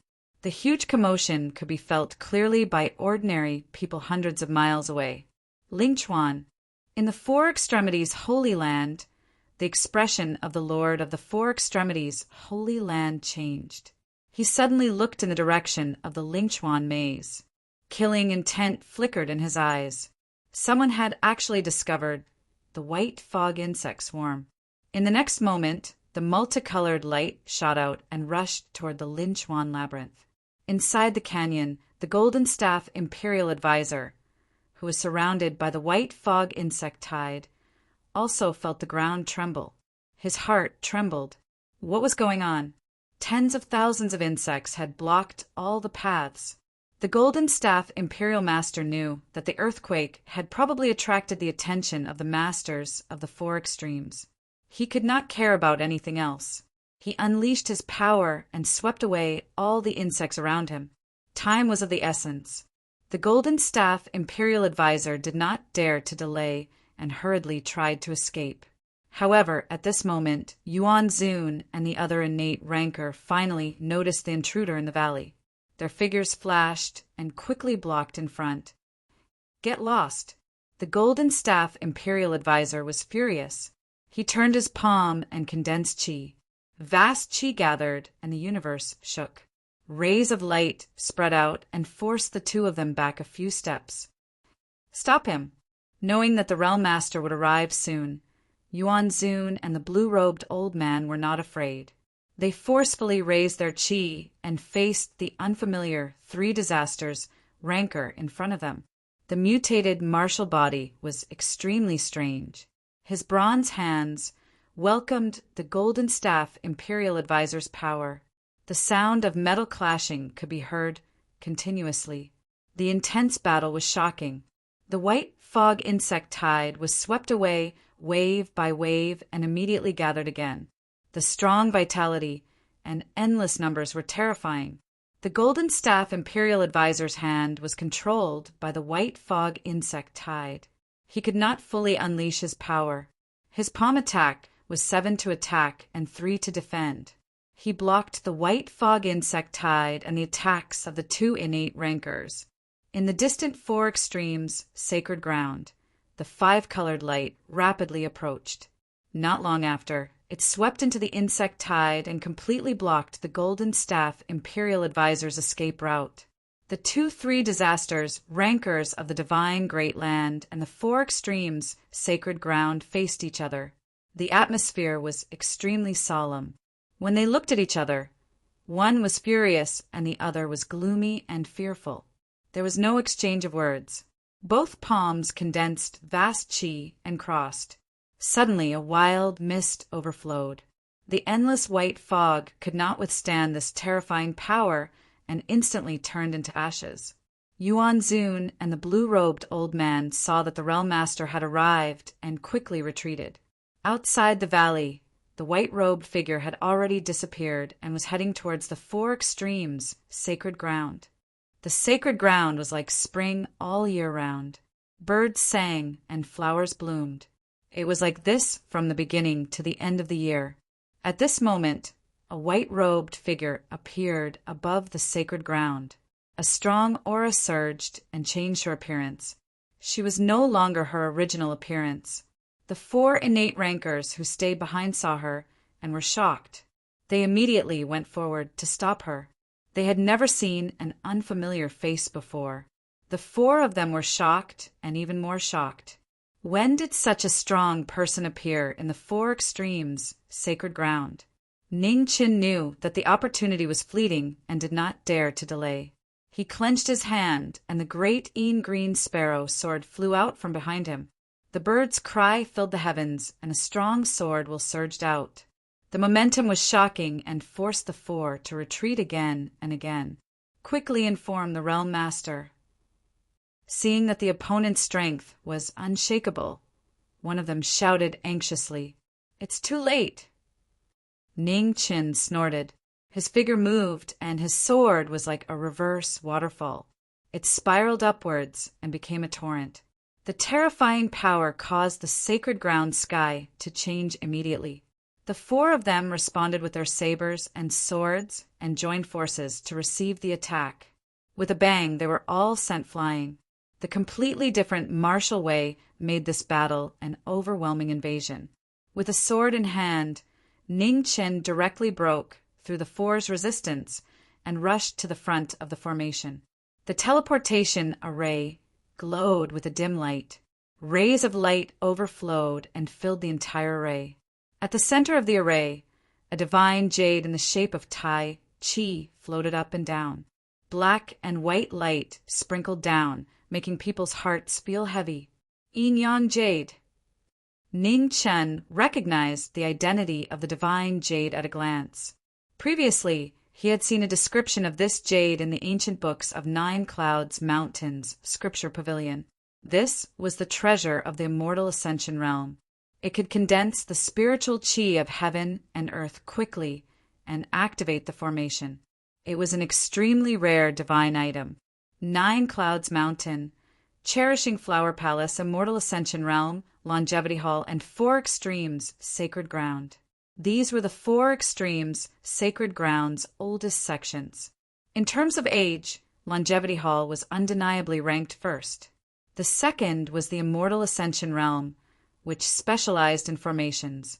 Unfortunately, there was a traitor in the Immortal Ascension Realm. Under the alliance of Longevity Hall and Four Extremes Sacred Ground, the sect was destroyed overnight. Even the treasure of the sect was taken away. Scroll of Earth.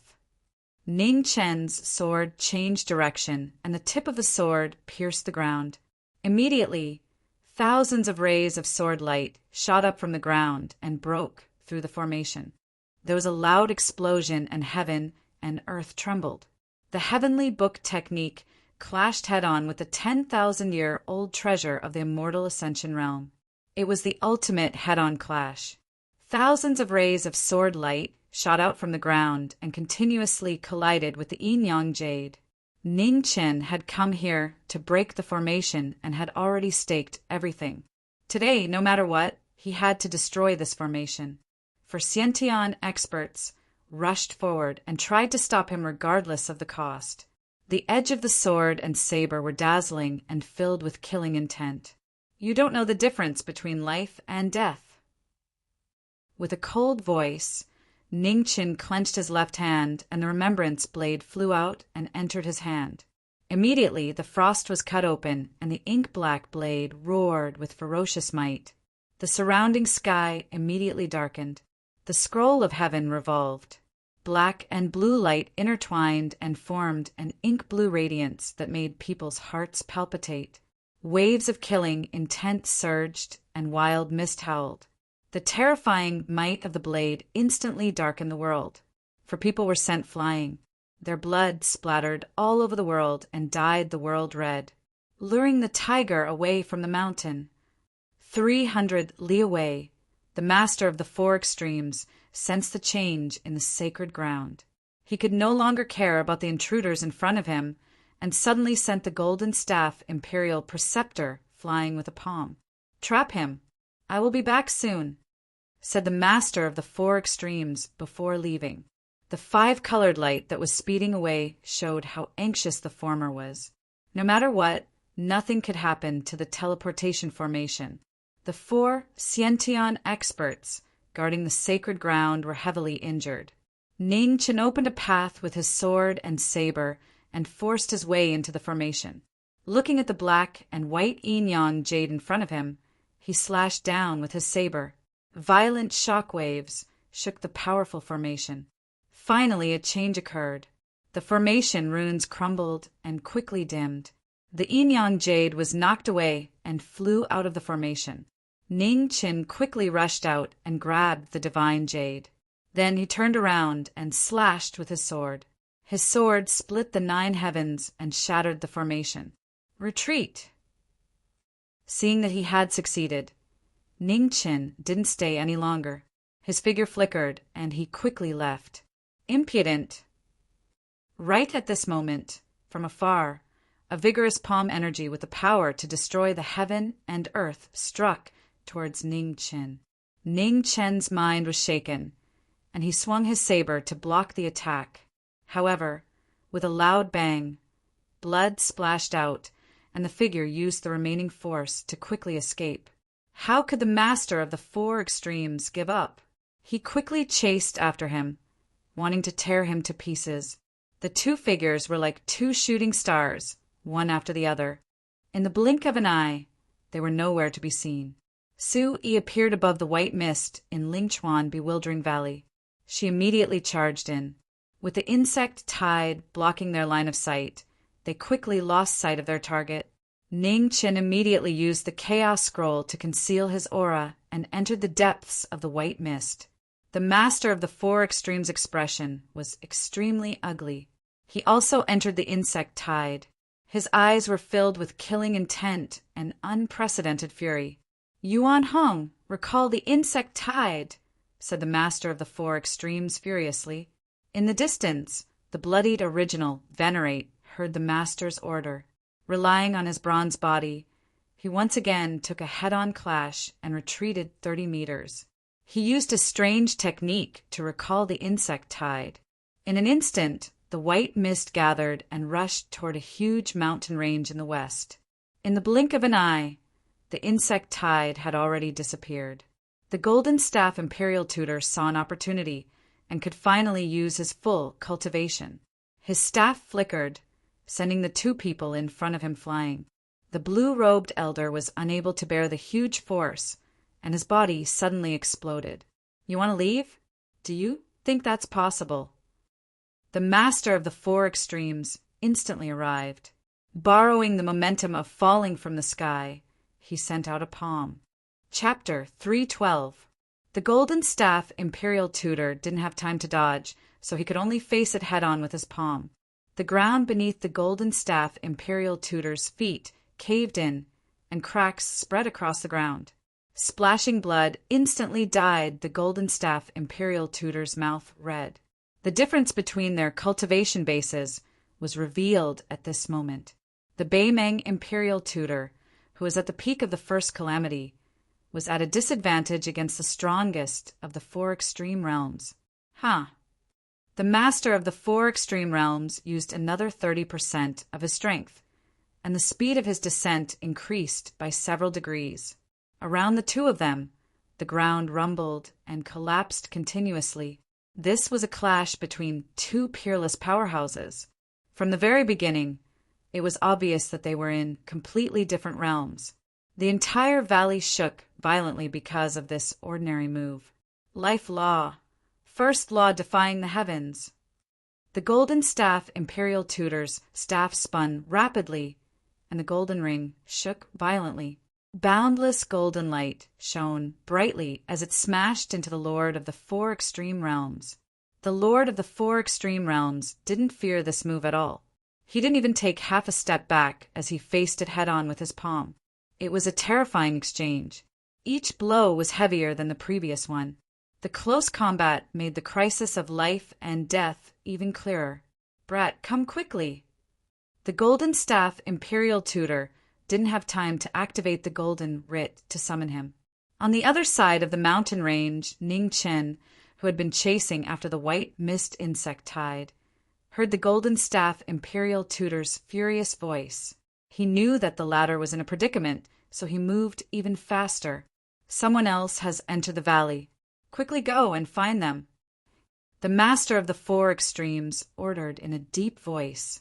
His fist shook the world as he forcefully suppressed his opponent. Yes. Ning Qin received the order and headed in the direction of the insect tide. Within the mountain range, the white fog insect tide had all returned. A gigantic white cocoon appeared in front of him. Countless flying insects gathered and attached themselves to it. Ning Chen was shaken when he saw the huge cocoon formed by the insect tide. The cocoon was bound by layers of webs, and its thumping heartbeat was bewitching. Before this strange life form even got close, Ning Chen already felt his heart tremble. It was like a peerless, vicious beast was about to be born, evil and powerful. Ning Chen didn't dare to delay any longer when he saw the terrifying power of this ominous thing. He condensed his qi into a long saber and slashed down. The long black stream was like a heaven-splitting waterfall. It drew out a black brilliance and crashed into the giant cocoon with a boom. The saber light, strengthened by the longevity qi, was infinitely close to the three disasters realm. The aura of destruction vibrated, and the white fog insect swarm that was attached to it was instantly drowned by this destructive force. More than half of them dissipated. However, at this moment, a strange red light shone from within the cocoon and swallowed the black saber light. In the blink of an eye, everything returned to normal. Ning Chen's eyes trembled. What was going on? Off in the distance, the lords of the four paramount realms, who were in the middle of a fierce battle, suddenly looked toward the mountain range. Then, with a single palm strike, he sent the Golden Staff Imperial Preceptor flying. The Golden Staff Imperial Master spat out a mouthful of blood as his body trembled. At this point in the battle, he still couldn't understand what had happened. Within the mountain range, the original body finally arrived. He wanted to stop the actions of the youngster in front of him. A bronze palm tore through the air, creating ear-splitting sounds. Ning Chen's mind was focused on the strange, giant cocoon. When he saw the incoming palm, he felt irritated. His saber condensed into a black moon and slashed down. The saber light of the half-moon was extremely sharp. It was second only to the golden feather centipede in terms of sharpness. With the support of the longevity qi, it displayed a terrifying might that could destroy anything. The moment the saber and palm collided, blood spurted out and a severed arm flew out. Just as Ning Chen was about to eliminate the root of the problem, a five-colored light rushed over from the distance. It was already close. Knowing how terrifying the lords of the four paramount realms were, Ning Chen didn't dare to stay any longer. His figure flashed and disappeared. The next moment, the lords of the four paramount realms appeared. They only saw the original body covered in wounds and lying in a pool of blood. They scanned with their spiritual sense, but found nothing. In the valley, Ning Chen rushed over and quickly left with the heavily injured Golden Staff Imperial Preceptor. How despicable! Sensing that the Golden Staff Imperial Preceptor was also rescued, the lords of the four paramount realms' face became extremely gloomy. Who was this person? How could he hide his aura so perfectly? Brat, you! The Golden Staff Imperial Preceptor, who had been kept in the dark this entire time, coughed up another mouthful of blood. This was the first time in his life that he had suffered such a miserable defeat. The lords of the four paramount realms were shockingly powerful. Their absolute suppression had caused the Beimeng Imperial Preceptor, who had reached the peak of the first calamity, to personally taste the pain of defeat. Senior Golden Staff Imperial Preceptor, there's no need to say anything else.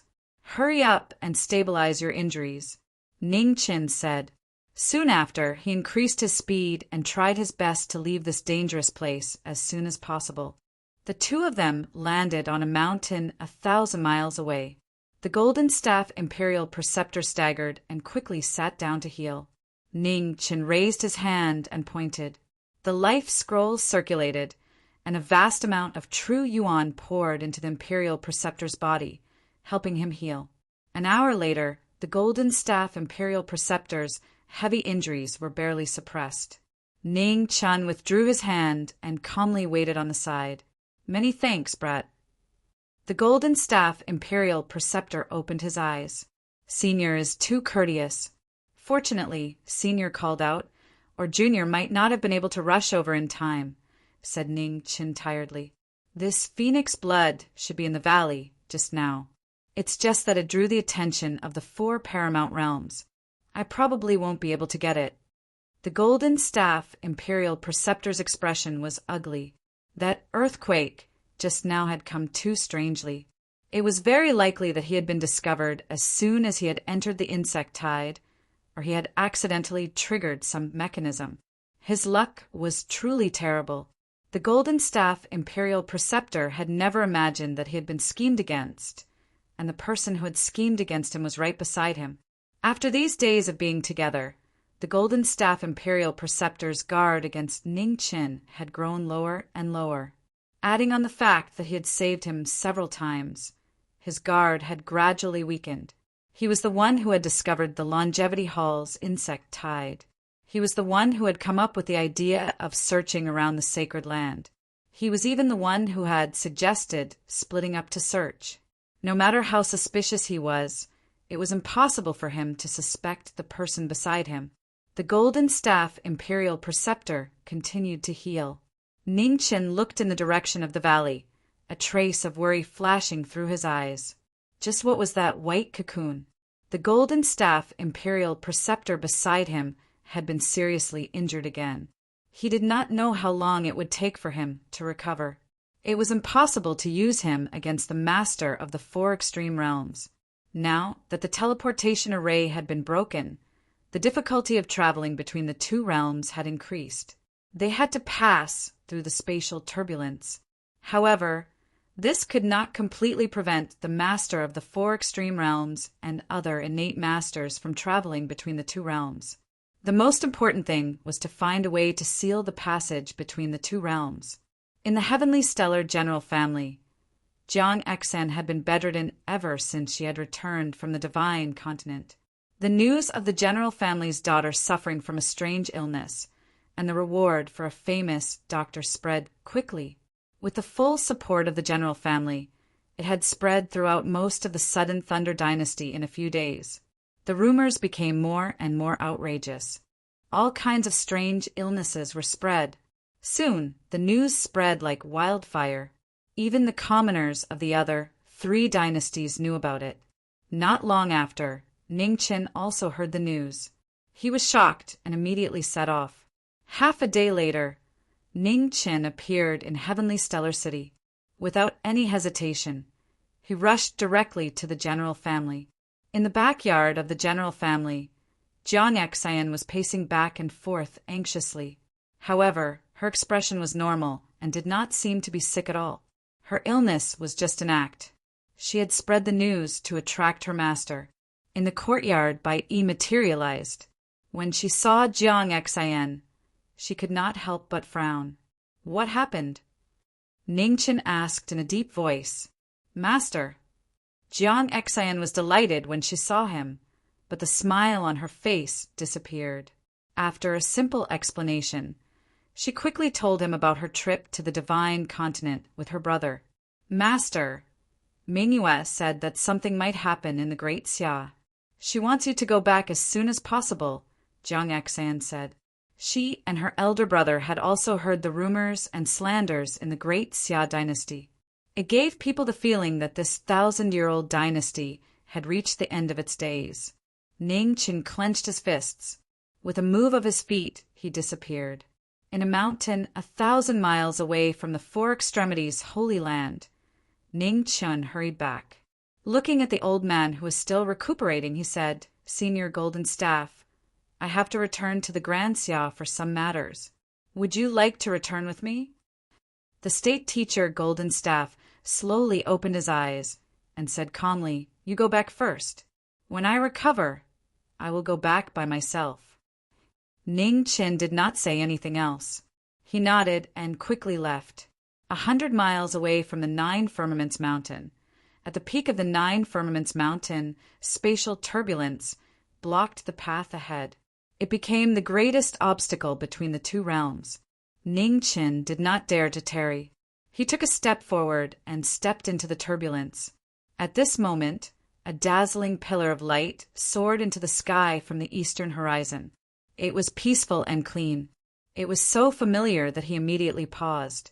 Wild. Ning Chen's heart trembled. His worry had finally been resolved. On one side was news about Wild. On the other side was the matter of his good friend. At this moment, Ning Chen had no choice but to make a choice. In the end, he still stepped into the turbulence.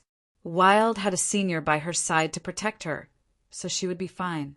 In comparison, Z might have a big problem soon. He could not delay any longer. He quickly disappeared in the turbulence. Soon, she could no longer be seen clearly. In the great Xia dynasty, the day of the Xia emperor's wedding was close at hand. Within the heavenly mandate palace, Xia Zi was sitting on the dragon throne. He was personally writing an imperial edict about reducing the world's taxes. An emperor's ascension to the throne or his wedding was a joyous occasion. Many emperors would choose to pardon the world to show their benevolence. Xia Zi knew that it would be difficult to pass down the tax reduction policy. However, many commoners of the Great Xia were already suffering because of natural disasters, epidemics, and years of war. If they had to pay such a heavy tax, it would be even more difficult for them to support themselves. The emperor was benevolent. He wanted to use the wedding as an opportunity to pass down the policy and reduce the burden on the commoners. Your Majesty, the Empress Dowager invites you to Weiyang Palace. A young eunuch walked over and respectfully knelt down to pass down the order. Understood. You can leave first. I will go immediately. Xia Zi replied. He finished the last few strokes of the imperial edict and placed it on the dragon table. He then got up and walked to the back of the palace. A gratified expression appeared on the emperor's tired face. In a few more days, the imperial edict would finally be passed down. At this time, even the officials of the court would not oppose it too fiercely. A light breeze blew into the palace. The imperial edict trembled on the dragon table. Traces of wet ink could be seen. This was the great Xia emperor's benevolence toward the commoners. Chapter 313. In the royal capital of Grand Xia, the winds and clouds were constantly changing. An indescribable dark cloud shrouded the entire city. The weather that was supposed to be sunny and sunny had now been overcast for several days. The date of Emperor Xia's wedding had been set, and it could not be delayed. One figure after another was busy in the palace, making the final preparations. The granddaughter of Nguo and Rongrua would officially become the new empress of the Xia kingdom in a day's time. Marquis Nguo and Marquis Qinghe were both old officials of the great Xia dynasty and were extremely loyal to the great Xia dynasty. Now that his granddaughter had entered the palace, it could be considered as fulfilling one of the old Marquis wishes. Zhang Sun had already summoned and Rong Rua to the palace. Ning Shi and Xia Xinyu had also seen this woman. Their impression of her was not bad. She was natural and unrestrained, making people like her. The festive atmosphere spread from the imperial palace to the imperial city. The Marquis mansion and the Princess mansion were decorated with lanterns and colored banners, celebrating together. Madame Luofei still quietly watched all of this, witnessing this historical moment as a bystander. Suddenly, Madame Luofei looked to the west, her eyes flashing with surprise. What was going on? In the next moment, the beautiful figure in the courtyard disappeared and rushed toward the west. There were no words of farewell, nor were there any words of farewell. Xia Xinyu didn't understand what was going on and was slightly startled. Surprised? Leaving the Eternal Night cult's sect daughter in your mansion. I have to say, your courage has made me look at you in a new light. As he spoke, a figure in a light purple robe appeared. There was a cold sneer on his handsome face as he walked forward step by step. Xia Xinyu was shocked. She wanted to say something, but it was already too late. Soul Catcher! A brilliant light rose from Zong Qianqiu's right hand, illuminating the heavens and earth with a faint blue light, instantly blinding those who saw it. Xia Xinyu's eyes gradually lost their light and became empty. Not a single trace of consciousness remained. Zhong Qianqiu's lips curled into a cold smile. He waved his hand and disappeared with the former. At the same time, in the west of the Grand Xia royal city, the Bai Marquis and the Purple Sun Marquis led their 800 guards back. They were returning to stabilize the situation in the royal city for the emperor's wedding. 4 notes of awakening, bright moon in the sky. At this moment, a woman's voice rang out. The lute gently moved, and the bright moon shone in the sky. In an instant, an extremely mysterious sound poured out like water ripples, and the moonlight filled the eyes. The Marquis of Cloth Robe and Marquis of Purple Sun shuddered and retreated. They flipped their palms and condensed their yuan energy, shaking the profound sound together. With a loud bang, the 2 of them retreated several steps back. The blood and qi in their bodies surged violently. Behind them, the 800 personal guards were unable to withstand the power of Xianin. The bodies of those who were slightly weaker immediately exploded, turning into blood and bones that filled the sky. The Confucian sect sovereign blocked their path. The Bai Marquis and Purple Sun Marquis heart sank. It seemed that the situation in the imperial city was even worse than they had imagined. Ziyang, I'll bring up the rear. Quickly return to the imperial city, said the Bai Marquis.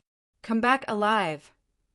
Without any hesitation, Marquis Ziyang instructed and rushed towards the royal city. You want to leave? Do you think it's that simple? Exalted, Li's eyes turned cold. His peepus strings moved, wanting to stop the former. Your opponent is me. The Bai Marquis took a step forward and slapped down with a flip of his palm. They were both half-step Xiantian, but they had completely different abilities. The moment the great Xia martial Marquis attacked, he shocked the Confucian sect music sovereign. The pipa flipped and blocked Wu Ho's palm power. With a loud explosion, the sky darkened. The blood that dripped from Pobo's body was a sign that he was at a disadvantage in terms of cultivation level. His clothes were stained with blood, but it could not stop his unyielding fighting spirit. Protect the martial Marquis. The remaining personal guards moved forward, wanting to protect the martial Marquis. Reckless. Exalted, Li's expression turned cold. His strings moved and a mysterious sound spread out. His body exploded and dyed the surrounding ground red. Both of you, back down. The Bai Marquis stood up and said, Martial Marquis. The 2 personal guard leaders said anxiously, Back down. The Bai Marquis said in a deep voice, Back down. The 2 of them ordered with a heavy pain in their hearts. The remaining 100 personal guards quickly retreated. In just 2 moves, the most elite personal guards of the Martial Marquis were almost wiped out. The terror of a 4th tribulation Xiantian expert was undeniable. I only know how to die for the country on the battlefield. Why do I need to die on the battlefield? The last words were the portrayal of the great Xia Martial Marquis' life of perseverance. The Bai Marquis took a step forward, and a bloody mist surged around him. Exalted, Li looked at the blood-stained figure in front of her. For some reason, a heavy feeling rose in her heart. An opponent who was just a half-step Xiantian expert, an ant that she could destroy with a wave of her hand in the past, gave her an indescribable sense of unease at this moment. In the distance, the martial Marquis of Ziyang also seemed to have sensed something. He looked back and felt a sharp pain in his heart. He knew that from today onwards, another companion had left them. On the road ahead, the Confucian experts who had been lying in ambush for a long time appeared and blocked the martial Marquis of Ziyang's path. An endless stream of figures blocked all the paths ahead. The martial Marquis of Ziyang's figure did not stop and charged into the sea of people. The Bai Marquis had risked his life to fight for a chance of survival for him. How could he stop here? The spurting of blood was the last color that the Confucian experts could see. The martial Marquis of Ziyang was extremely murderous and solemn, turning the encirclement into a massacre.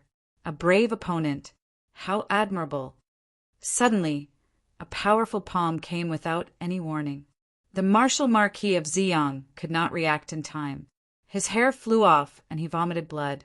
The three heads of the current generation appeared at the same time and surrounded the martial Marquis of Ziyang, blocking his last hope. The two marquises were trapped. Their bodies dyed in blood. They had planned this for a long time and had no way out. They were determined to kill the two martial marquises of Grancia. A bloody mist fell, and the Bai Marquis' body moved along with it. In an instant, a blood figure appeared and struck out with a palm. Its power was dozens of times stronger than before. The short burst of cultivation that he had obtained by burning his life force was no longer restricted by the karma of killing. He had completely stepped into the Xiantian realm. The terrifying power caused the heavens and earth to lose their color. Sovereign Lu blocked with a palm. With a boom, he was also forced back a step by this powerful palm. His blood and qi surged. The martial Marquis' mouth turned red again, but he did not retreat half a step. His fists were heavy and his palms were strong, each strike stronger than the one before. Damn it! Sovereign Lu kept blocking. He did not have enough time to play the pipa in his hand.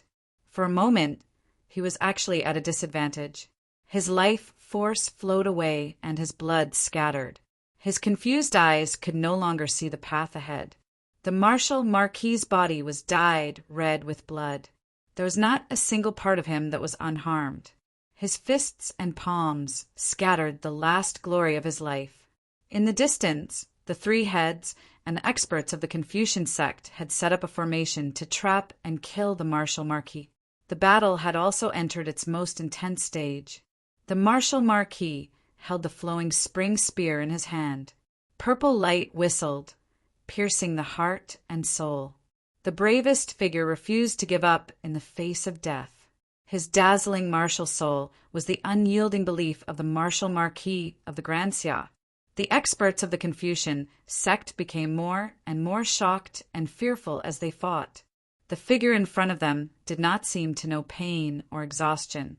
No matter how serious his injuries were, he never fell. At the peak of the 9 heavens, Ning Chen was trapped in the chaotic flow of space. His expression became more and more anxious as he rushed forward step by step. Spear shadows and saber light constantly clashed. The saber shattered and he was sent flying. The encirclement could not stop the martial Marquis' heart from returning. Only by fighting could he carve out a bloody path. Sovereign Li's fury grew. Facing 2 half-step Xiantian experts, he had been delayed for so long. It was unforgivable. Taking a palm head-on, Sovereign Lu retreated 30 meters. His right hand pulled, and the 4 strings of the pipa moved together. A terrifying sound shook the heavens and earth. 4 world awakening sounds, heaven and earth burial. Sand churned and the earth sank. The unavoidable and unstoppable sound spread out, causing the heavens and earth to let out a mournful cry. Was this the end?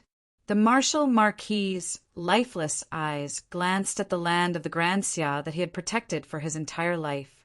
He had no regrets in this life. Life is fated, death is a wheel. Life and death are reincarnated. The yellow springs open the path. Blood spurted out, opening the path of no return. The martial Marquis' bloody light illuminated the world. With a loud bang, sand filled the sky and the ground collapsed.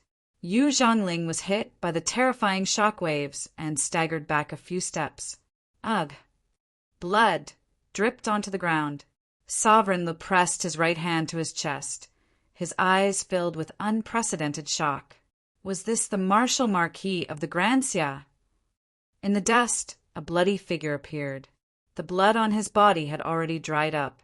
His consciousness was fading, but he was still unwilling to fall.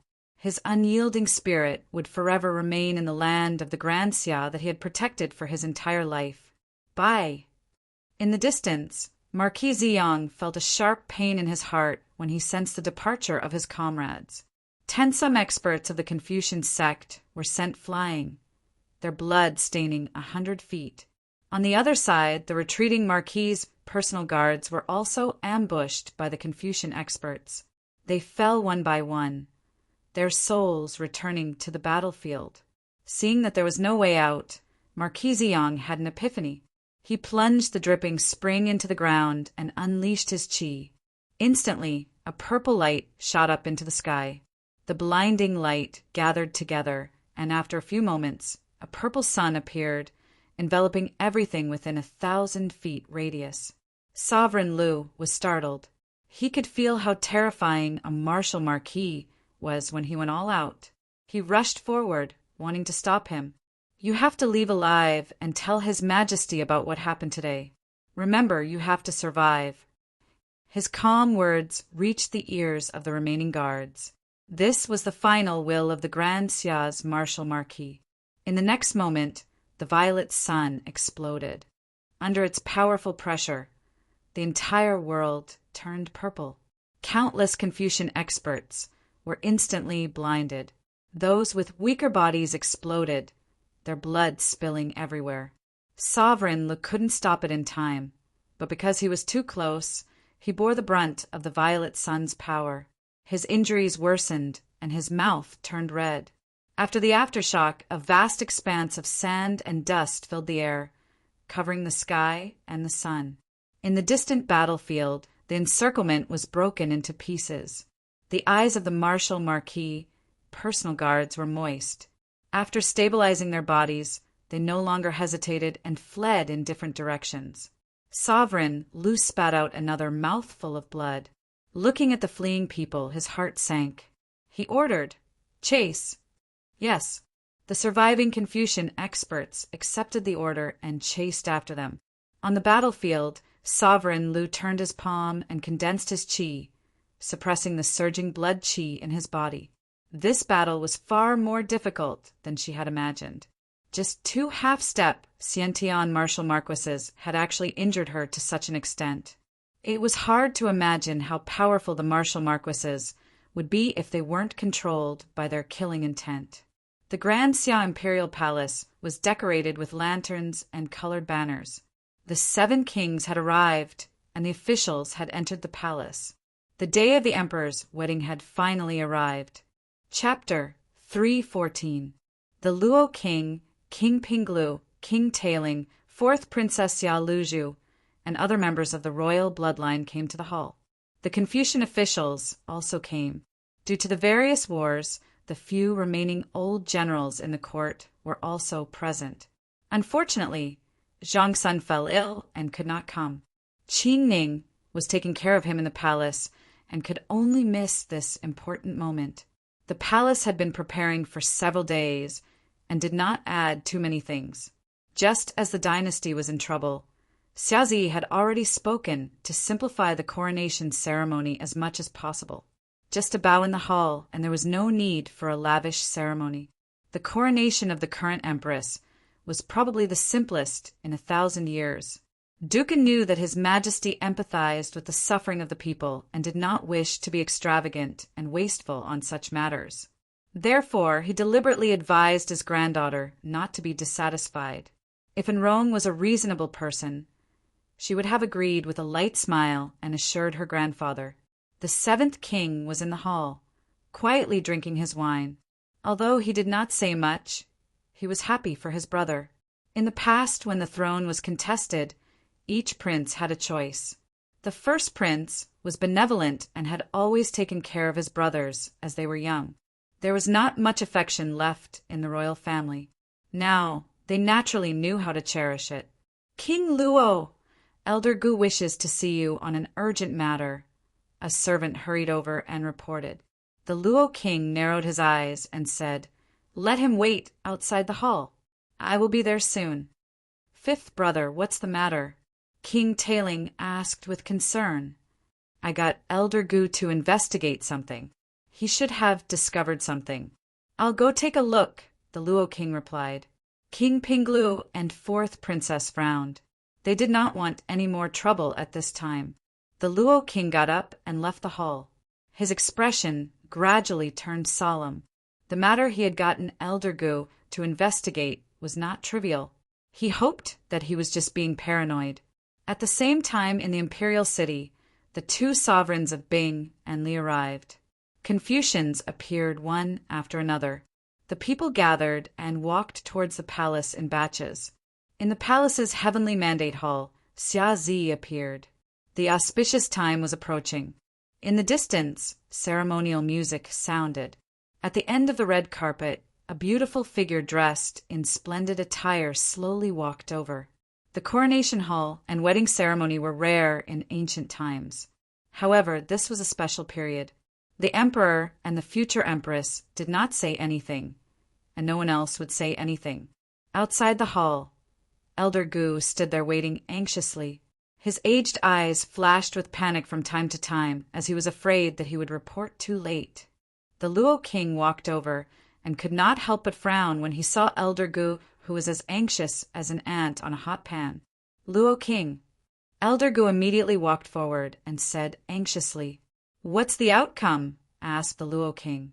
"Luo king, your blood also contains the poison of the Hualuo flower," said Elder Gu with a look of panic.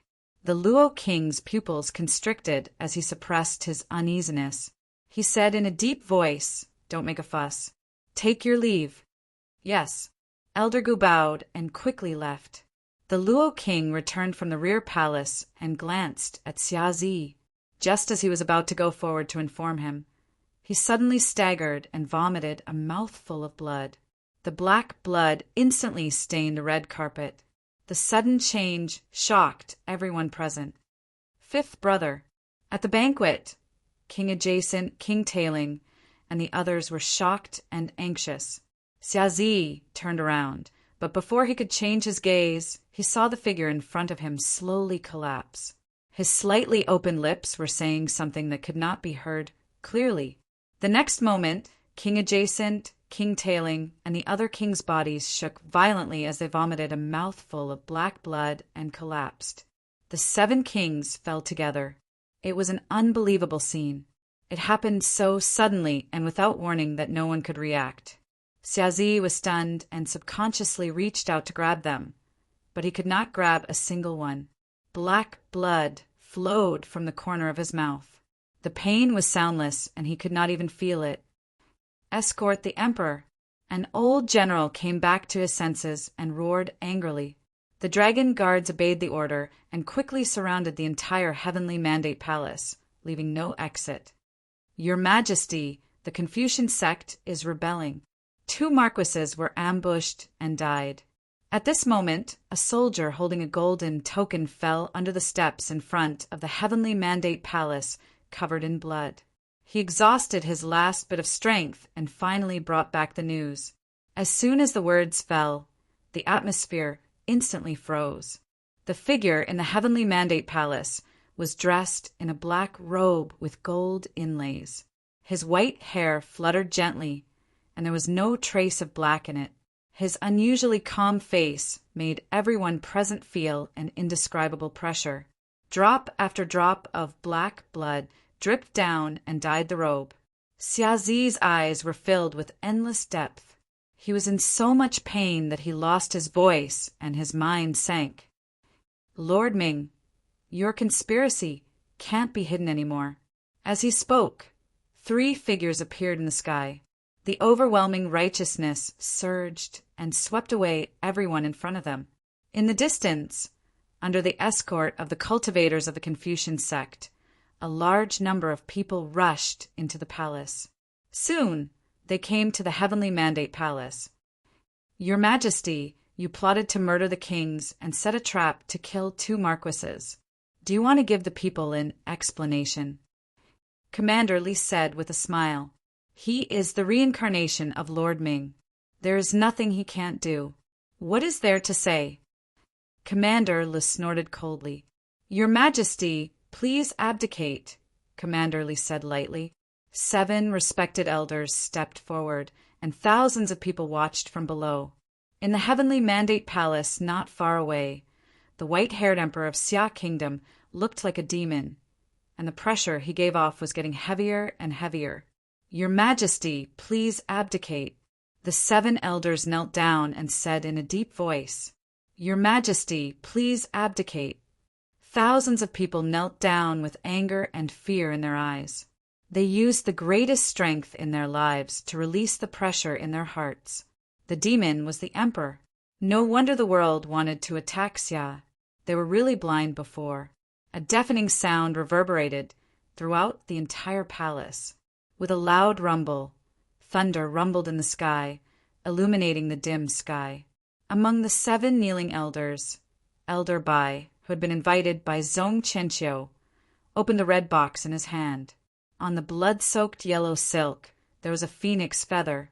The blood hadn't completely dried yet, making it exceptionally dazzling. The phoenix feather that Xia Xinyu always carried with her had never left her body. Now that it was stained with blood, it had lost all its vitality. "Your Majesty, please abdicate." Elder Bai's voice was trembling. "Huh?" Xia Zi's pitch-black eyes trembled slightly. A moment later, a low laugh came out. It became louder and louder, heavier and heavier. It was so crazy and so sad. The heart-wrenching words and the heart-wrenching scene caused the ruler's final perseverance to crumble. Terrifying demonic aura soared into the sky, and there was no longer any obstruction. The crown on his head shattered, and his white hair stood on end and danced wildly in the sky. He had painstakingly hidden and suppressed it. He had wholeheartedly protected the people of Xia, but this was the result. At this moment, it was laughable. The emperor lost his heart due to grief. He had fallen to the demonic path and would forever be an Asura. Zhang's son, who had dragged his sick body over, saw this scene. His pupils shrank, and he anxiously called out. However, the emperor couldn't hear him anymore. Demonic patterns appeared, and a drop of demonic mark appeared between the emperor's eyebrows. It was as red as blood. Step by step, the emperor's footsteps were as heavy as mountains. The heavens shook and the earth shook. It was as if the king of hell had descended. Several officials in the hall couldn't bear the terrifying demonic aura. Their bodies exploded, and blood spilled all over the hall. Fear, fear, and still fear. Countless pairs of eyes were filled with fear. The kneeling people no longer cared about Emperor Xia or King of Hell. They got up and ran. However, under the surging demonic aura, any struggle was too late. Step by step, the emperor's footsteps were as heavy as Mount Tai. With every step, hundreds of people exploded. Flesh and blood scattered everywhere. The smell of blood filled the air. The heavens couldn't bear it and used rain to cover the tears of blood in the emperor's eyes. The heavy rain covered everything in front of him. In the heavy rain, the 1,000-year-old heavenly mandate palace collapsed. It symbolized the glory of this 1,000-year-old dynasty. At this moment, it had completely fallen into the dust. The imperial edict that was crushed under the ruins could no longer be issued. Along with the collapsed heavenly mandate palace, it was forever buried in the darkness. Countless bones and blood flowed along with the rain, constantly washing the ground of the imperial palace. In front of the emperor, it had become a complete hell. Step by step, he stepped over the bones. Outside the imperial palace, Luofei, who was rushing back, saw the terrifying demonic aura in the imperial palace. Her expression changed, and her speed suddenly increased. On the other side, Ningqin finally rushed back from the 4 extremes. His figure flashed as fast as the light of water, disappearing in the blink of an eye. His anxious heart became more and more uneasy, and his figure sped up. In the imperial palace, the imperial army of Great Xia didn't dare to stop the emperor, the people didn't dare to stop him, and the 3 Confucians didn't dare to stop him. The demonic emperor of Great Xia had an extremely terrifying aura. In an instant, he surpassed the limits of the 4th and 5th tribulations, breaking through several barriers. Luofei arrived first. Seeing the emperor's white hair stained with blood and completely demonic, she couldn't help but sigh. In the end, he had still come to the step. Ningqin arrived later. Seeing the figure in the bloody bones, his pupils shrank. He stepped forward, wanting to wake his good friend, but was blocked by a beautiful figure. Since Great Xia failed him, he belongs to the Eternal Night sect from now on. He has nothing to do with Great Xia, Luo Fei said lightly. Ning Chen was furious. He slashed out with his sword, and the sword will surged, shaking the heavens and the earth. Scroll of the moon, silent moonfall. Luo Fei flipped her delicate hand, and the moonlight bloomed to the extreme. A bright moon rose, illuminating the world. The scroll of the moon technique reappeared in the world. In an instant, where the moonlight shone, everything was silent and still. Her sword was temporarily restrained. Luo Fei flipped her palm and pushed the person in front of her back. Immediately, she urged the curse with both hands. A faint light shone, and she disappeared with Xia Zi in an instant. Ning Chen steadied himself, but it was too late to stop the two of them from leaving. His monstrous anger continued to shake, and the rumbling of thunder resounded through the 9 heavens. At this moment, there was also fear. Looking back at the heavenly mandate palace, he saw that it had been reduced to ruins. On the flowing blood, a dark red feather drifted with it, gradually drifting into the distance. Ning Chen walked up the stone step by step. Looking at the ruins in front of him, he clenched his right hand, and in the rumbling of the earthquake, a sword with dim autumn light flew out and stuck in front of him.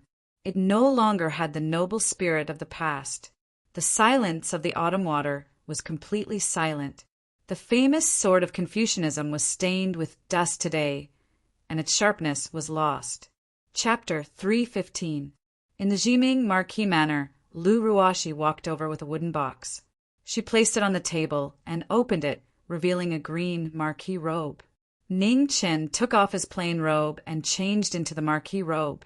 He then took the silent autumn waters and left. In the Confucian Dragon Garden, the 3 sovereigns were solemn. Everyone knew that the Jiming Marquis had returned and would definitely make a big fuss about Xia Zi.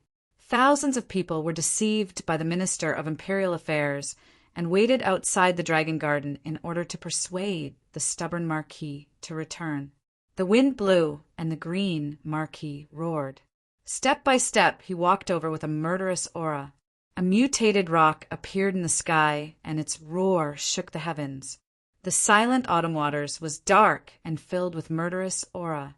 Ning Chen was furious, and his murderous aura reached a terrifying level. Thunder roared and lightning flashed in the sky. Marquis, you can't continue to be stubborn and kill people for the reincarnation of Hell King. An old man mustered up his courage and shouted. Generations of Marquis were loyal and righteous. They had spent their lives protecting the people of Xia. Therefore, although the people present were afraid, they were not too afraid. However, they were all wrong. Ning Chen did not stop. Wherever his sword passed, the people in front of him would explode. Blood and bones flew everywhere. The green Marquis robe fluttered in the wind. At this moment, he was cold and emotionless. Marquis were loyal and righteous, but there was one exception. The only reason why Ning Chen was willing to protect these people was because the people he cared about were the people. However, compared to the people he cared about, they were worthless.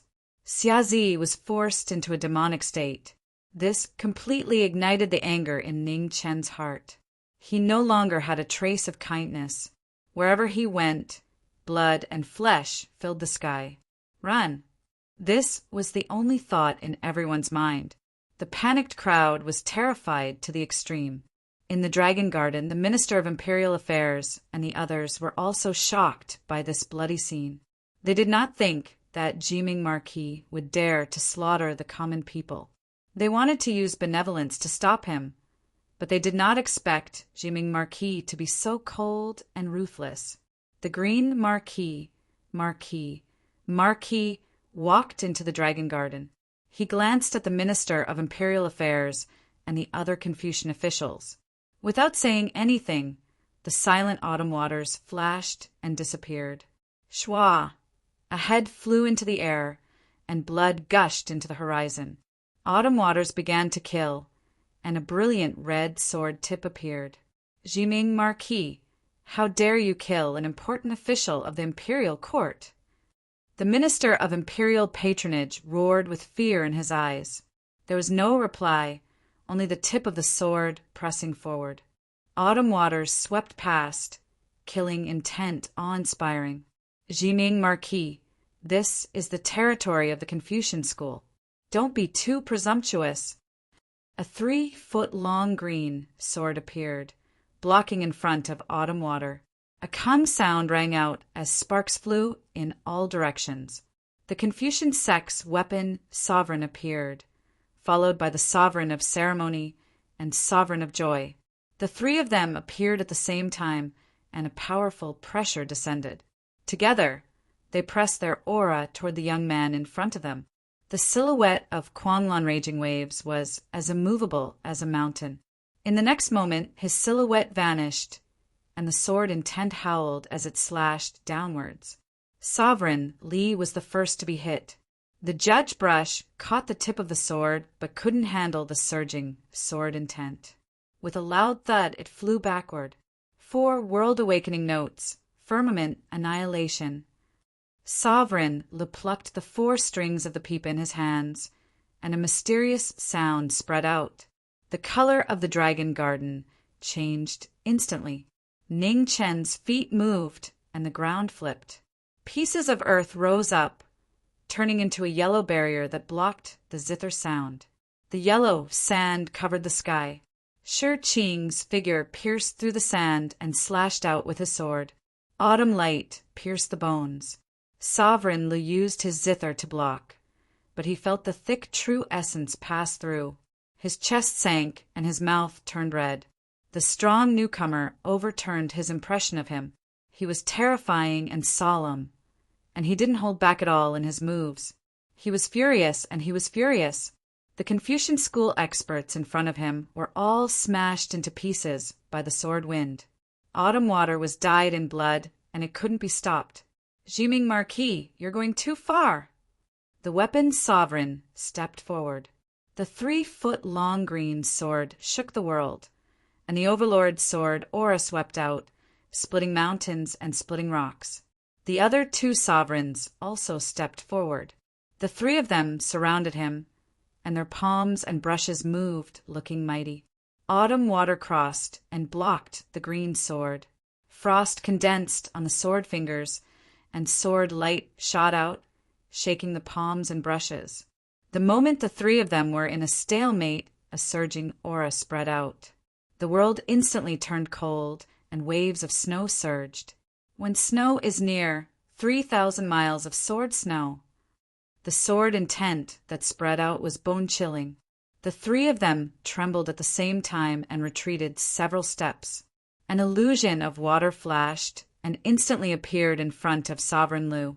The sword fingers pierced through his chest like the sharpest sword. Bang! Blood poured out from his back. Sovereign Li's eyes froze, and blood dripped from his mouth. He looked unwillingly at Long Yuan. How could it be like this? How could it be like this? Her body exploded, scattering all over the sky. From then on, the pride of the Confucian sect vanished into thin air. Sovereign Lu! The weapon sovereign and Li sovereign's expressions were pained. The unstoppable figure terrified everyone present. The Confucian school experts gathered, and the heaven-trapping formation was activated once more. The 4 sovereigns held the Confucian school's golden medallion and activated the righteous energy in the world.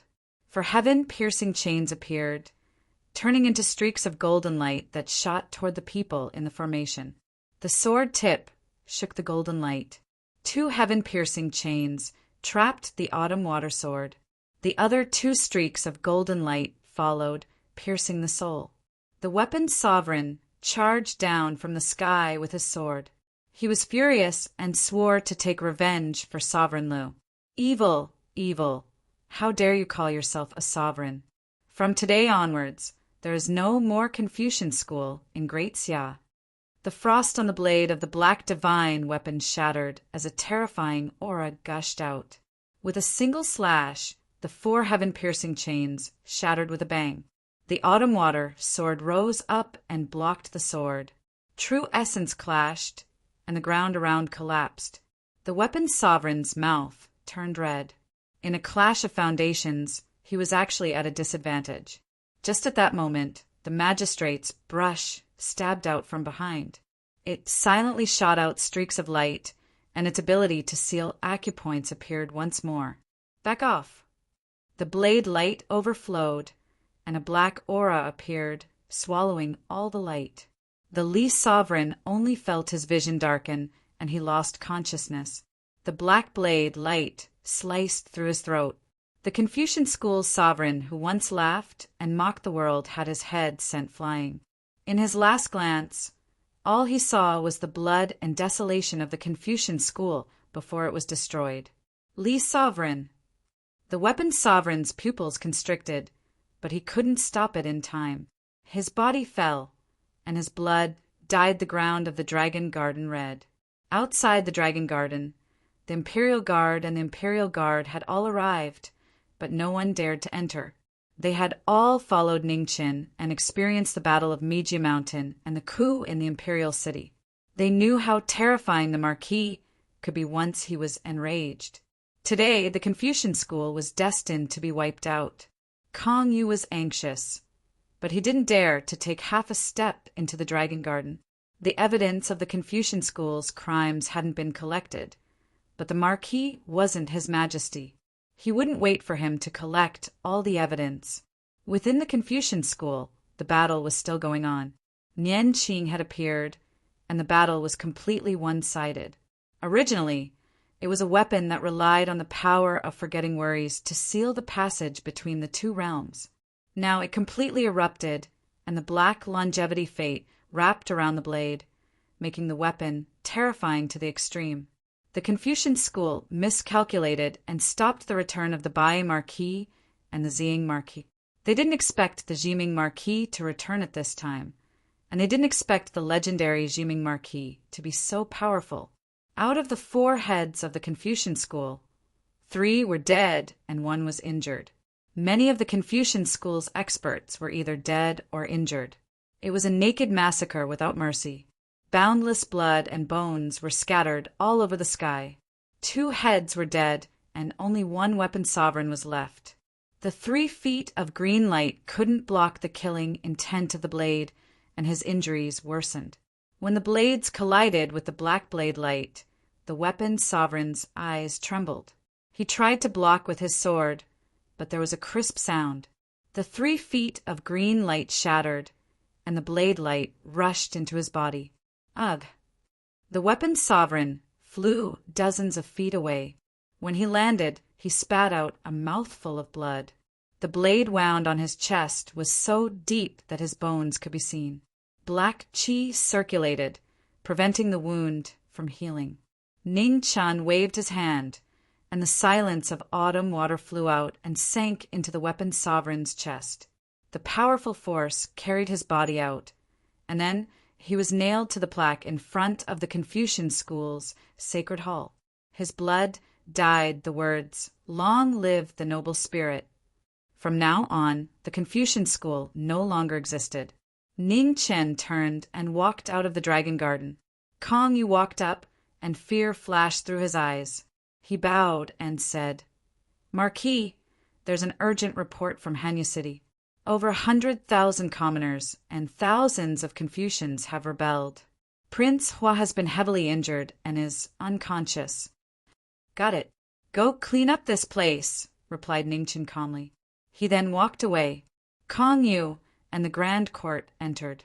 With just a glance, they were completely shocked by the scene inside. There was blood everywhere and broken limbs were everywhere. It was like the most terrifying hell. There were practically no survivors. The only survivor was the current head of the weapon sovereign. His eyes were dull. He had clearly been scared silly. "Don't just stand there. Clean it up," Kong Yu ordered. He knew that this matter had blown up.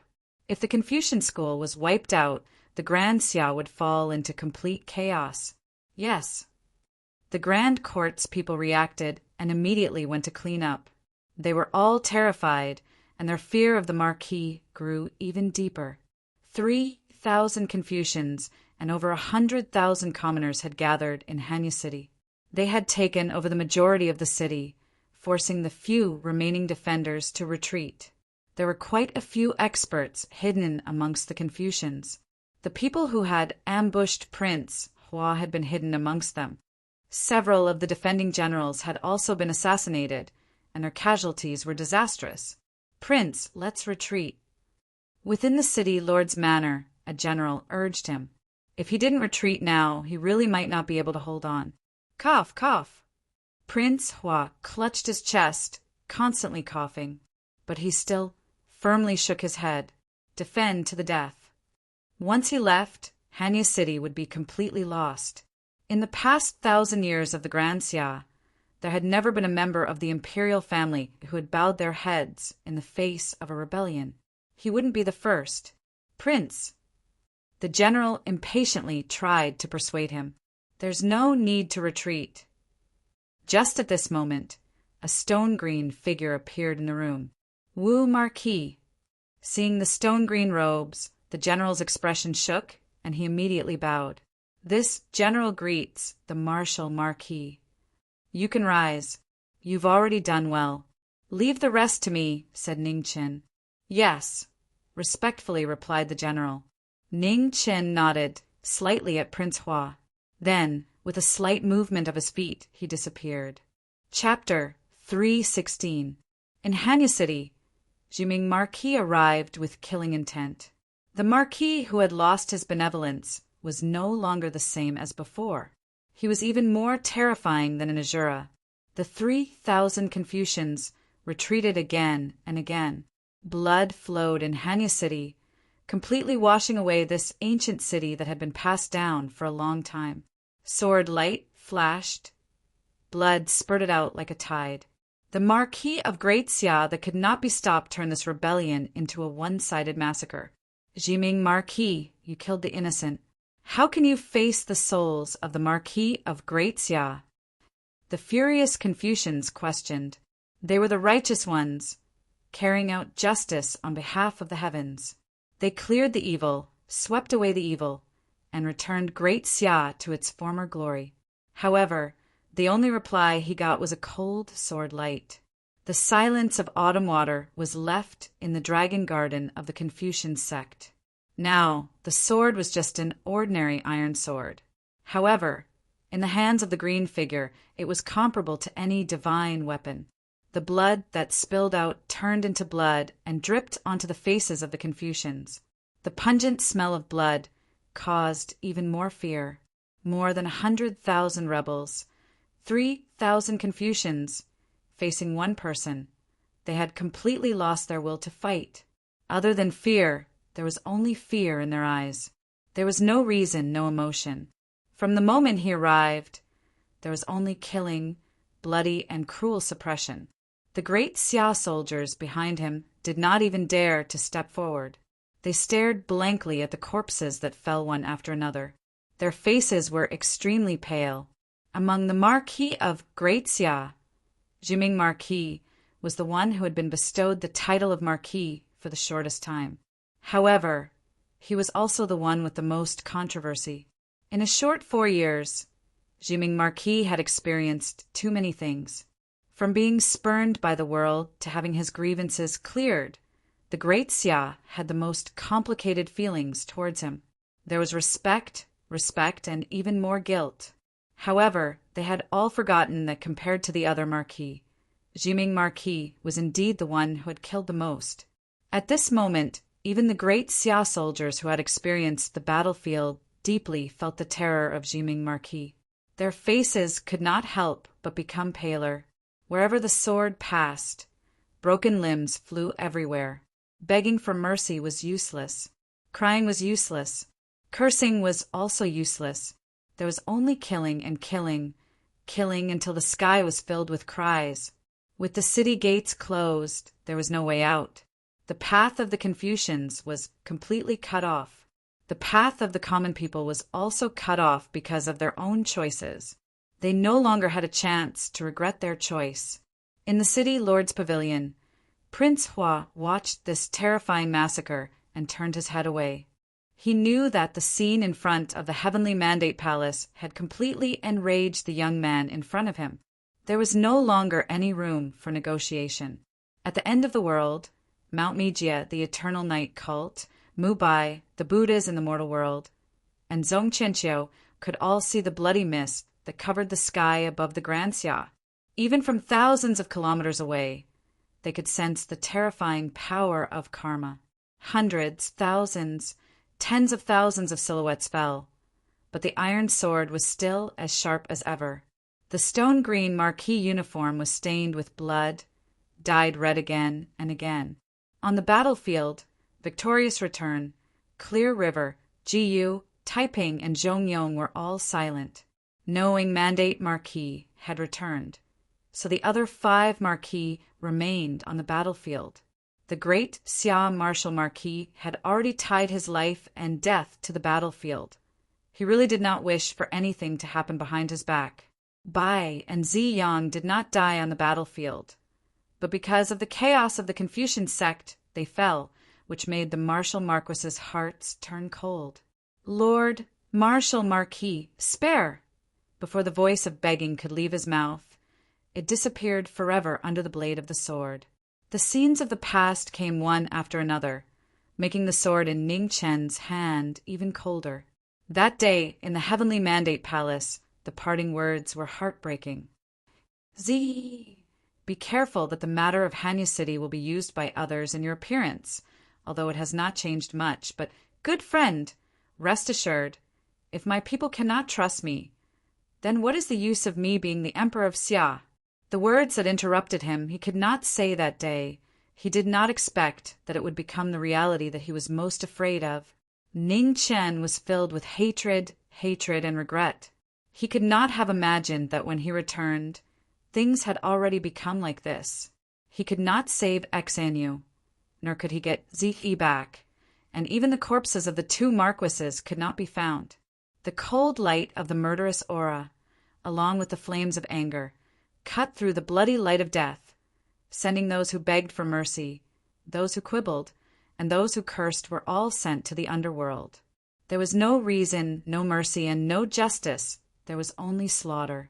In the past, the emperor was merciful, thinking that if he put himself in other people's shoes, he would always be sincere, but he did not expect that in the end he would be forced into the demonic path by his own people.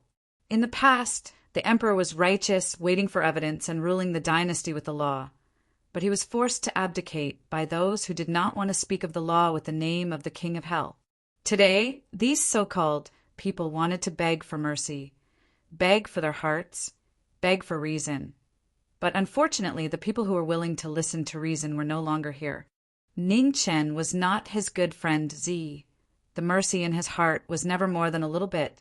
With a slash of the sword, blood spurted out like a fountain, rising more than 3 meters high. Unwillingness, resentment, regret, all the phenomena of the world in the last moment of life were so clear. Shi Qing's figure moved among the crowd. Every slash of the sword would cause a large number of people to fall. The sight was filled with blood, flowing in the city like a small river, extremely dazzling to the eye. Lord Marquis, please spare us. Under extreme fear, the figures kneeled down one after another, crying, kowtowing, shouting themselves hoarse. It was too late for regrets. Not long after, tens of thousands of people all knelt down in fear, begging. They were completely scared out of their wits by the person in front of them. Broken limbs were everywhere. The entire great wisdom city was like an Azura hell, causing people to be unable to raise any thoughts of resistance. Ning Chen did not have any expression on his face. Just as the sword in his hand was about to move again, a slender hand appeared and lightly pressed down on the sword. "Stop, it's enough." Qing Ning appeared, looking at Ning Chen, who was covered in blood. A trace of tears appeared in her eyes. Prince Hua dragged his heavily injured body over with the help of the general. He looked at the young man holding the blood sword and said, "Jiming, Marquis, leave the rest to me. Even if you kill them all, what's done can't be undone." Ning Chen glanced at the 2 of them. Waving his hand, his sword flew out, stabbing into the city wall with a bang. Let's go back to the palace. After speaking, Ning Chen turned and left without looking back, leaving behind countless terrified gazes, not daring to get up for a long time. In Weian Palace, Ning Chen returned to the palace for the first time since the change in the palace the day before yesterday. Looking at Zhang Sun in front of the bed, he knelt down deeply. Lady, Ning Chen came back late. His guilty words echoed in the room. Even someone as smart as Ning Chen did not expect such a big change to happen this time. Before leaving, he had warned her repeatedly, but now it was all gone. Zhang Sun reached out and touched the face of the person in front of her. The real touch made her feel a little warm in her heart. Lady, please don't worry. I will definitely bring Sinew and Zi back. Looking at Jiang Suin's haggard face, Ning Chen's heart ached and he promised. After an hour, Ning Chen left Weiyang Palace and went straight to the Lord Protector's manor. The collapsed Heavenly Mandate Palace was so dazzling that the figure in the distance had a murderous aura that penetrated deep into his bones. In the first hall of the Eternal Night Divine Sect, many generals stood. On the high throne, a white-haired figure sat quietly. The demonic mark between his eyebrows was as red as blood, and his deep and dark eyes always gave people a kind of heavy feeling that could not be dissolved. Below, Zhong Qianqiu bowed politely and said, "Welcome, Demon Lord." "Welcome, Demon Lord."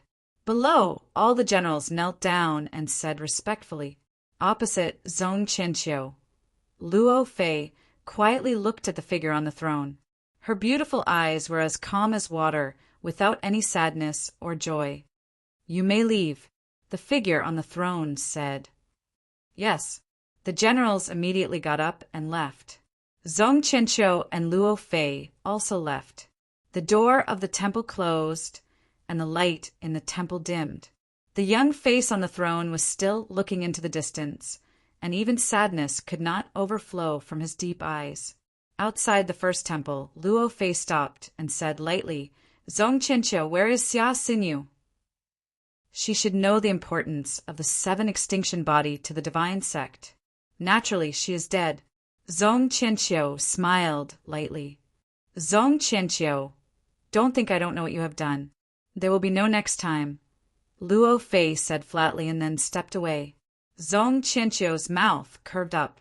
He looked back at the temple behind him and then walked towards the abyss of darkness. Under the demon god statue, a dark atmosphere rose. A row of stone coffins was faintly discernible in the dark qi. "Zhong Qianqiu, you have brought him," a supreme and noble voice said calmly from the dark qi. "Master, I have brought him back. But he was once the emperor of the Grand Xia. Can we trust him?" Zhong Qianqiu knelt and respectfully asked. "It's fine. His mind has been completely devoured. It is impossible for him to wake up," the dark qi said. In the Marquis mansion, Ning Chen returned. Lu Ruashi stepped forward and took off his blood-stained robes, changing into his usual plain clothes. "Lord Marquis, Department Head Tai Li requests an audience," the old steward said respectfully. "Let him in," Ning Chen said. The old steward obeyed. Not long after, he brought Kong Yu in and then withdrew. "Lord Marquis," Kong Yu respectfully bowed. "What is it?" Ning Chen asked. "The evidence of the Confucian sect embezzling the treasury, forming factions, and attempting to rebel has been gathered. However, the superior Sirius flower and dark Sirius flower that poisoned the kings have not been found," Kong Yu respectfully said. "Didn't I leave you a soldier commander token?" Ning Chen coldly asked. Kong Yu hesitated for a moment before saying, "This person seems to have gone mad. We interrogated him for a long time, but all he said was some crazy words.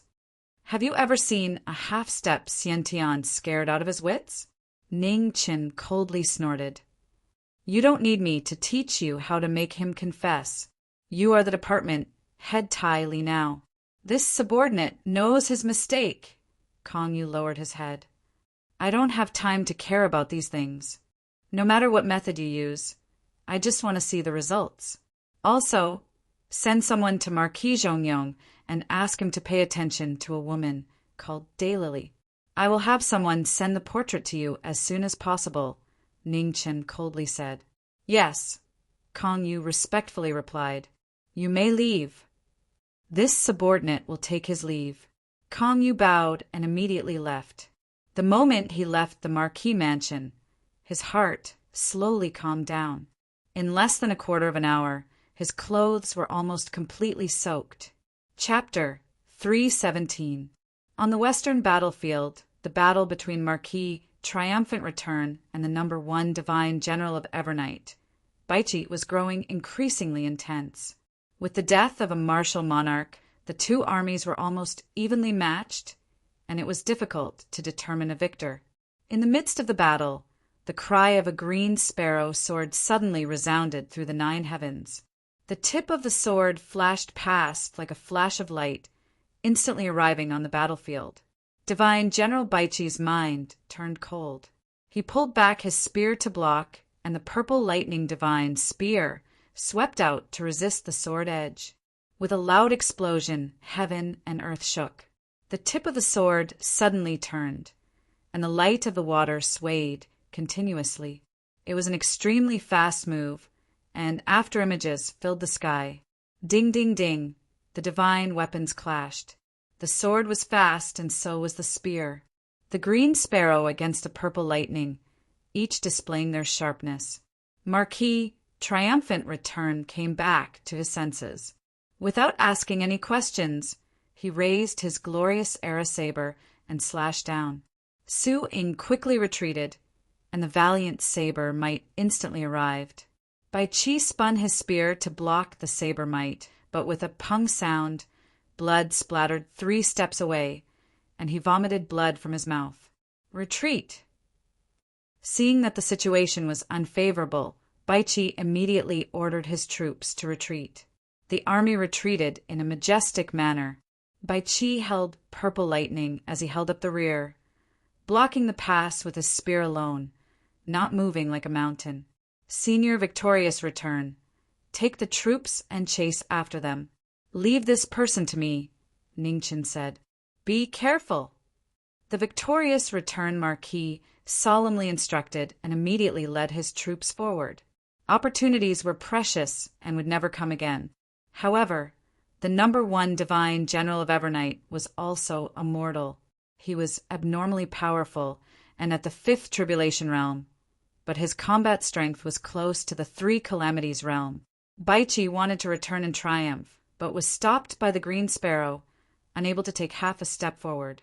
A martial Marquis against a Divine General. Both of their chi surged, a violent gust of wind surged, their might was shocking. The divine weapons clashed once again. The Green Sparrow and the purple lightning crisscrossed at high speed. The sonorous sounds of collisions rang out incessantly. The murderous aura threatened to seize one's soul.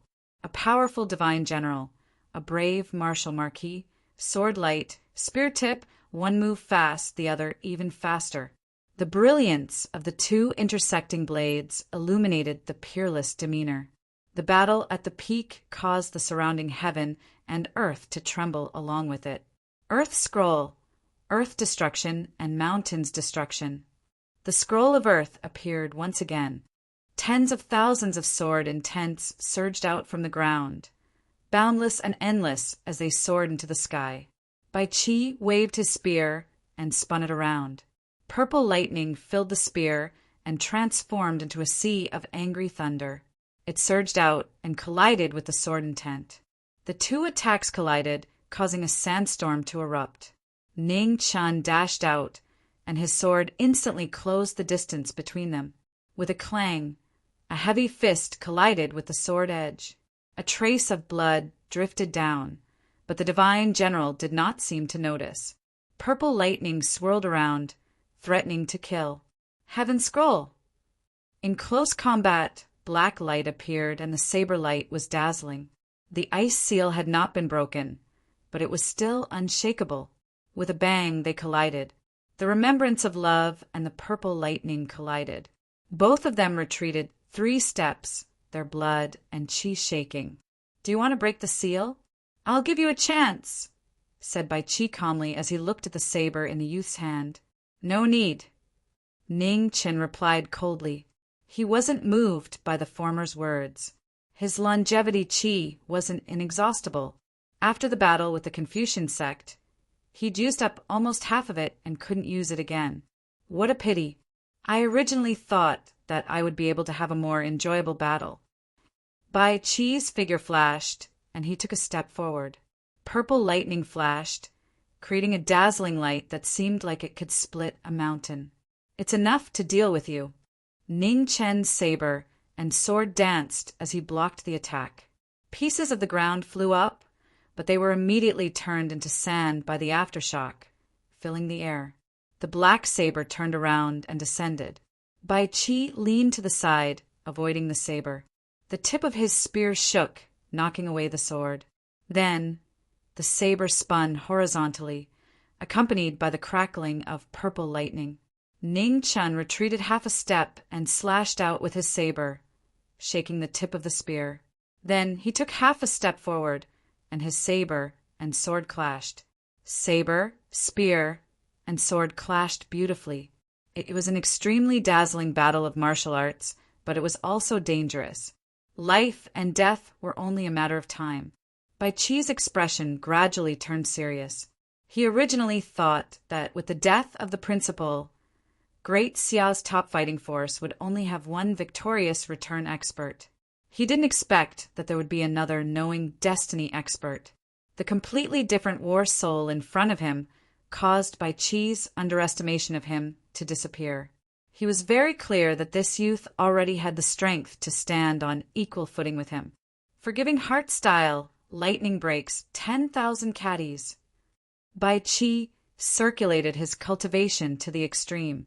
Purple lightning lingered on the tip of his spear, turning the area around him into an abyss of purple lightning. Ning Qin focused.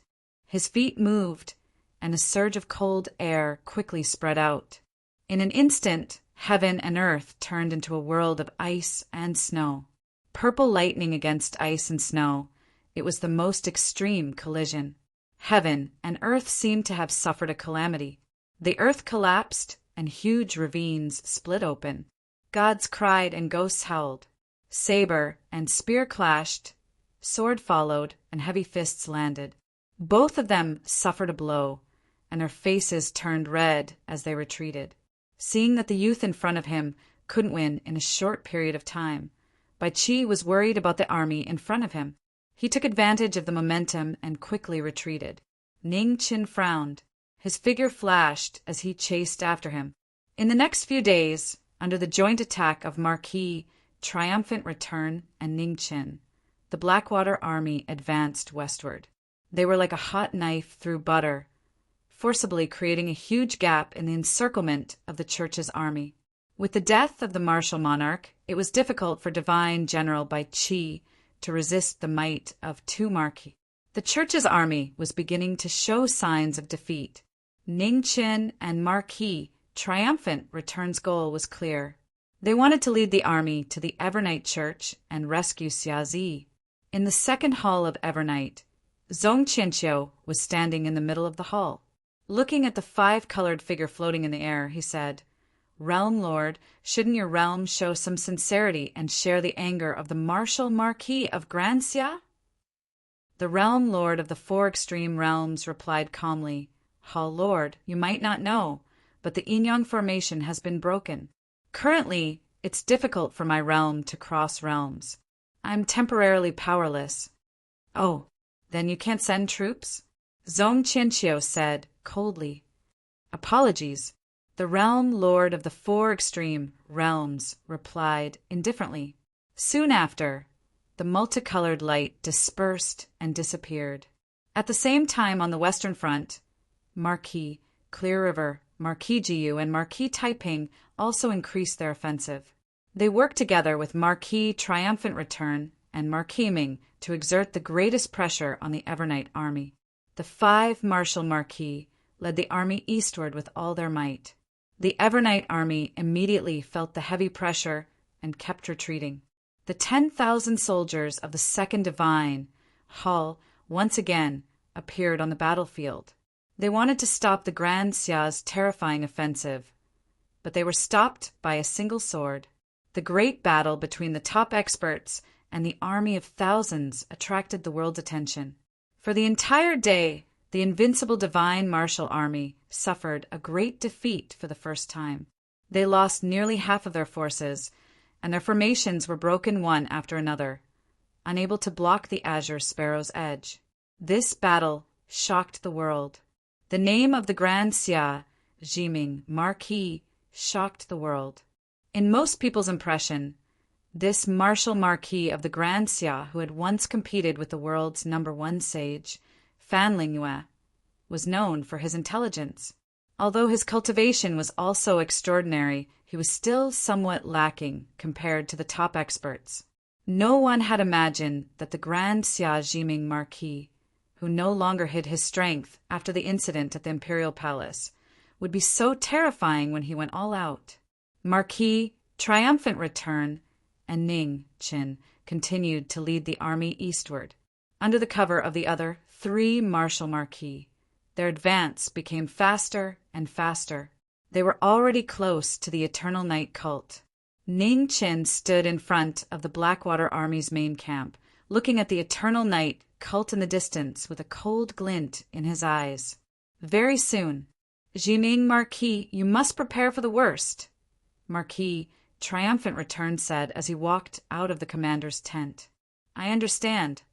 Ning Qin nodded. The night was slightly cold. The bright moon shone down on the ground like a waterfall.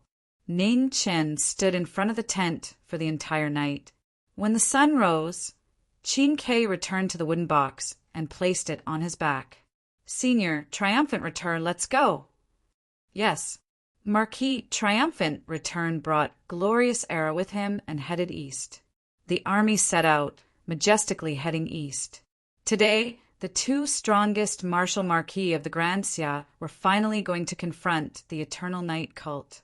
In front of the Eternal Night cult, one general after another walked out.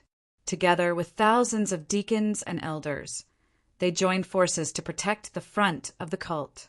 Facing the fury of the martial Marquis of the Grand Xia, their expressions became grave. The death of a martial Marquis greatly affected the cult. The 2 martial Marquis of the Grand Xia were unable to withstand the 3 disasters, causing the entire cult to feel heavy pressure. In the distance, 2 figures were walking side by side. One was overbearing and imposing, while the other was as calm as water. Their auras were different, but they were both undefeatable. The Grand Xia War God's cultivation was infinitely close to that of the 3 disasters, and he also had triumphant return's treasure, glorious era. His strength was extraordinary, and even ordinary 3 disasters experts would find it difficult to deal with him. On the side, the young martial Marquis, no longer hiding and scheming. After recovering from his injuries, he finally displayed a terrifying battle strength that shocked the world. Zhong Qianqiu and Bai Qi stood in front of the other generals. Looking at the 2 approaching figures, they didn't dare to be careless. One-on-one, the storm that arose would ultimately decide the result of this long and drawn-out war. Divine general against war god. Martial Marquis against the temple master. The great green sparrow sword flew out, and in the blink of an eye, it arrived in front of Zhong Qianqiu. Develop yin and yang, form the 4 divisions. There is no sun in the 8 directions. Borrow the power of the universe. Zhong Qianqiu once again used Divergent, and the formation opened. A huge 5-star light appeared under the 2 people's feet, constantly revolving, turning into rays of green light that blocked in front of them. Ning Chen's expression didn't change. The green sparrow frost sword increased its speed by 30%, and a sword pierced through the air, blocking the formation's power. Rays of green light blocked the sword, but they couldn't withstand the terrifying sword intent on the sword and showed signs of collapsing. Cracks appeared on the ground, and in the next moment, the light screen shattered. The sword was 3 feet in. Zhong Qianqiu retreated 10 steps. With a flip of his right hand, a green talisman appeared, summoning the power of heaven and earth to form for evil gods that trapped the person in front of him. A cold light flashed in Ning Chen's eyes. His watery shadow stepped out, and in a flash he dodged the evil gods and appeared in front of Zhong Qianqiu. The sword was cold, and as it slashed through the air, it was like a snowstorm, slashing across the killing light of death. Zhong Qianqiu's expression turned cold, and he retreated another 3 steps. This time he was slower by half a beat. A sword wound appeared on his chest and blood flowed out. When facing the same person again, their strength was completely different. Without the burden of injuries, Ning Chen was able to use his full strength. The green sparrow dance, killing light, filled the sky. On the other side, Baiqi was facing the great Xiao war god, and the situation wasn't looking good. The glorious era military knife suppressed the purple lightning. Although the victor had yet to be decided, defeat was only a matter of time. Zhong Qianqiu, you've lost this bet. It was at this time that the doors to the number 1 shrine of Evernight opened, and a beautiful figure appeared outside. She had said that there was no way she and Baiqi could stop the 2 furious marquises of Grand Xia. Zhong Qianqiu's expression sank as he withdrew from the battle. He glanced back at the shrine behind him and said, "Lady Zhong, you've won. Demon Lord, please take action." With that, the number 1 shrine of Evernight began to tremble. A white-haired figure walked out, his black robes fluttering in the wind, shocking everyone present. Chapter 318. The white-haired figure that descended from the divine palace had a pair of deep eyes that were as dark as an abyss. There was not the slightest fluctuation in his eyes. His black robes fluttered as he walked over step by step. A heavy aura reverberated through the battlefield. The Grand Xia's Blackwater Army generals were shocked. Was the person in front of them still the benevolent and upright crown prince of the past? There was no need to answer this question. A black demon sword flew out of the shrine and landed in the black-robed figure's hand. In an instant, the Grand Xia's generals were all forced back several steps. The demon's sword of reincarnation was even more powerful in the hands of the Devil Emperor. Its terrifying pressure made it difficult for people to breathe. "Welcome, Devil Emperor." The shrine's generals bowed. Divine General Baiqi also bowed respectfully. The divine sect respected strength, and this bow was enough to explain everything. Ning Chen's heart ached, but before he could speak, he saw a black figure appear in front of him. The demon's sword slashed down, causing the heavens to collapse and the earth to split. In that moment of crisis, Ning Chen subconsciously raised his sword to block. But with a boom, Z was sent flying and forced back several steps. Blood dripped from his injured right hand along the blade of his sword. With just one move, he had displayed a strength that made people tremble. "Friend, you've become weak." The cold words didn't contain the slightest trace of emotion. Only the sharpness of the demon sword pierced his heart. Marquis' triumphant return was shocked. He wanted to step forward to help, but he was blocked by a purple figure. "Marquis, triumphant return, you should be careful of yourself." Zhong Qianqiu coldly snorted and used his special technique to help Divine General Baiqi block the Grand Xia's war god. Purple lightning filled the sky, and with the support of the Sea of Lightning, it was even stronger. Marquis' triumphant return found it difficult to take even half a step forward. With the Devil Emperor joining the battle, the situation instantly changed. The Devil Emperor was no longer benevolent. His attacks were ruthless and unstoppable.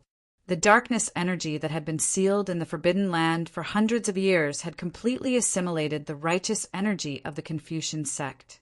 This allowed the Devil Emperor's cultivation to break through the limits of the 5 tribulations and reach the peak of the 3 calamities realm. The demonic sword danced, and black demonic energy curled around it. Each move was stronger than the last, and the murderous light was like a falling mountain, causing the universe to tremble. Ning Chen used his sword to block the attack, The green sparrow cried, unable to withstand the mighty demonic might. His former best friend had now drawn their swords against each other. Ning Qin felt a throbbing pain in his heart. His sword potential unconsciously weakened once more. Ah! The evil sword slashed across mercilessly. Ning Qin took half a step back, blood gushing out of his left shoulder. Not too far away, Luofei was quietly watching the battle. It was rumored that the great Xia Jiming Marquis was cold and heartless. But now, it seemed that no matter how cold a person's temperament was, there would still be times when they couldn't do anything. Ji Ming Marquis, since we are acquaintances, I'll give you a word of advice. If you don't want to die here, it's not too late to turn back now, Madame Luo calmly said.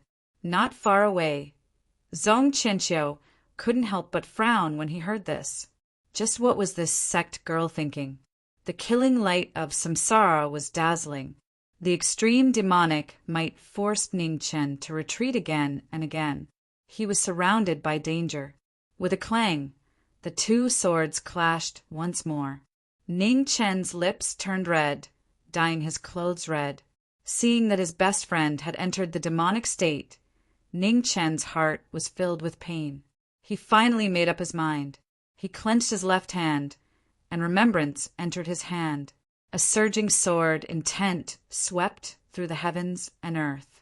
Saber potential appeared behind it. Frost descended from the heavens, creating a solemn scene. I'm sorry.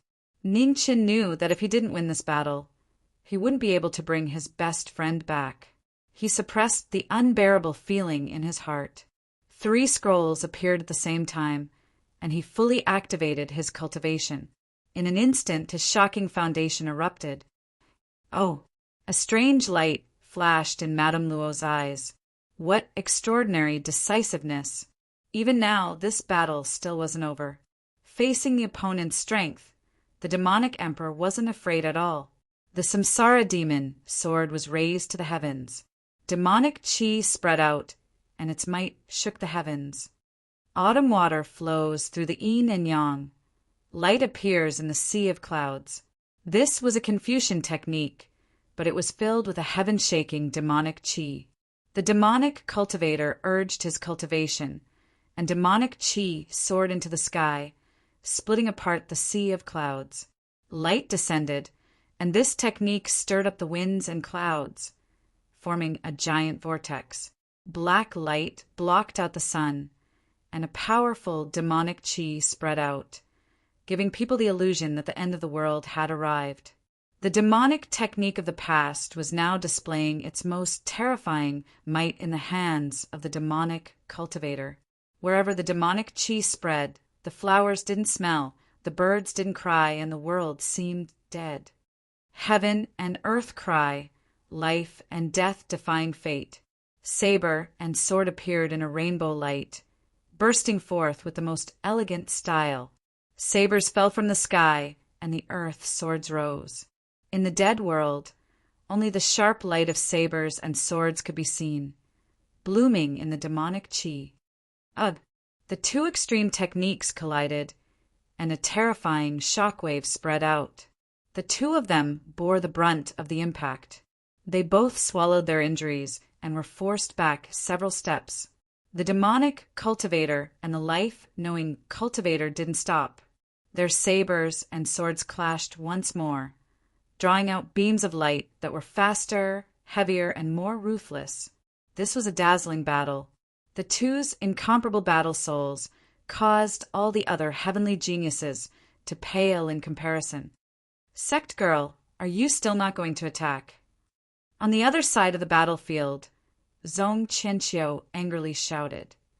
My matters aren't for you to meddle in, Luofei indifferently replied. Then are you going to meddle in Xia Sinyu's life? Zhong Qianqiu icily asked. The battlefield instantly changed. Ning Chen's body trembled, and he was immediately infuriated. The phoenix feather had appeared in the chaos of the imperial palace, but he hadn't been able to find Xia Sinyu's whereabouts. So it really had been the eternal night god sect that had secretly done this. When the demonic cultivator heard Xia Sinew's name, his eyes twitched. But in the next moment, demonic qi curled up once more, restoring the darkness. Outside the battlefield, Luofei's calm expression finally turned cold. Killing intent flashed in her eyes. Zhong Qianqiu, don't let me find out that you're lying to me. Otherwise, not even your status as a palace master will be able to save your life. As soon as she finished speaking, her figure shot out, instantly entering the battlefield. Moonlight flowed around her hands, shaking the blades of swords and sabers. Luofei's sudden appearance caused the balance of the battle to shift once more. The scroll of moon displayed a strange ability. Sabers and swords rapidly slowed as they approached.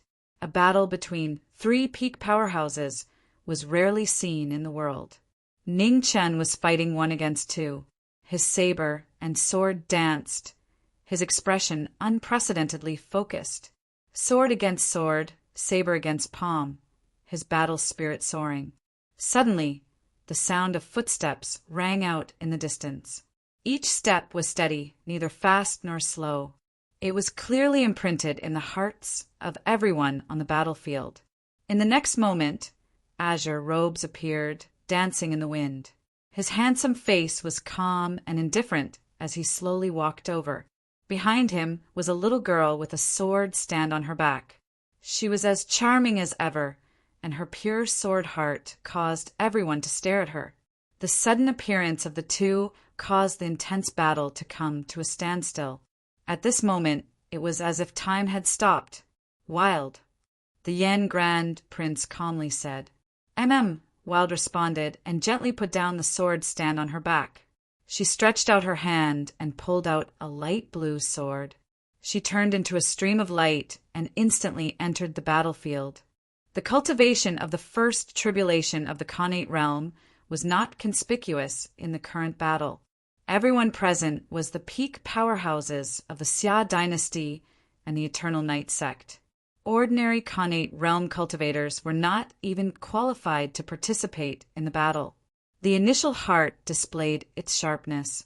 Her sword swept out, causing the peak powerhouses present to be shocked. The sword arrived in front of her in an instant. Luofei focused her mind, not daring to be careless at this moment. She activated the Scroll of Moon, intending to use her absolute cultivation to fight against the sword. However, the initial heart's sword seemed to have sensed it. Before the strong move could be made, the sword edge had arrived in advance. Luofei frowned and changed her palm stance again. Unexpectedly, the initial heart's sword edge changed accordingly, still anticipating the enemy's advance. It was extremely strange. With a bang, the sword and palm collided. The sword's momentum was endless, and the palm's momentum had yet to rise. It was actually a draw. The people present were not ordinary people. They could see the exquisiteness of the sword at a glance. At this moment, they were even more shocked. It was the first time they had seen a sword like this that predicted the enemy's advance and forcibly sealed the opponent's move. Ning Chen activated his remembrance and knocked away the demonic sword in front of his eyes. He took the opportunity to glance at the battle beside him and was also shocked by Man's sword move. Although it was only a short 1 or 2 moves, he could see that Man's cultivation was extraordinary. His opponent was Luofei. Even he had to focus on her, but Man was able to exchange blows with her for a short time. It was really incredible. Prince Yan stood outside the battle and looked at the battle in front of him. He nodded gently. Although diligence could make up for stupidity, talent was never something that could be ignored.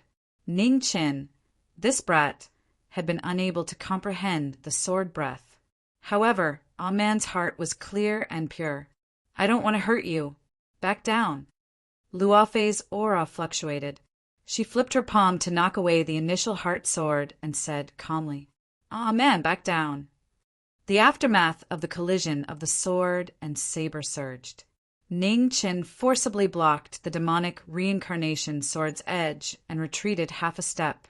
Man had truly become stronger, but his opponent was the eternal night god Sek's disciple. He couldn't last for too long. At this moment, Prince Yen flipped his right hand and condensed his sword fingers. Azure and red swords flew out, transforming into two streaks of light that landed on the battlefield. With a boom, everyone was pushed back. "All right, stop fighting." The two swords separated the two battles. The Grand Xia's current legend had taken action, instantly ending this battle. "Senior." Ning Chen's expression became anxious. "There's no need to say anything." Prince Yen waved his hand to interrupt him. Looking into the depths of the eternal night god Sect, a light flashed in his eyes. "Eternal night god Sect's leader, are you still not coming out?" Heaven and earth changed colors as a powerful aura slowly awakened. A moment later, a dignified voice resounded throughout the world. "Grand Xia's Prince Yen, you really didn't disappoint me." Behind the second hall of Evernight, a third divine hall rose from the ground amidst loud rumbles. The majestic and magnificent divine hall resonated with the first and second divine halls from afar, creating a spectacular sight. The third shrine of the eternal night god Sect had finally appeared in the mortal world. "It's him." Ning Qin immediately reacted. He recognized this aura. Back then, he had felt the same when he had used that palm. It was shockingly powerful.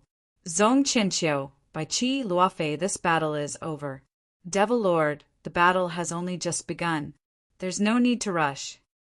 A calm voice rang out from the third shrine. "Yes, Father." Luofei respectfully bowed. Since Sect Master said to stop, Qianqiu naturally wouldn't dare disobey. Zong Qianqiu's lips curled into a mysterious smile. Xia Zi didn't reply. He took out his demonic reincarnation sword and returned to the first shrine.